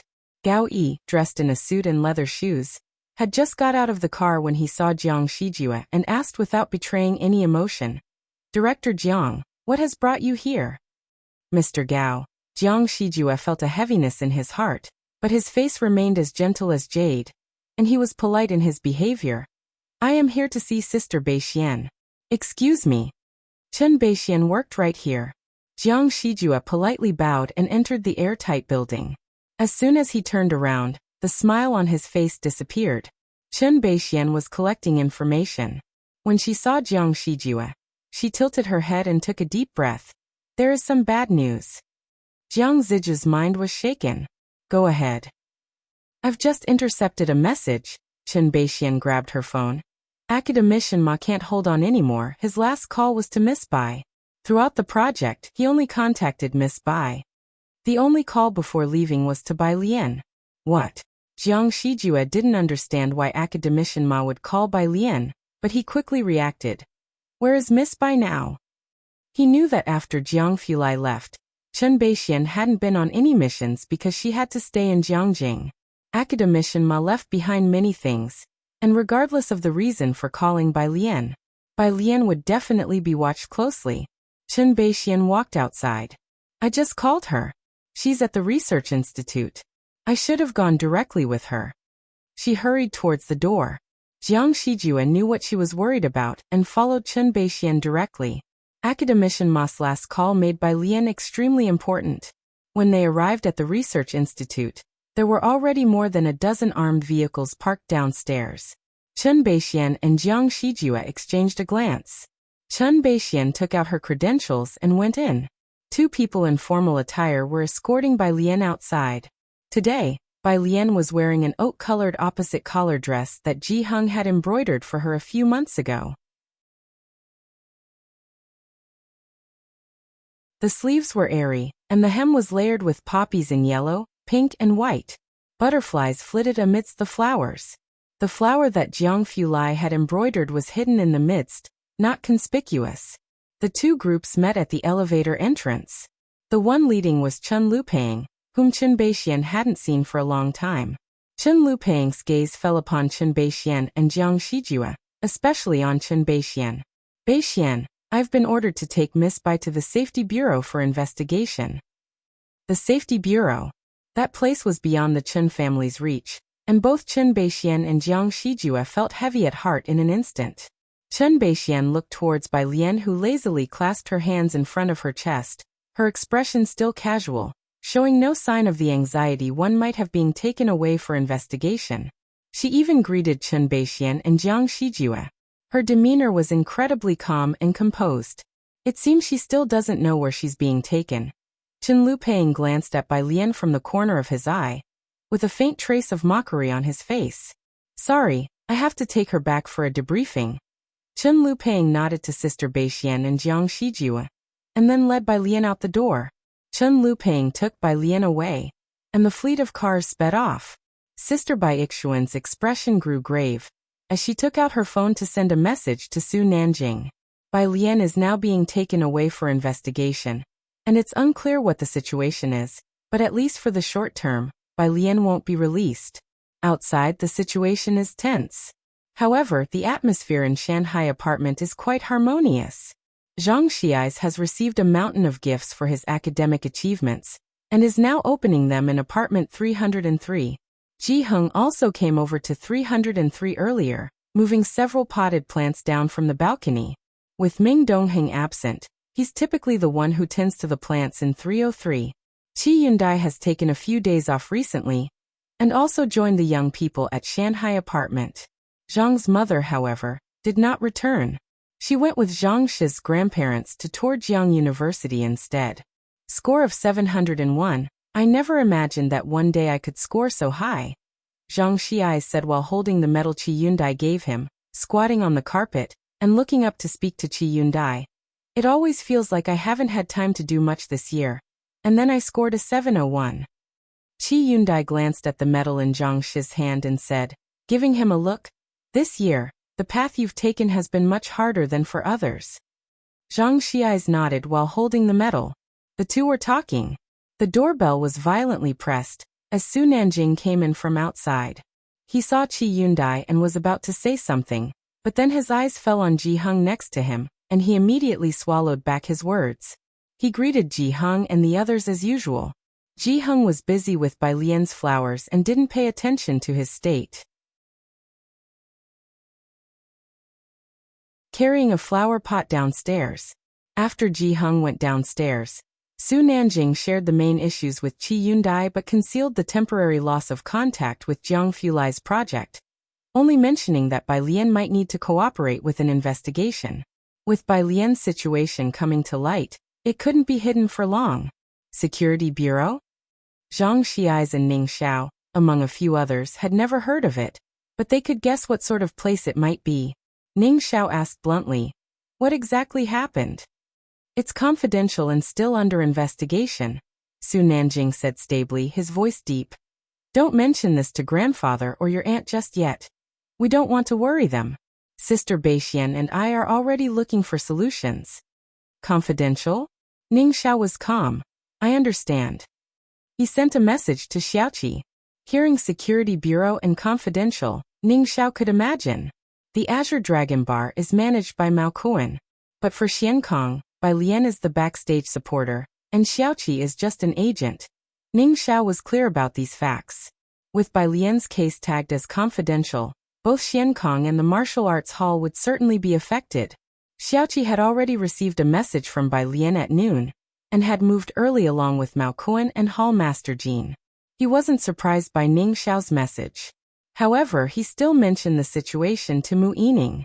Xiankong is currently collaborating with the Mu family's research institute. If they are under investigation, it's certain that the Mu family's medical research institute is involved as well. Downstairs, Ji Heng re-entered. He punched in the code, always composed, and upon entering he noticed the room full of people, still holding his pipe. He looked at Zhang Xiai. What's this? Why the long faces? Double monthly vote tickets for first-day subscribers.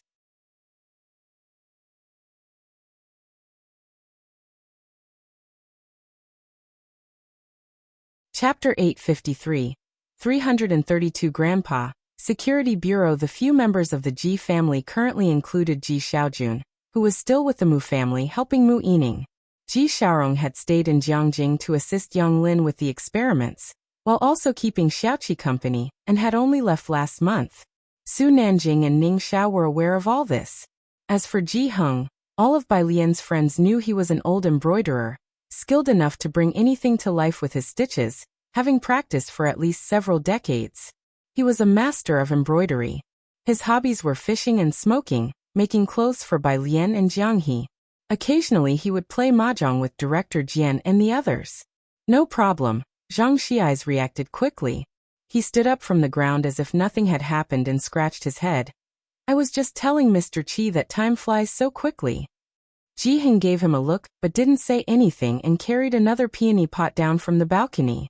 This pot of peonies was quite large. The diameter of the pot was about 40 to 50 centimeters, and it was somewhat heavy with the soil. Grandpa, Zhang Xiai stuffed the metal into his pocket and hurried to help Ji Heng. Let me help you carry it. Ji Heng lifted it easily. No need. It wasn't until after they had left that Su Nanjing realized. He had been looking at men like old Master Qin, and was used to thinking all old people of that age had poor health. But he now saw that Ji Heng was in really good shape. How long will Sister Lian probably be out? Ning Xiao took Su Nanjing upstairs. Now that Bai Lian wasn't around, Ning Xiao had some matters to arrange in her stead.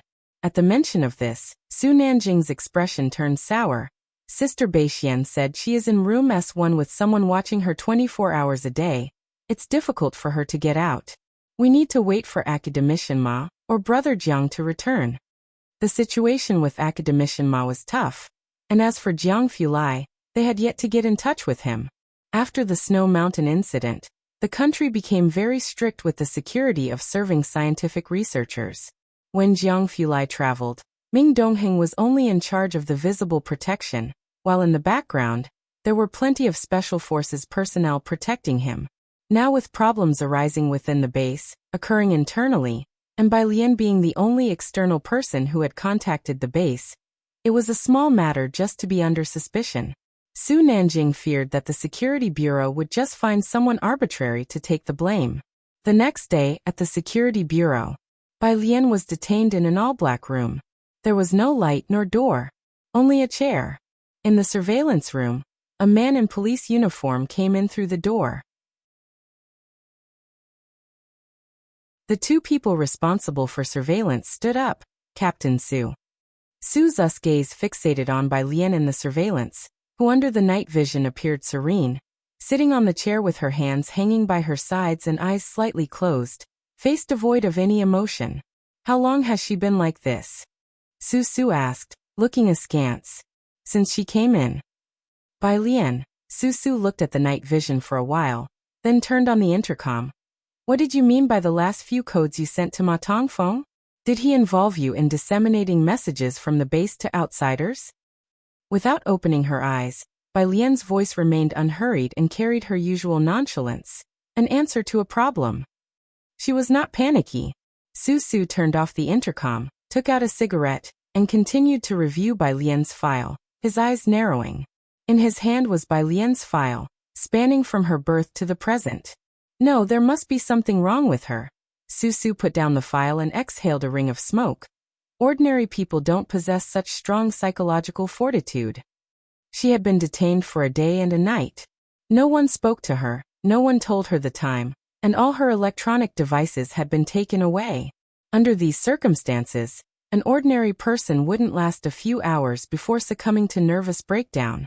Bai Lian, however, was unaffected, indicating her remarkable inner strength. Such a psychological endurance, even those who have received special training might not maintain. It's not something one expects from a first-year university student. Having interrogated many spies, Su could tell at a glance that Bai Lian had secrets. He stepped outside with his cigarette, while his subordinates were in the office blocking Chen Beixian. Chen Beixian was not a member of the Security Bureau, but the leader of the Chen family's special forces. People from the Security Bureau didn't dare to stop her easily, and once Su arrived, they conveniently let her through. Commander Chen. Su opened the door, letting Chen Beixian in. Captain Su, when can we release her? Chen Beixian entered the office, sat down in Su's chair directly, put her dagger down on the table, her black hair tied into a ponytail, and got straight to the point. You know whose person she is. Currently, the only contact from the site was Academician Ma. Her association with Academician Ma is still under investigation. Su, although from a different faction, was not afraid of the Chen family. The director has already stated that we must thoroughly investigate all her connections.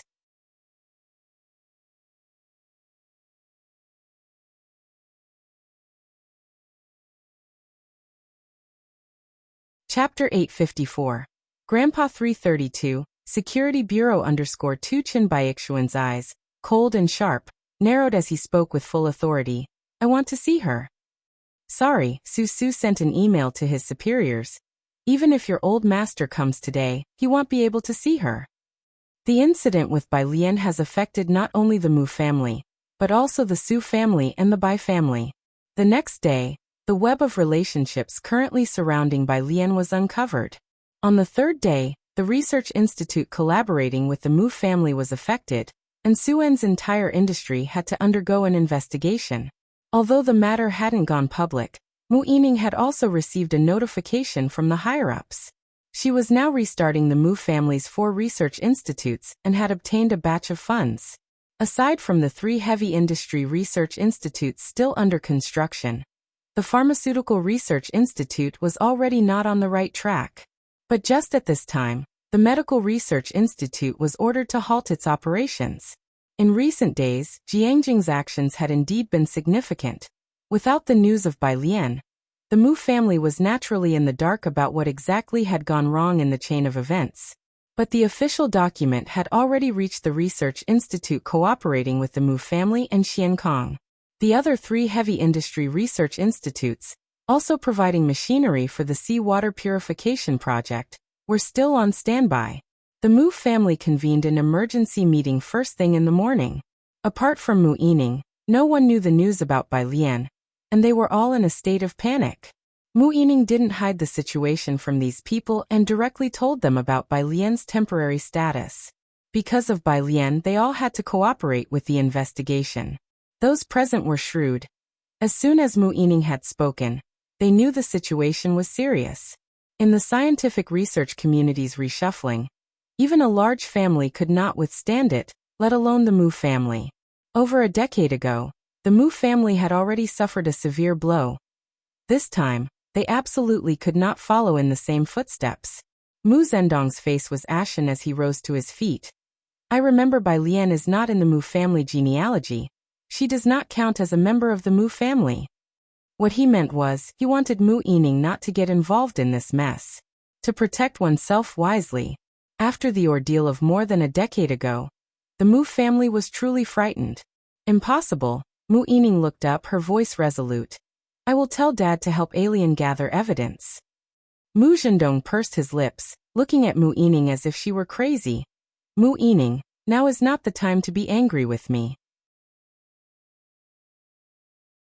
Whether it's her affair or not, if she gets into trouble, our Mu family cannot escape involvement. It was not the question of whether Bai Lian was in trouble or not, but Mu Zhendong and the others knew that if Bai Lian were the only suspect, in the end, whether it was her or not, it could very likely end up being her. Uncle, you don't believe her? Mu Yining remained silent, but Mu Zhao, standing behind her, looked up. Do you believe him? Mu Zhendong asked Mu Zhao, somewhat incredulously. Mu Yining lowered her eyes to sip her tea, signaling her position. After muttering to himself for a while, Mu Zhendong left with a sweep of his sleeve. I see you really are crazy. Upon leaving, he immediately instructed someone to buy him a plane ticket and started to tally his assets. Mu Yining turned to the others present and restated her stance. She is a descendant of the Mu family. I believe in her. Those who are afraid of being implicated are free to terminate their contracts with us ahead of time. Aside, the butler looked at Mu Yining without interrupting, only asking Mu Zhao, do you really believe in Miss Bai that much? Sister Bai, she scored full marks on her college entrance examination, Mu Zhao simply stated. The butler did not understand why Mu Zhao would bring this up out of nowhere. What did Bai Lian's full score in the college entrance exam have to do with this? Her essay also received full marks. Mu Zhao turned his head looking at the butler. An essay full of power that trended online. One cannot write such an essay without sentiment. If you think she is problematic, you might as well believe I'm Emperor Jiangwu. The butler. What kind of statement was Mu Zhao making? Meanwhile, the Bai family was facing a similar situation. Bai Qiming had not received news from Bai Lian for a long time. Lately, Bai Shaoqi's collaboration with Songmin had been going well, though Bai Shuk's apprenticeship process had been somewhat affected. The official document had been delivered to the Bai family. Bai Qiming was shocked. They had not been in contact with Bai Lian, and did not know the current situation in Jiangjing. He only called Bai Shaoqa. Bai Shaoqa was also unclear about Bai Lian's situation. But since it involved an academy, he had heard some rumors in the laboratory.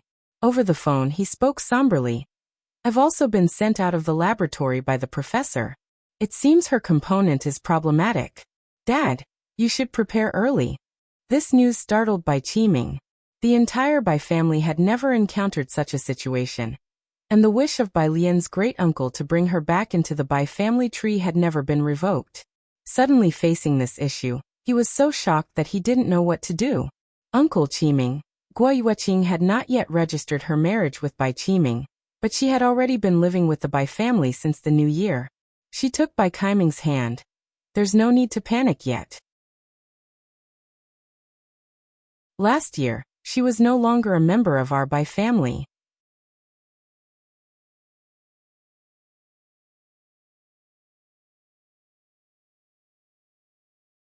Chapter 855. Grandpa 332, Security Bureau _3 Yes, the elder uncle no longer cared about glorifying his ancestors, or that Bai Lian was the nationally recognized top scholar he had longed for. She was already expelled from the family tree. You must quickly report this to the authorities. Just before this incident happened, the elder uncle had regretted letting Bai Lian leave. Now, however, he was relieved that they had the foresight to remove Bai Lian from the family tree early on. This approach won't do, Gui Yueqing lowered her eyes. Qiming, we should issue a news release to clearly state our position, and that we have long severed ties with her. Bai Qiming realized the situation, and immediately had his assistant handle the public announcement. Within an hour, the Bai family found a reporter to release the news and clearly delineated their separation from Bai Lian. Even so, the Bai family's business was still affected, and several projects were halted. The Su family was also undergoing investigations. Many of Su En's projects were halted, which he had his assistant monitor closely. He was more concerned about Bai Lian's current situation than these projects. He didn't know where Bai Lian was, and she didn't answer her phone either.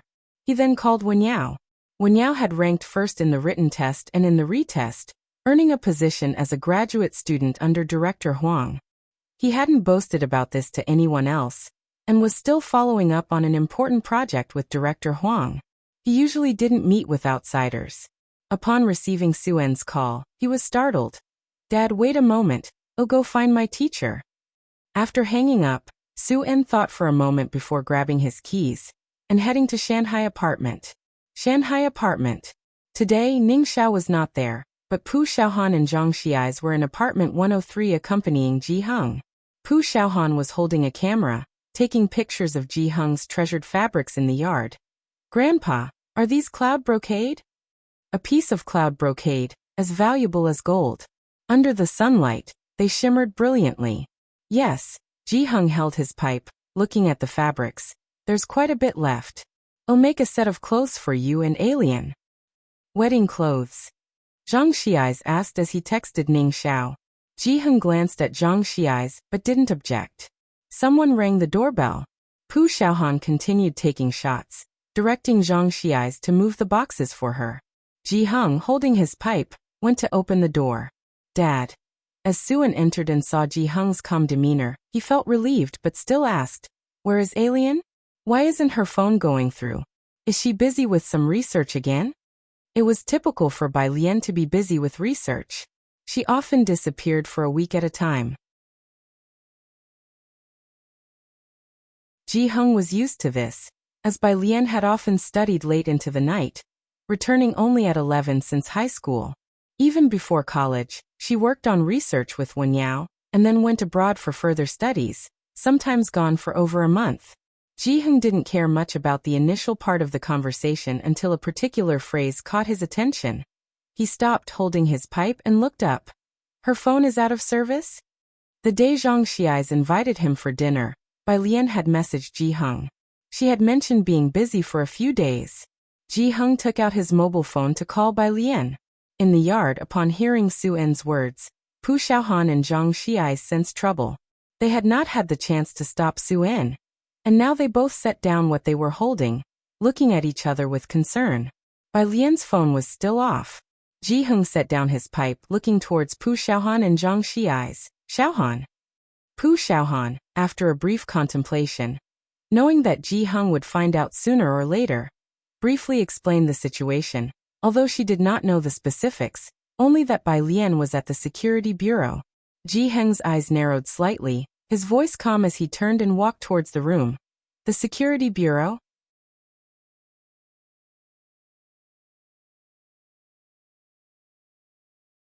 Chapter 856, 333, Come and check with me. Ji Heng's anger clearly exceeded their expectations. From the time they met Ji Heng, he had always been indifferently stable, his emotions not outwardly evident. One couldn't tell from his expression whether he was happy or angry.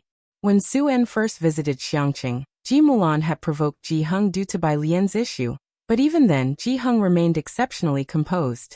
He had witnessed Bai Lian's imposing aura, and had even wondered who Bai Lian really resembled.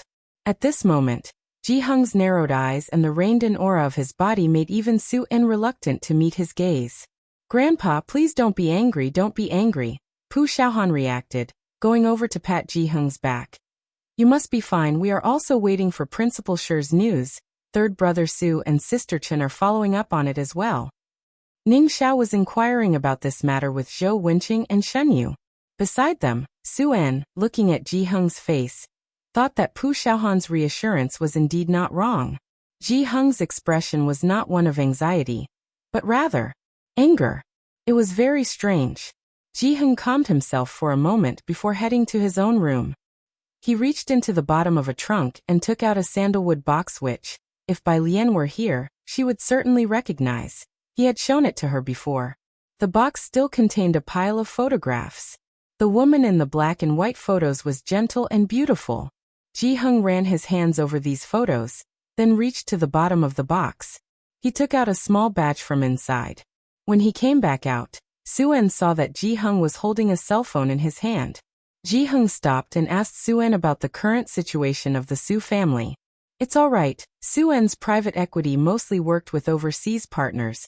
Bai Lian wasn't legally included in the Su clan, nor was she his stepdaughter, so the impact wasn't significant. Things aren't looking great for President Mu for the time being." But it was different for the Mu family. Xian Kong was directly cooperating with the Mu family. It wasn't too favorable for the Mu family's medical research institute. Ji Hung pursed his lips. "Let's go, I need you to drive me somewhere." Zhang Xiais and Pu Xiaohan hadn't learned to drive yet, so of everyone in room 103, Su-en was the only one who could drive. Su-en quickly grabbed the car keys and followed Ji Hung. Ji Hung and Su-en left the house, while Zhang Xiais and Pu Xiaohan stayed in room 103, exchanging puzzled looks. Jiang University. Su Wenyao called Dean Huang. Dean Huang assured him to focus on the data, with only one sentence. "Don't worry, she won't have any problems." After hanging up the phone, Dean Huang looked at Yu Xinjing, who was sitting in the office chair, his complexion not looking very good. "Big brother, any news from the teacher?" "No." Yu Xinjing shook his head. The two of them fell silent again for a long while. The incident at the snowy mountains 20 years ago was not the end. This time, the impact was going to be even more serious. Academician Ma and Jiang Fulai, both of them "Big brother, you need to get ready soon." Dean Huang straightened up and looked out the window. "Little sister signed the 925 secret contract. We have to prepare for her to move to the front and start accepting disciples on behalf of the teacher." The two of them knew that Bai Lian's research direction was the same as their teacher's. If Ma Tongfeng really didn't return this time, they had to be prepared to let her step into the limelight. Not many people knew about Bai Lian's situation. The One family.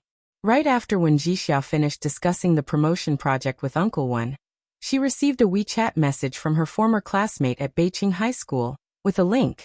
"I remember last year, the Bai family was saying that Bai Lian, the national top scorer, was part of their Bai family, so why are they now releasing news to dissociate themselves from her?" Last year, the Bai clan had made several trips to Xiangqing but failed to bring Bai Lian back. When Jixia had heard about it too, but she had not given it much thought. Until now. When Jixia opened the news link, which was very straightforward, Bai Qiming publicly dissociated himself from Bai Lian, stating that as early as last year Bai Lian was no longer listed in the Bai family household register.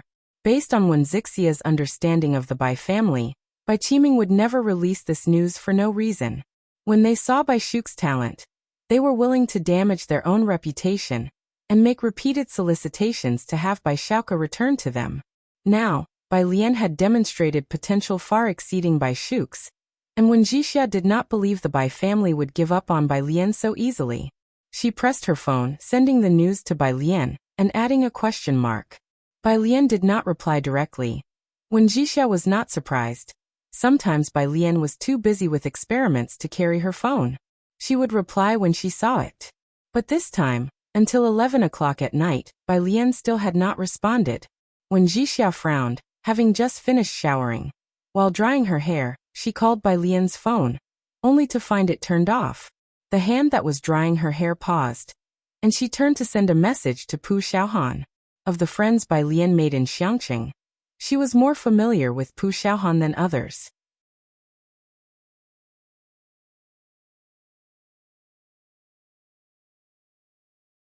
Chapter 857, 333, Come and Check With Me.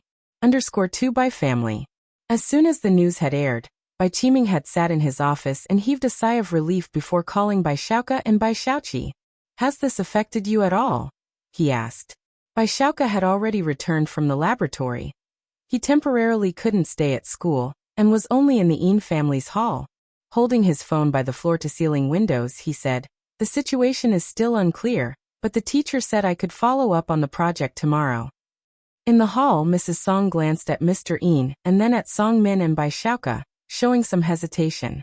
What exactly happened to her? Has the Bai family truly disassociated from her publicly? Although Bai Lian had previously been expelled from the family tree, Mrs. Song knew that the family elder had never reconciled to it. Everyone knew that Bai Qiming had frequently visited Jiangjing for the past year, hoping to find an opportunity to bring Bai Lian back to the Bai family. Bai Lian had not given them a chance, but the Bai family would not give up either. Now that they had made it public, the media and the public were aware, and the possibility of Bai Lian returning was virtually non-existent. Song Min pursed his lips slightly and remained silent. I heard from Xiaoke that it's a serious matter. Mr. Yin put down his teacup and said unhurriedly, It's probably for the best to disassociate. Gao family. Gao Yi slowly set down his teacup and slightly raised his eyes. I've already asked about this through the Safety Bureau, and you should also avoid going back to the Mu family for now to avoid getting involved. Mu Yujun started at his words. She recalled that Bai Lian had previously been on good terms with that member of the Jiang family. Now it seemed, were they truly unrelated? Otherwise, why wouldn't the Jiang family bail her out?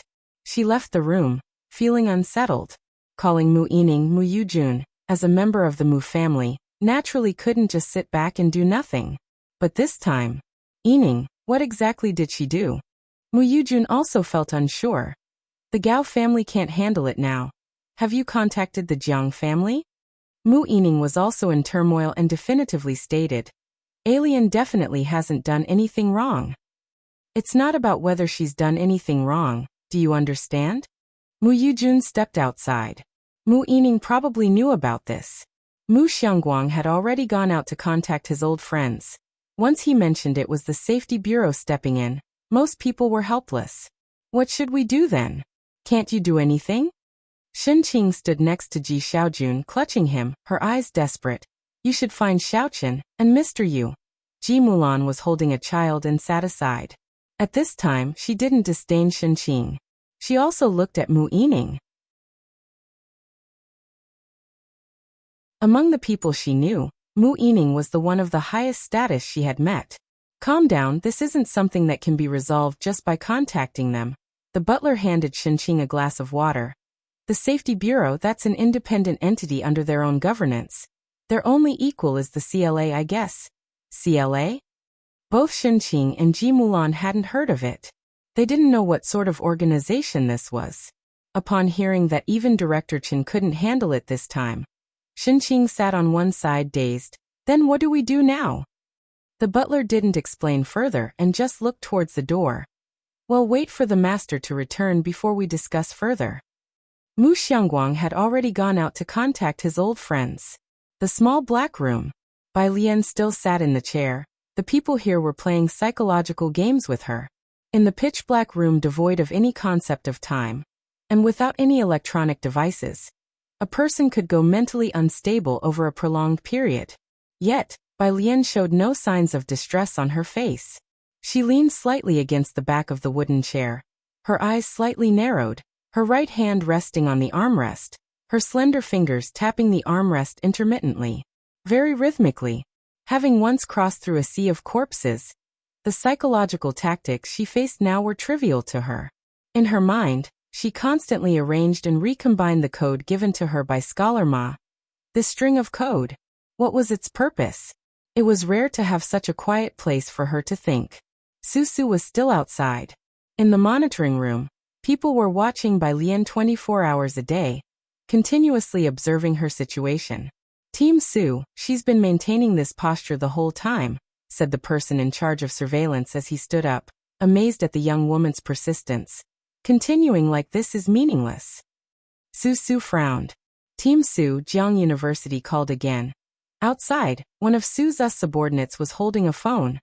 The president of Jiang University said we've arrested someone from their Tongfeng class and are reporting it to the higher-ups. The Chun family couldn't reach them, but Jiang University could report to higher authorities. The president of Jiang University was not one to be trifled with. Su Su looked at the monitor screen, where Bai Lian was still comfortably seated, seemingly sensing Su's scrutinizing gaze. She suddenly opened her eyes and looked directly into the camera that Su Su was watching. On the screen, her apricot eyes seemed colorless yet incredibly captivating. It made Su Su involuntarily step back. After a long moment, he regained his composure. As if not believing he'd been startled by a young girl, he pursed his lips. What business does Jiang University have in this?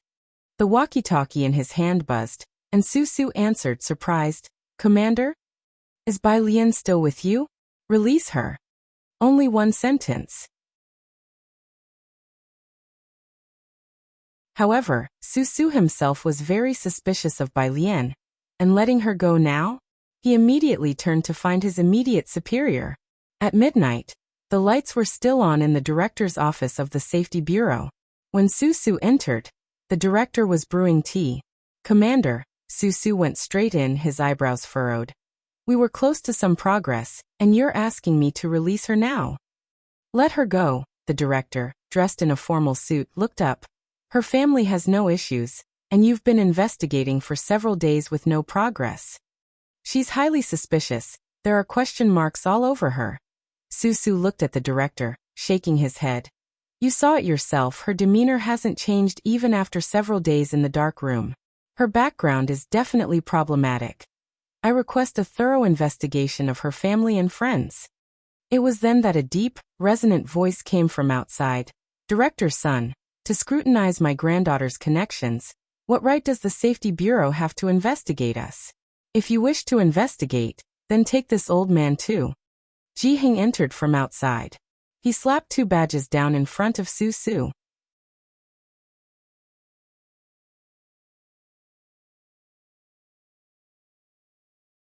Chapter 858.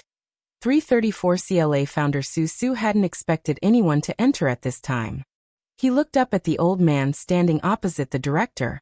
The old man in front of him had somewhat white hair, a pair of pitch-black eyes that were vibrant, and was dressed in an oxhorn gray long robe with a standing collar and straight lapels, all the buttons neatly fastened. Neat, clean. He was lightly turned to the side, looking towards himself. It was merely an old man, yet Su Su felt somewhat breathless under his gaze. Elder Ji, how could we possibly investigate you? The director opposite had already set down his teacup, still steaming, and hurriedly spoke. Hello, I am Pei Shi. I've had someone go to receive Bai Lian already. Rest assured, we absolutely do not harbor any doubts about your family. All of this is a misunderstanding. As he spoke, he picked up the phone again from the desk. Where is Bai Lian? They had also investigated for a few days. Besides that call from academician Ma, there was no evidence. Besides that, nothing was found out regarding the Mu family, or Bai family. As for the Ji family, even less was found. Thinking of this, Pei Shi looked at the 2 badges on the table and didn't dare speak. Director Pei, Mr. Xiao Kong has already been taken there. Hearing the response, Pei Shi let out a sigh of relief, hung up the phone, and poured tea for Ji Hung. Elder Ji, please have some tea. Pei Shi walked outside and handed the tea to Ji Hung. Bai Lian will be out soon. Ji Hing's gaze shifted to the door. Within a minute, someone brought Bai Lian in from outside the door. Bai Lian had been detained for a few days, looking somewhat thinner, but her mental state had not changed at all, still wearing the same plain-colored dress from that day. Seeing that Bai Lian was unharmed, Pei Shi couldn't help but wipe the cold sweat from his forehead. Thankfully, this young lady had a stable mentality, otherwise this situation wouldn't have been easy to handle. Grandfather? Bai Lian hadn't expected Ji Hung to be the one picking her up, and was quite surprised. She had expected 3 more days. Ji Hung as usual was silent. Noticing at a glance that Bai Lian was in good mental and physical state, he was relieved. Come back with me. He didn't speak to Pei Shi, nor did he look at Su Su beside him. He just took Bai Lian and left. Pei Shi naturally didn't dare say anything, and even with a smile, saw the two out. Outside, Su En's car had been parked the whole time. Today he had driven Ji Hung to two places. The first in the afternoon was an unknown street. Now it was a heavily guarded forbidden area. The guards nearby prominently displayed their guns. He sat in the driver's seat, not daring to move his hands, his heart in his throat. Only when he saw Bai Lian and Ji Hung walking far out from the door, did he breathe a sigh of relief, and opened the driver's door to step out. Alien, are you all right? He asked first, looking Bai Lian up and down. Her clothes were clean and neat, only she appeared a bit thinner. Her condition was very good. Let's go back first. Ji Hung only carried a cell phone, indicating Su En to get in the car first. Alien hasn't eaten yet. The group departed. Pei Shi finally breathed out slowly, and only when the car was out of sight did he walk back into his office. Director Pei. Su Su caught up with Pei Shi confused. Why? You also saw she endured so long. This person must have issues, and just like that, you let her go? Not investigating her anymore? The two returned to the office. On Pei Zai's desk, there were still two badges. Su Su recognized this? Pei Shi didn't answer but just pointed at the two badges and raised his brows, asking. Su Su lowered his gaze and squinted. Two badges, one a bit old, with a little leaf and a letter, A on it. He didn't recognize that. The other badge was newer, not a letter but a number, 8 on it. It looked somewhat familiar, but in Su Su's career, he indeed didn't recognize this badge. Is this a People's Merit Medal? This badge, it's normal you don't recognize. Pei Shi pointed at the slightly older badge, his expression serious. It's a badge for underground intelligence officers from the early founding period of our nation. Only 8 were made. Su Su was slightly stunned. After Pei Shi finished speaking, he pointed at the other badge. This belongs to that elder Ji, but later, he went into seclusion. Other than that, Pei Shi didn't say more. Ms. Ji and Elder J's descendants, their granddaughter, having such strong mental fortitude couldn't be more normal. Pei Shi knew not much else, just this evident fact. What issue could feasibly arise from such a family background?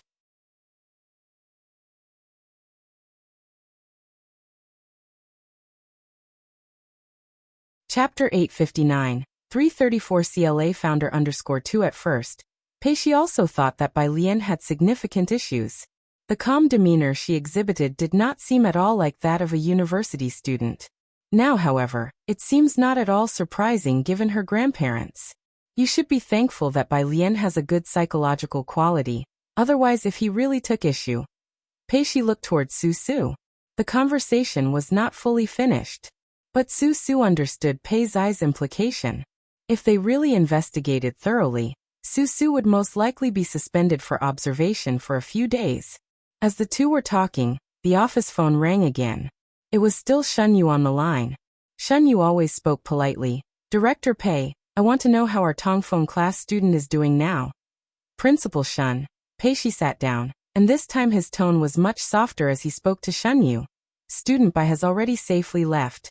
Everything before was a misunderstanding, and there is absolutely no problem with Bai student's family background. Shanghai apartment. It was already 1 in the morning when Bai Lian returned. Pu Xiaohan and Zhang Xiais had not yet slept. When the three returned, Zhang Xiais even cooked a pot of noodles for them. The few people gathered around the table in the hallway of room 103 to eat noodles. Zhang Xiais, used to the prison, crossed his legs, and now that Bai Lian was out he also relaxed a lot. Sister Lian, Brother Jiang and the others are okay, right? When can they come back? Soon. Bai Lian ate her noodles methodically. With her saying this, Zhang Xiais also felt reassured. Su En sat to the side, eating his noodles with his head bowed slowly. The incident involving Bai Lian was not minor. The two places Ji Hung took him to were not simple. Su En also knew about it, but he always made clear his own position, never asking what he shouldn't. After finishing the meal, he drove back to the office building in Yinshao district to the restroom. Dealing with it throughout the night, he finally called Ji Mulan the next morning. The news of Bai Lian's late-night departure was still unknown to others, and Ji Mulan was still at the Mu family home at this time. Ji Mulan was reading to a child of half a point in size. When she got a call from Su-en, she handed the child over to the nanny to feed, and went to the yard with her mobile phone to answer, "My dad." Su-en never let her worry about the child. It was only when she brought Su Siki back to the Mu family home that Ji Mulan managed to get involved a bit. "I just wanted to ask you, do you know what Dad does?" Su-en stood by the floor-to-ceiling windows, looking very relaxed. "He changed his surname and learned embroidery from my mom." When Ji Mulan was born, Ji Wanqing was already deceased, and she really didn't know much about the previous generation's affairs.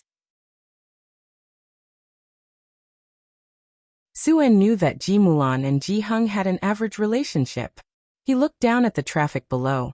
"Your dad has many pieces of cloud brocade. All were old and cherished, the kind that could be passed down." Ji Mulan never wore the clothes made by Ji Hung. When she was born, the people around her all admired imported goods and wore little Western outfits. Traditional attire was hardly worn by anyone, at most Cheongsam. This?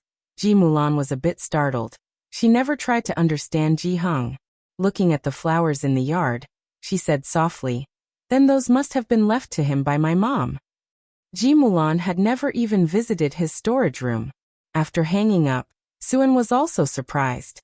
When he first became acquainted with Ji Mulan, he knew she was talented, but only thought she was one of the many in Xiangqing. Now thinking again about it, with so many fabrics in Ji Hung's possession, Ji Mulan's maternal family must also have been quite prominent. He only knew about the Mu family but had no idea who Ji Mulan's mother really was. She must have had a considerable status back then. Otherwise, Ji Hung would not have left the Mu family, or even changed his surname to Ji. He had initially thought Bai Lian was full of secrets, and felt that Ji Xiaojun was very capable. But now he felt that both Ji Hung and Ji Xiaorong seemed to be quite extraordinary. Like when Bai Lian was taken away silently for investigation. She returned to Shanghai apartment just as calmly and quietly. Although the incident was not publicized, the engineering project at the Mu Family Medical Institute was no longer being obstructed. Xiankong had stopped business for 7 days, made a fuss, and then reopened. Because Xiankong headquarters suddenly shut down for 7 days, various news stories took off on the internet. Amidst this hot topic, Xiankong reopened. The marketing genius Xiaoqi firmly took this opportunity for another marketing campaign, and attracted another batch of attention. Xiankong, which was rumored to be under regulation days ago, soared abruptly. Miss Bai is back. Chun Beixian, who was busy at the Chun family to the point of taking off, stood up upon hearing the news from Su Nanjing. Su can let her come back? Chun Beixian knew Su well enough. He even dared not to give face to Mr. Chun. Not sure, Su Nanjing pressed the center of his forehead. He hadn't slept well these days because of Bai Lian and Jiang Fulai. She didn't say, but Su Nanjing narrowed his eyes slightly, recalling Yu Xinjing and Huang Yushua. Without Ma Institute present, his eldest disciple was still there. His connections in the circle were all still intact, with disciples all over. And if it was known that he had taken another closed-door disciple before leaving, Bai Lian's status within the circle was clear. Of course, Su Nanjing also remembered the significant amount of iridium Bai Lian signed for the Mu family, all of these unbeknownst to him. The more he thought, the more astonished Su Nanjing felt. He realized, as if in a trance, that Bai Lian seemed to have not yet played any of her trump cards. But what? Chun Beixian picked up his coat and headed out. Su Nanjing leaned by the second-floor window, watching the water beneath. "Before Brother Jiang comes back, it's better that you be more careful." "As if you needed to tell me." Chun Beixian took his car keys and left in his car. "I'm off to Shanghai apartment to stay." Since Bai Lian had run into trouble this time, Chun Beixian did not dare leave her side for half a step. At least until Jiang Fulai returned, she needed to keep a close watch on Bai Lian. Shanghai apartment. The door of room 103 was closed. Ji Hung was catching up on sleep. When Chun Beixian arrived, Su was outside the door of room 103. He had come to bring Ji Hing these 2 badges.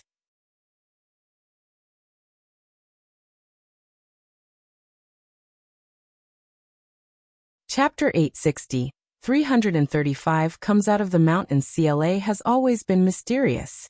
The personnel inside are all selected through a rigorous process. Su initially aimed for the CLA, but he failed to meet the special training standards. Even those who were eliminated were exceptionally outstanding among ordinary people, which is why he could stay with Peishi. Whether it was the people from CLA or Pei Zai's group, each had undergone meticulous background checks.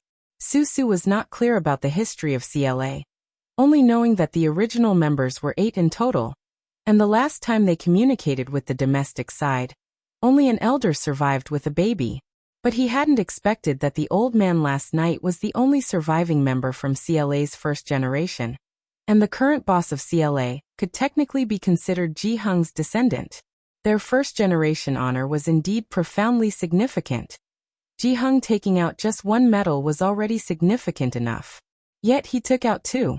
At this moment, Su looked at Chen Beixian without the previous tension. "Come and apologize to Elder Ji." "Quite polite." Chen Beixian squinted, wondering since when had Su and his people suddenly become polite. 103, Ji Hung, wearing a coat, opened the door. Seeing Su was no surprise, and he stepped aside to let him in. "Elder Mr. Ji." As soon as he entered, Su bowed deeply, somewhat ashamed, raising a brocade box above his head with both hands. "This belongs to you." 8 people, only 1 survived to establish the CLA, concealing his identity. Yet they doubted him, forcing the old gentleman to take out these 2 medals. Su had not slept all night. Upstairs, Bai Lian had not yet woken up. She barely slept in the dark room, having eaten noodles last night. She had only time to send a message to Xiaoqi and Su Nanjing before sleeping till now. Jiang He was lounging on the sofa in the hall, lazily twisting a Rubik's Cube. Xiaohan sat next to him watching TV. Zhang Xiais opened the door for Chen Beixian. "Sister, good." Zhang Xiais was on the phone with his dad, greeted Chen Beixian, then continued speaking to his father. "Lian? She's back." "Yes, it's fine. You're not coming back?" Chen Beixian glanced at Zhang Xiais. She had a good memory and remembered the imposing middle-aged man she had seen last time in the stairwell, who seemed to be Zhang Shi's father. "Sister Chen." Xiaohan put down the remote and stood up. Only Jiang He, still leisurely nestled in the corner of the sofa, his legs crossed and twisting the Rubik's Cube. He paid no attention to Chen Beixian. In all of Jiangjing, besides Bai Lian and Jiang Fulai, no one else dared to confront Jiang He. After all, no one knew if Jiang He was the second Jiang Shijue trained by Jiang Fulai. Chen Beixian was used to it by now. She crossed her arms and stood aside, speaking to Xiaohan. "How many people are still here?" "You mean the academics?" Xiaohan poured tea for Chen Beixian. "They're still in the lab." By mid-July, the autumn recruitment had also begun, which was a crucial period for marine engineering. Even those from Jiang University, who passed the postgraduate exams, were only so many, and large enterprises also needed to replenish their ranks. Chen Beixian thought of Ning Xiao and nodded. Gao family. Gao Yi and his group were in the living room, discussing the Mu family. Upon hearing that the Mu family had once again continued cooperation with marine engineering, the Gao family was surprised but not concerned. They had already obtained half of the shares from Mu Zhendong's hands. As for the apparent rise of the Mu family, the Gao family was not worried either. The Mu family was just struggling, especially since what they lacked most was manpower. This situation involved the State Security Bureau, something many professors knew about. There was a trust crisis regarding the Mu family, and not many wanted to be affiliated with them anymore. A situation where even Mu Ziangguang's connections were of little use. Autumn recruitment is imminent. The fresh blood from Jiang University is important for us. Gaoi looked at the office staff. My suggestion is to increase the stakes, try to get more honorary professors, and let more fresh blood flow into our research institutes and companies. Without Professor Ma this year, more would flow towards us. Research institutes also have ratings, which are essential for equipment, researchers, and research venues. The Gao family not only lacked a central research institute, but also a leading figure. Although they were actively promoting Gao Jiechen, he was still far from someone like Professor Ma. It's hard to say. An elder looked up. You know there is also Hewen. Last year, the majority headed toward the Jiang family because of Hewen. Hewen's influence at Jiang University was too high. Not to mention the presence of the foremost authority there, the Gao family saw little advantage in comparison.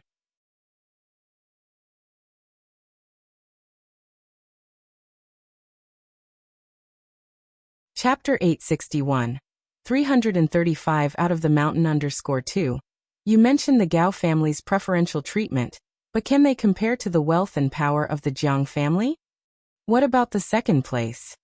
When Gao Yi brought up Hewen, he also found him troublesome. Have you contacted him or anyone else?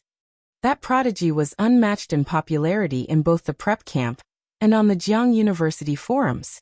People were even starting to bet on how long it would take for him to reach his peak. This level of popularity was something not even Hewen had achieved in the past 2 years. It's strange, another person shook his head. I can't find any information on him. And Jiang University also said that it's student privacy and refused to divulge anything. The decision from Jiang University truly wasn't something the Gao family could influence. It would be great if we could recruit him, Gao Yi said somberly. That would solve 2 major issues the Gao family was facing all at once. Given his current intelligence, it was only a matter of time before he reached the standing of Jiang Fulai, or even an academician at Ma Institute. As for his influence, his follower count on the app spoke for itself.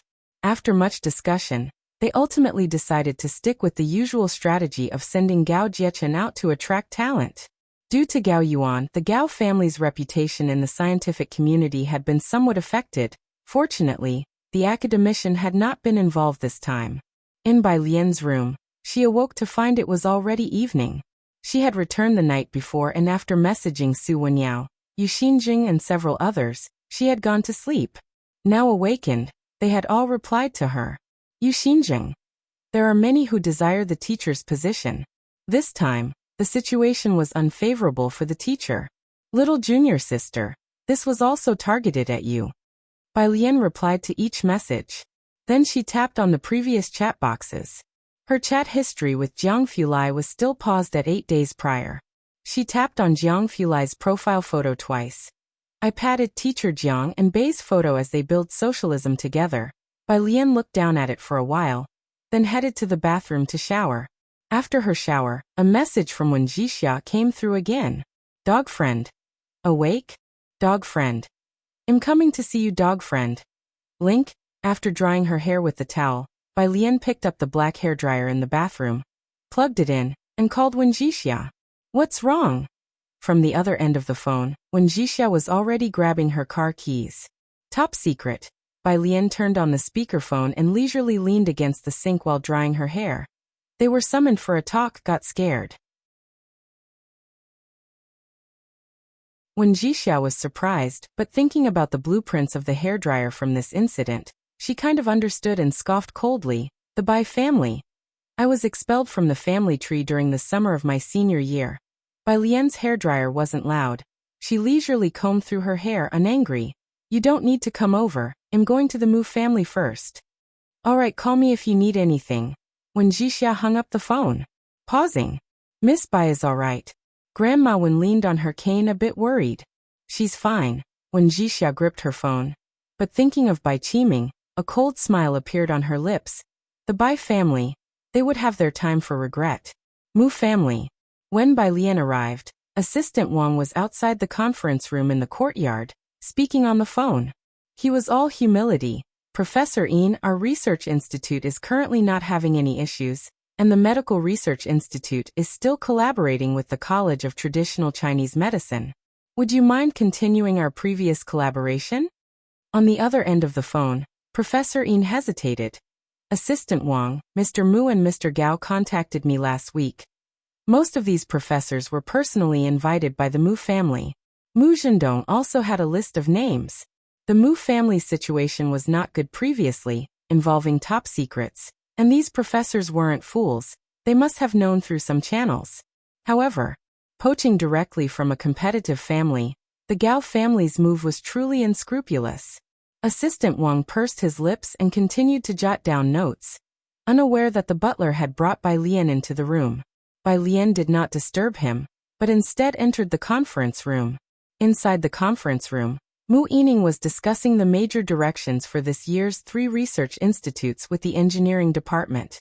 Seeing her enter, everyone in the conference room stood up. Both Ji Xiaojun and Ji Mulan were also present. Ji Mulan did not participate in the official business, but as she also held shares, Mu Yining would not exclude her from any matter. The butler served her a cup of tea. "Don't mind me," continued talking. Bai Lian sat down at the farthest seat, her elbow resting on the armrest. She indifferently brushed away the tea foam with a calm demeanor. Though she said this, the people in the conference room were looking at the woman standing behind Bai Lian, twirling a dagger. Even if they were curious about what exactly Bai Lian was doing and why it involved top secrets, because of Chen Beixian, they did not dare to glance in her direction. Only Ji Mulan, sitting in another corner, also picked up her teacup and glanced at Bai Lian. She was dressed in a black casual jacket today, simple in style, sipping tea with a wild sense of mystery. Just casually sitting there drinking tea. It was the most laid-back and lazy posture in the entire room. Yet inexplicably, it was the most commanding. She really has changed, Ji Mulan thought, stunned. Outside, Assistant Wang came in with a notebook and phone to report to Mu Yining. "This is absolutely outrageous." One of the Mu family members slammed the table and stood up, furiously red in the face. This Gao family and Mu Zhendong, willing to curse, but mindful of Bai Lian and Chen Baixuan's presence, he restrained himself. "Are these professors that important?" Ji Mulan didn't quite understand these matters, and just instinctively asked. "As our 3 institutes are restarting, though funding has been secured, we have few researchers." Mu Yining tilted his head, explaining to Ji Mulan. "And for this year's autumn recruitment, we need fresh graduates from Jiang University as grassroots staff who already have social experience. We wanted to bring in a group of professors to add prestige and hopefully attract some fresh talent. Not to mention the annual Research Institute ratings, but these details Mu Yining wasn't too clear about himself, so he didn't explain them to Ji Mulan. They spoke in low voices, but Bai Lian heard. She leaned back in her chair, her fingertips lightly tapping on the teacup. She looked up thoughtfully. "Attract fresh blood?"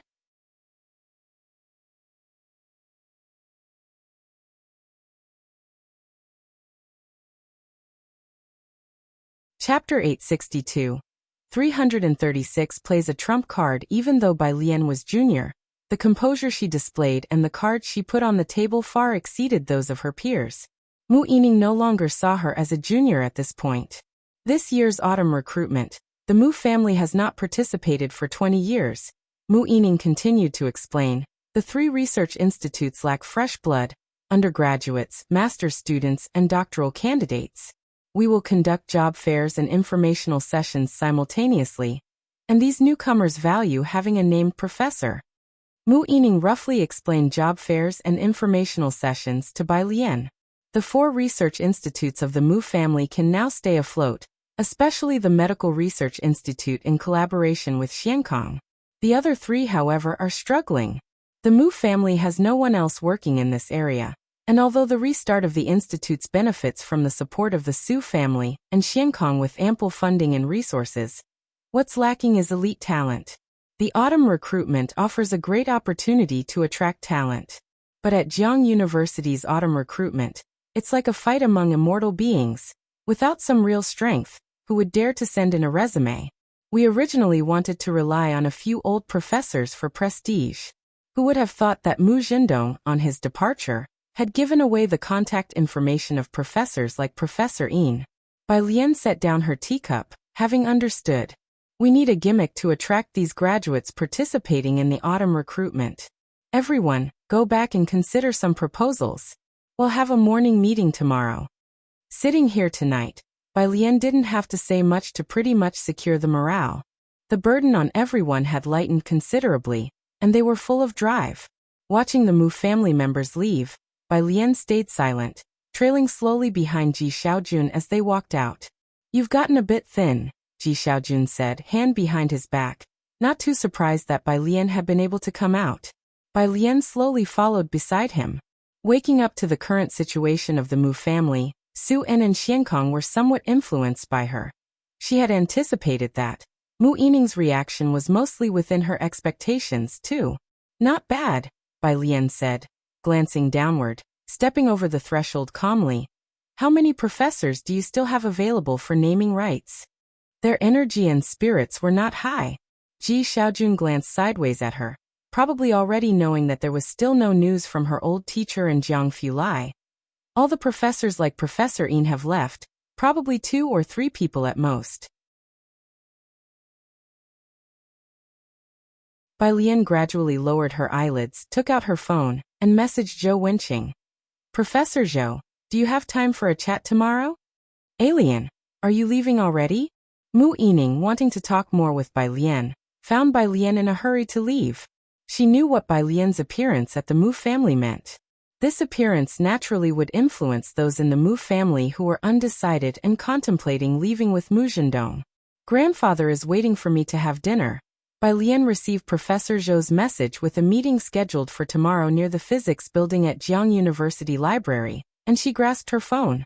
At the entrance, the Mu family members had already brought Chen Baixuan's car around. Chen Baixian took the keys, stepping into Ming Dongheng's role. Mu Yining and Ji Xiaojun watched her leave, and only after the car was gone did Assistant Wang ask softly, "How exactly did Miss Bai come out? Didn't they say the Gao family couldn't even manage it?" Mu Yining shook her head slightly. Ji Mulan stood to one side, not having said a single word to Bai Lian from beginning to end. Her phone began to ring, showing the Song family's number. She had always been in contact with Mrs. Song. "How are you all doing?" Mrs. Song asked gently. Ji Mulan certainly knew about Bai Qiming publicly disassociating with Bai Lian, as many people in Beijing had forwarded her that piece of news under the guise of casual conversation.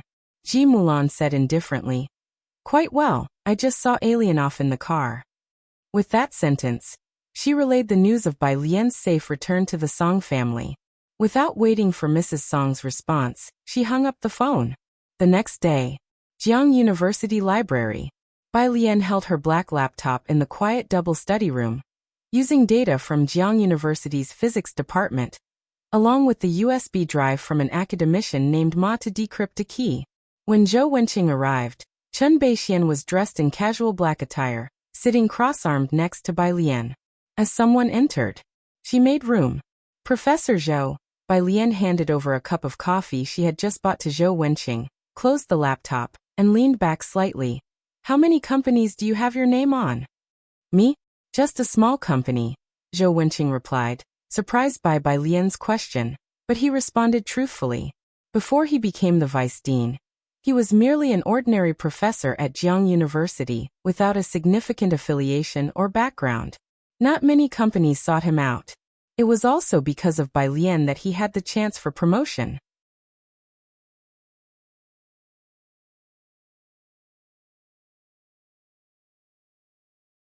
Chapter 863, 336 plays a trump card _2 at the beginning of the year. He was promoted to vice dean. His popularity at the School of Physics was second only to Dean Huang. After being promoted to vice dean, a flurry of companies sought him out, but Zhou Wenqing rejected them all. Being the vice dean of Jiang University's Department of Physics was more than just one level higher than an ordinary professor. In that case, after Dean Huang was promoted to the president of the university, Zhou Wenqing was very likely to take over his position. Of course, during this period, Zhou Wenqing also needed some achievements and projects. He couldn't blindly choose projects. "Professor Zhou, you should know about the project between academician Ma and Ning Xiao." Bai Lian sat up straight, not beating around the bush with Zhou Wenqing, and looked up. "The Mu family's 3 research institutes are involved in the machine production, basically starting from scratch, and I would like to invite you to be an honorary professor." Zhou Wenqing looked at Bai Lian in surprise. He thought Bai Lian was like academician Ma and wouldn't bother with these matters. "Bai student, what is your relationship with the Mu family?" Bai Lian merely replied lightly, "My uncle's family." "Fine." Almost as soon as her words fell, Zhou Wenqing blurted out an affirmative fine. He inserted the straw into his coffee cup, holding it with both hands. "Bai student, when can we sign the contract?" Zhou Wenqing was quite eager. This opportunity was not to be missed. and he was naturally aware of which Tongfeng class academician Ma was here for. With someone like Bai Lian, it was clear how far she could go in the future, wasn't it? This was her uncle's enterprise, and she had personally brought it up. Zhou Wenqing naturally understood the value of this opportunity. Bai Lian picked up her phone and asked Ji Xiaojun. They finally settled on 2 days later. Zhou Wenqing left with his coffee, brimming with joy. Chen Beixian had been waiting outside while the two talked. She lowered her gaze and sent a message in the group chat. Chen Beixian. Xiaoming hasn't returned yet, but at Su Nanjing, are you really not intervening in the Mu family's matter? Having been at the Mu family the previous night, Chen Beixian naturally heard what Mu Yining had said. She also knew what was going on with the Mu family. This year's autumn recruitment indeed posed some difficulties for the Mu family. Su Nanjing. .. He typed a smiley face. Seeming secretive, Chen Beixian raised an eyebrow. It wasn't until Zhou Wenqing came out that she put away her phone and went back in. Inside the break room, Bai Lian reopened her computer. She glanced at WeChat, where there was still no news from academician Ma and Jiang Fulai. She knew this matter must be extremely confidential and was sealed tight, but the lack of news was making her anxious. Bai Lian paused for a while. Her fingertips rested on the touchscreen before she looked up, pondering slightly, and discussed with Chen Beixian. I don't need you to protect me. You can go do your own things. Chen Beixian shook her head. Miss Bai, just act as if I'm not here. With Jiangjing being chaotic recently, if something were to happen to Bai Lian on her watch, she wouldn't know how to report back. Bai Lian's gaze fell on Chen Baixuan's face, but in the end, she said nothing. Another day passed. With online recruitment approaching, all the major enterprises posted their official announcements. The employment forum of Jiang University was like a battlefield of deities, the gathering place for elites nationwide. Whether it was staying domestic or from abroad, everyone liked to get the first-hand news here. Jiang University's renowned professors and some employment guidance teachers would also analyze a bunch of enterprises here. President Mu, when are we issuing our official announcement? Assistant Wang was also trying hard to contact more professors, but compared to those on the forum, it wasn't enough. Wait, Mu Yining raised her hand and looked at the time on her watch. Alien seems to have arranged a meeting with a professor for us, said to be from Jiang University, coming to sign a contract with us soon. Ji Xiaojun said. They had scheduled for 10 o'clock. Miss Bai. Assistant Wang was surprised as he followed Mu Yining. Who did she schedule? Isn't Miss Bai just a freshman? Mu Yining also found it strange. A professor from Jiang University, even one without any faction, was not someone you could just schedule a meeting with. When the two arrived at Ji Xian's office, there were still 10 minutes to 10 o'clock. Seems to be one of her teachers. Ji Xiaojun was also not very clear. At 59 minutes past 9, a knock was heard at the door. Mu Yining quickly put down the contract drafted by Ji Xiaojun and stood up. Outside the door, Bai Lian came in with a middle-aged man in a suit. Assistant Wang followed both of them. Hello. Zhou Wenqing shook hands with Ji Xiaojun and Mu Yining one by one, introducing himself in an unhurried manner. I am Zhou Wenqing. The group sat down around the coffee table by the sofa. Mu Yining handed the contract to Zhou Wenqing. The salary offered in the contract was very high, surprising Mu Yining, but since Ji Xiaojun had said the contract came from Bai Lian, she didn't question it. Zhou Wenqing had already reviewed the electronic version of the contract. He scanned it briefly, and then signed his name at the end. As Mu Yining stamped it, she clearly saw his name, Zhou Wenqing. She silently noted down the name. After signing the contract, Zhou Wenqing courteously declined Mu Yining's invitation for lunch, just smiling. I have a lecture in Lin City at 2 o'clock this afternoon, and the car is waiting downstairs. Professors often had many lectures, so Mu Yining and Ji Xiaojun had no choice but to bid Zhou Wenqing goodbye. Bai Lian escorted Zhou Wenqing downstairs, and the two walked ahead. Zhou Wenqing spoke softly to Bai Lian. I had a meeting with Dean Huang last night. Don't worry, it won't be a big issue. He noticed Bai Lian had been distracted recently. Zhou Wenqing's car left the Mu family building, But Bai Lian did not go. She just followed behind Ji Xiaojun. Mu Yining trailed a few steps behind them. Before entering, Assistant Wang exclaimed softly in shock, "President Mu, look at this." He handed his phone over to Mu Yining. Mu Yining stopped, took the phone, and looked down while standing still. The page on Assistant Wang's phone was a search engine result. The search was for Zhou Wenqing's name. A white background ID photo appeared. And having just met Zhou Wenqing, they understandably recognized his face. Additionally, there was a line with his title introduction. Only at the bottom of the page. Acting Vice Dean of Jiang University's School of Physics. So this Professor Zhou is the Vice Dean of the School of Physics. Assistant Wang inhaled sharply beside her.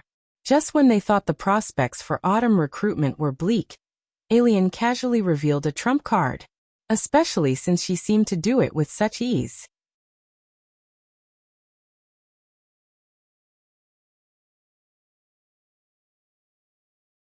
Chapter 864.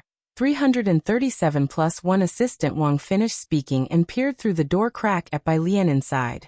Vice Dean of the Physics Department at Jiang University. This type of esteemed professor, Assistant Wang had only heard about from the Gao family members, as well as from Ren Wanxian previously. At its peak, the Mu family was able to invite 1 or 2 academicians to preside over their affairs. Now they were hardly able to invite Professor Yin. Who knew that instead of Professor Yin, they ended up inviting Zhou Wenqing. Having followed Mu Yining for 7 years, Assistant Wang only understood the company's matters, and was unfamiliar with the 3 research institutes. But even he could sense Zhou Wenqing's oppressiveness through the Qiandu Qianku platform. He felt a bit dizzy, having started at the grassroots level of the Mu family's seawater engineering project. He always had a sense of unreliability, and now, he was very hopeful. Mu Yining calmed down and returned the cell phone to Assistant Wang. Into the office. In the office, Ji Xian's secretary poured a cup of tea for Bai Lian, and the office no longer had the previous urgency and tension. Bai Lian stood in front of the office's floor-to-ceiling window, casually picked up the cup of tea, tilted her head to thank the secretary, and watched the vehicles coming and going below with her dark pupils. "Why isn't Miss Chen with you today?" Ji Xiaojun suddenly remembered Chen Beixian. Lately, wherever Bai Lian was, Chen Beixian would follow her. But today she was nowhere to be seen. Bai Lian shook her head. Nevertheless, it was just as well that Chen Beixian wasn't here. Meanwhile, at the Jiang family, opposite the massive gate stood a well-equipped medical research institute. At that moment below the institute, a crowd of men in black stood guard. Jiang Shijue, Ming Dongheng, and Chen Beixian gathered outside the top-floor intensive care room, only able to look through the glass at the person lying on the bed. The elevator door opened. Gao Shu didn't wait for the elevator and hastily climbed the stairs to the 5th floor. Dressed in a black dress with a colorful scarf fluttering at her neck and high heels on, she stood breathlessly in front of Director Ma and looked up. "Director Ma, what's his situation?" Information about Jiang Fulai had always been blocked. The moment he arrived in the capital, the Chen family had notified Gao Shu. Just like when he was 8. Director Ma took the report handed over by a doctor and looked up, speaking seriously. "No external injuries, indicators normal, but he's fallen into a coma." Gao Shu took a step back. Falling into a daze, she didn't dare to think back to what happened when Jiang Fulai was 8. Rebirth from a desperate situation. Back then, Gao Shu had also sought many specialists for him, and it wasn't until a week later after treatment by the old traditional doctor of the Luo family that he regained consciousness. Afterward, twice a year, 2 medical research institutes would check Jiang Fulai's blood for problems, but they never found any. The Luo family didn't provide any answers either. Everyone, including Gao Shu, was relieved, afraid that he would lapse into a coma again. Fortunately, it never happened after that. "We need to keep this a secret." Gao Shu took a deep breath. "We can't let others find out.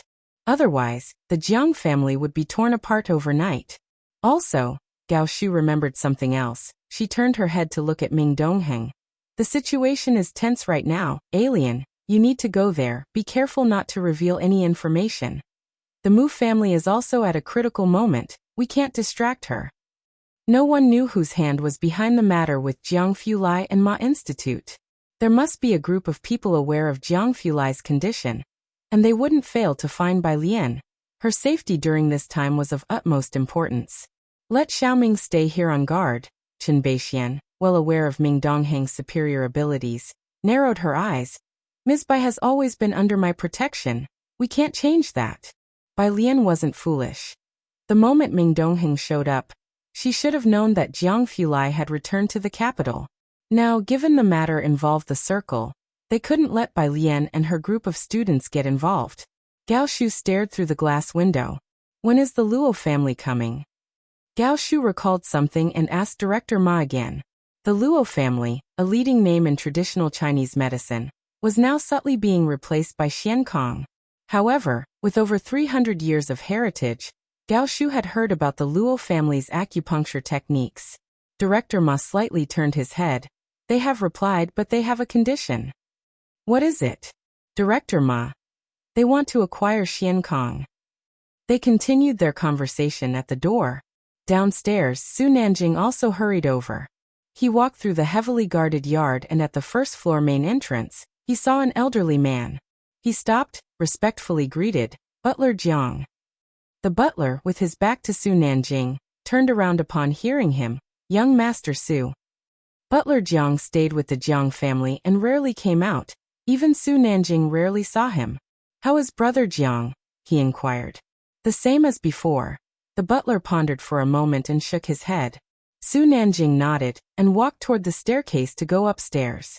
The butler looked at his retreating figure and suddenly asked, "How is Miss Bai doing now?" Su Nanjing wasn't surprised that the butler knew about Bai Lian. He turned his head and replied, "She's fine, dealing with family affairs." The butler turned slightly and whispered softly, "That's good."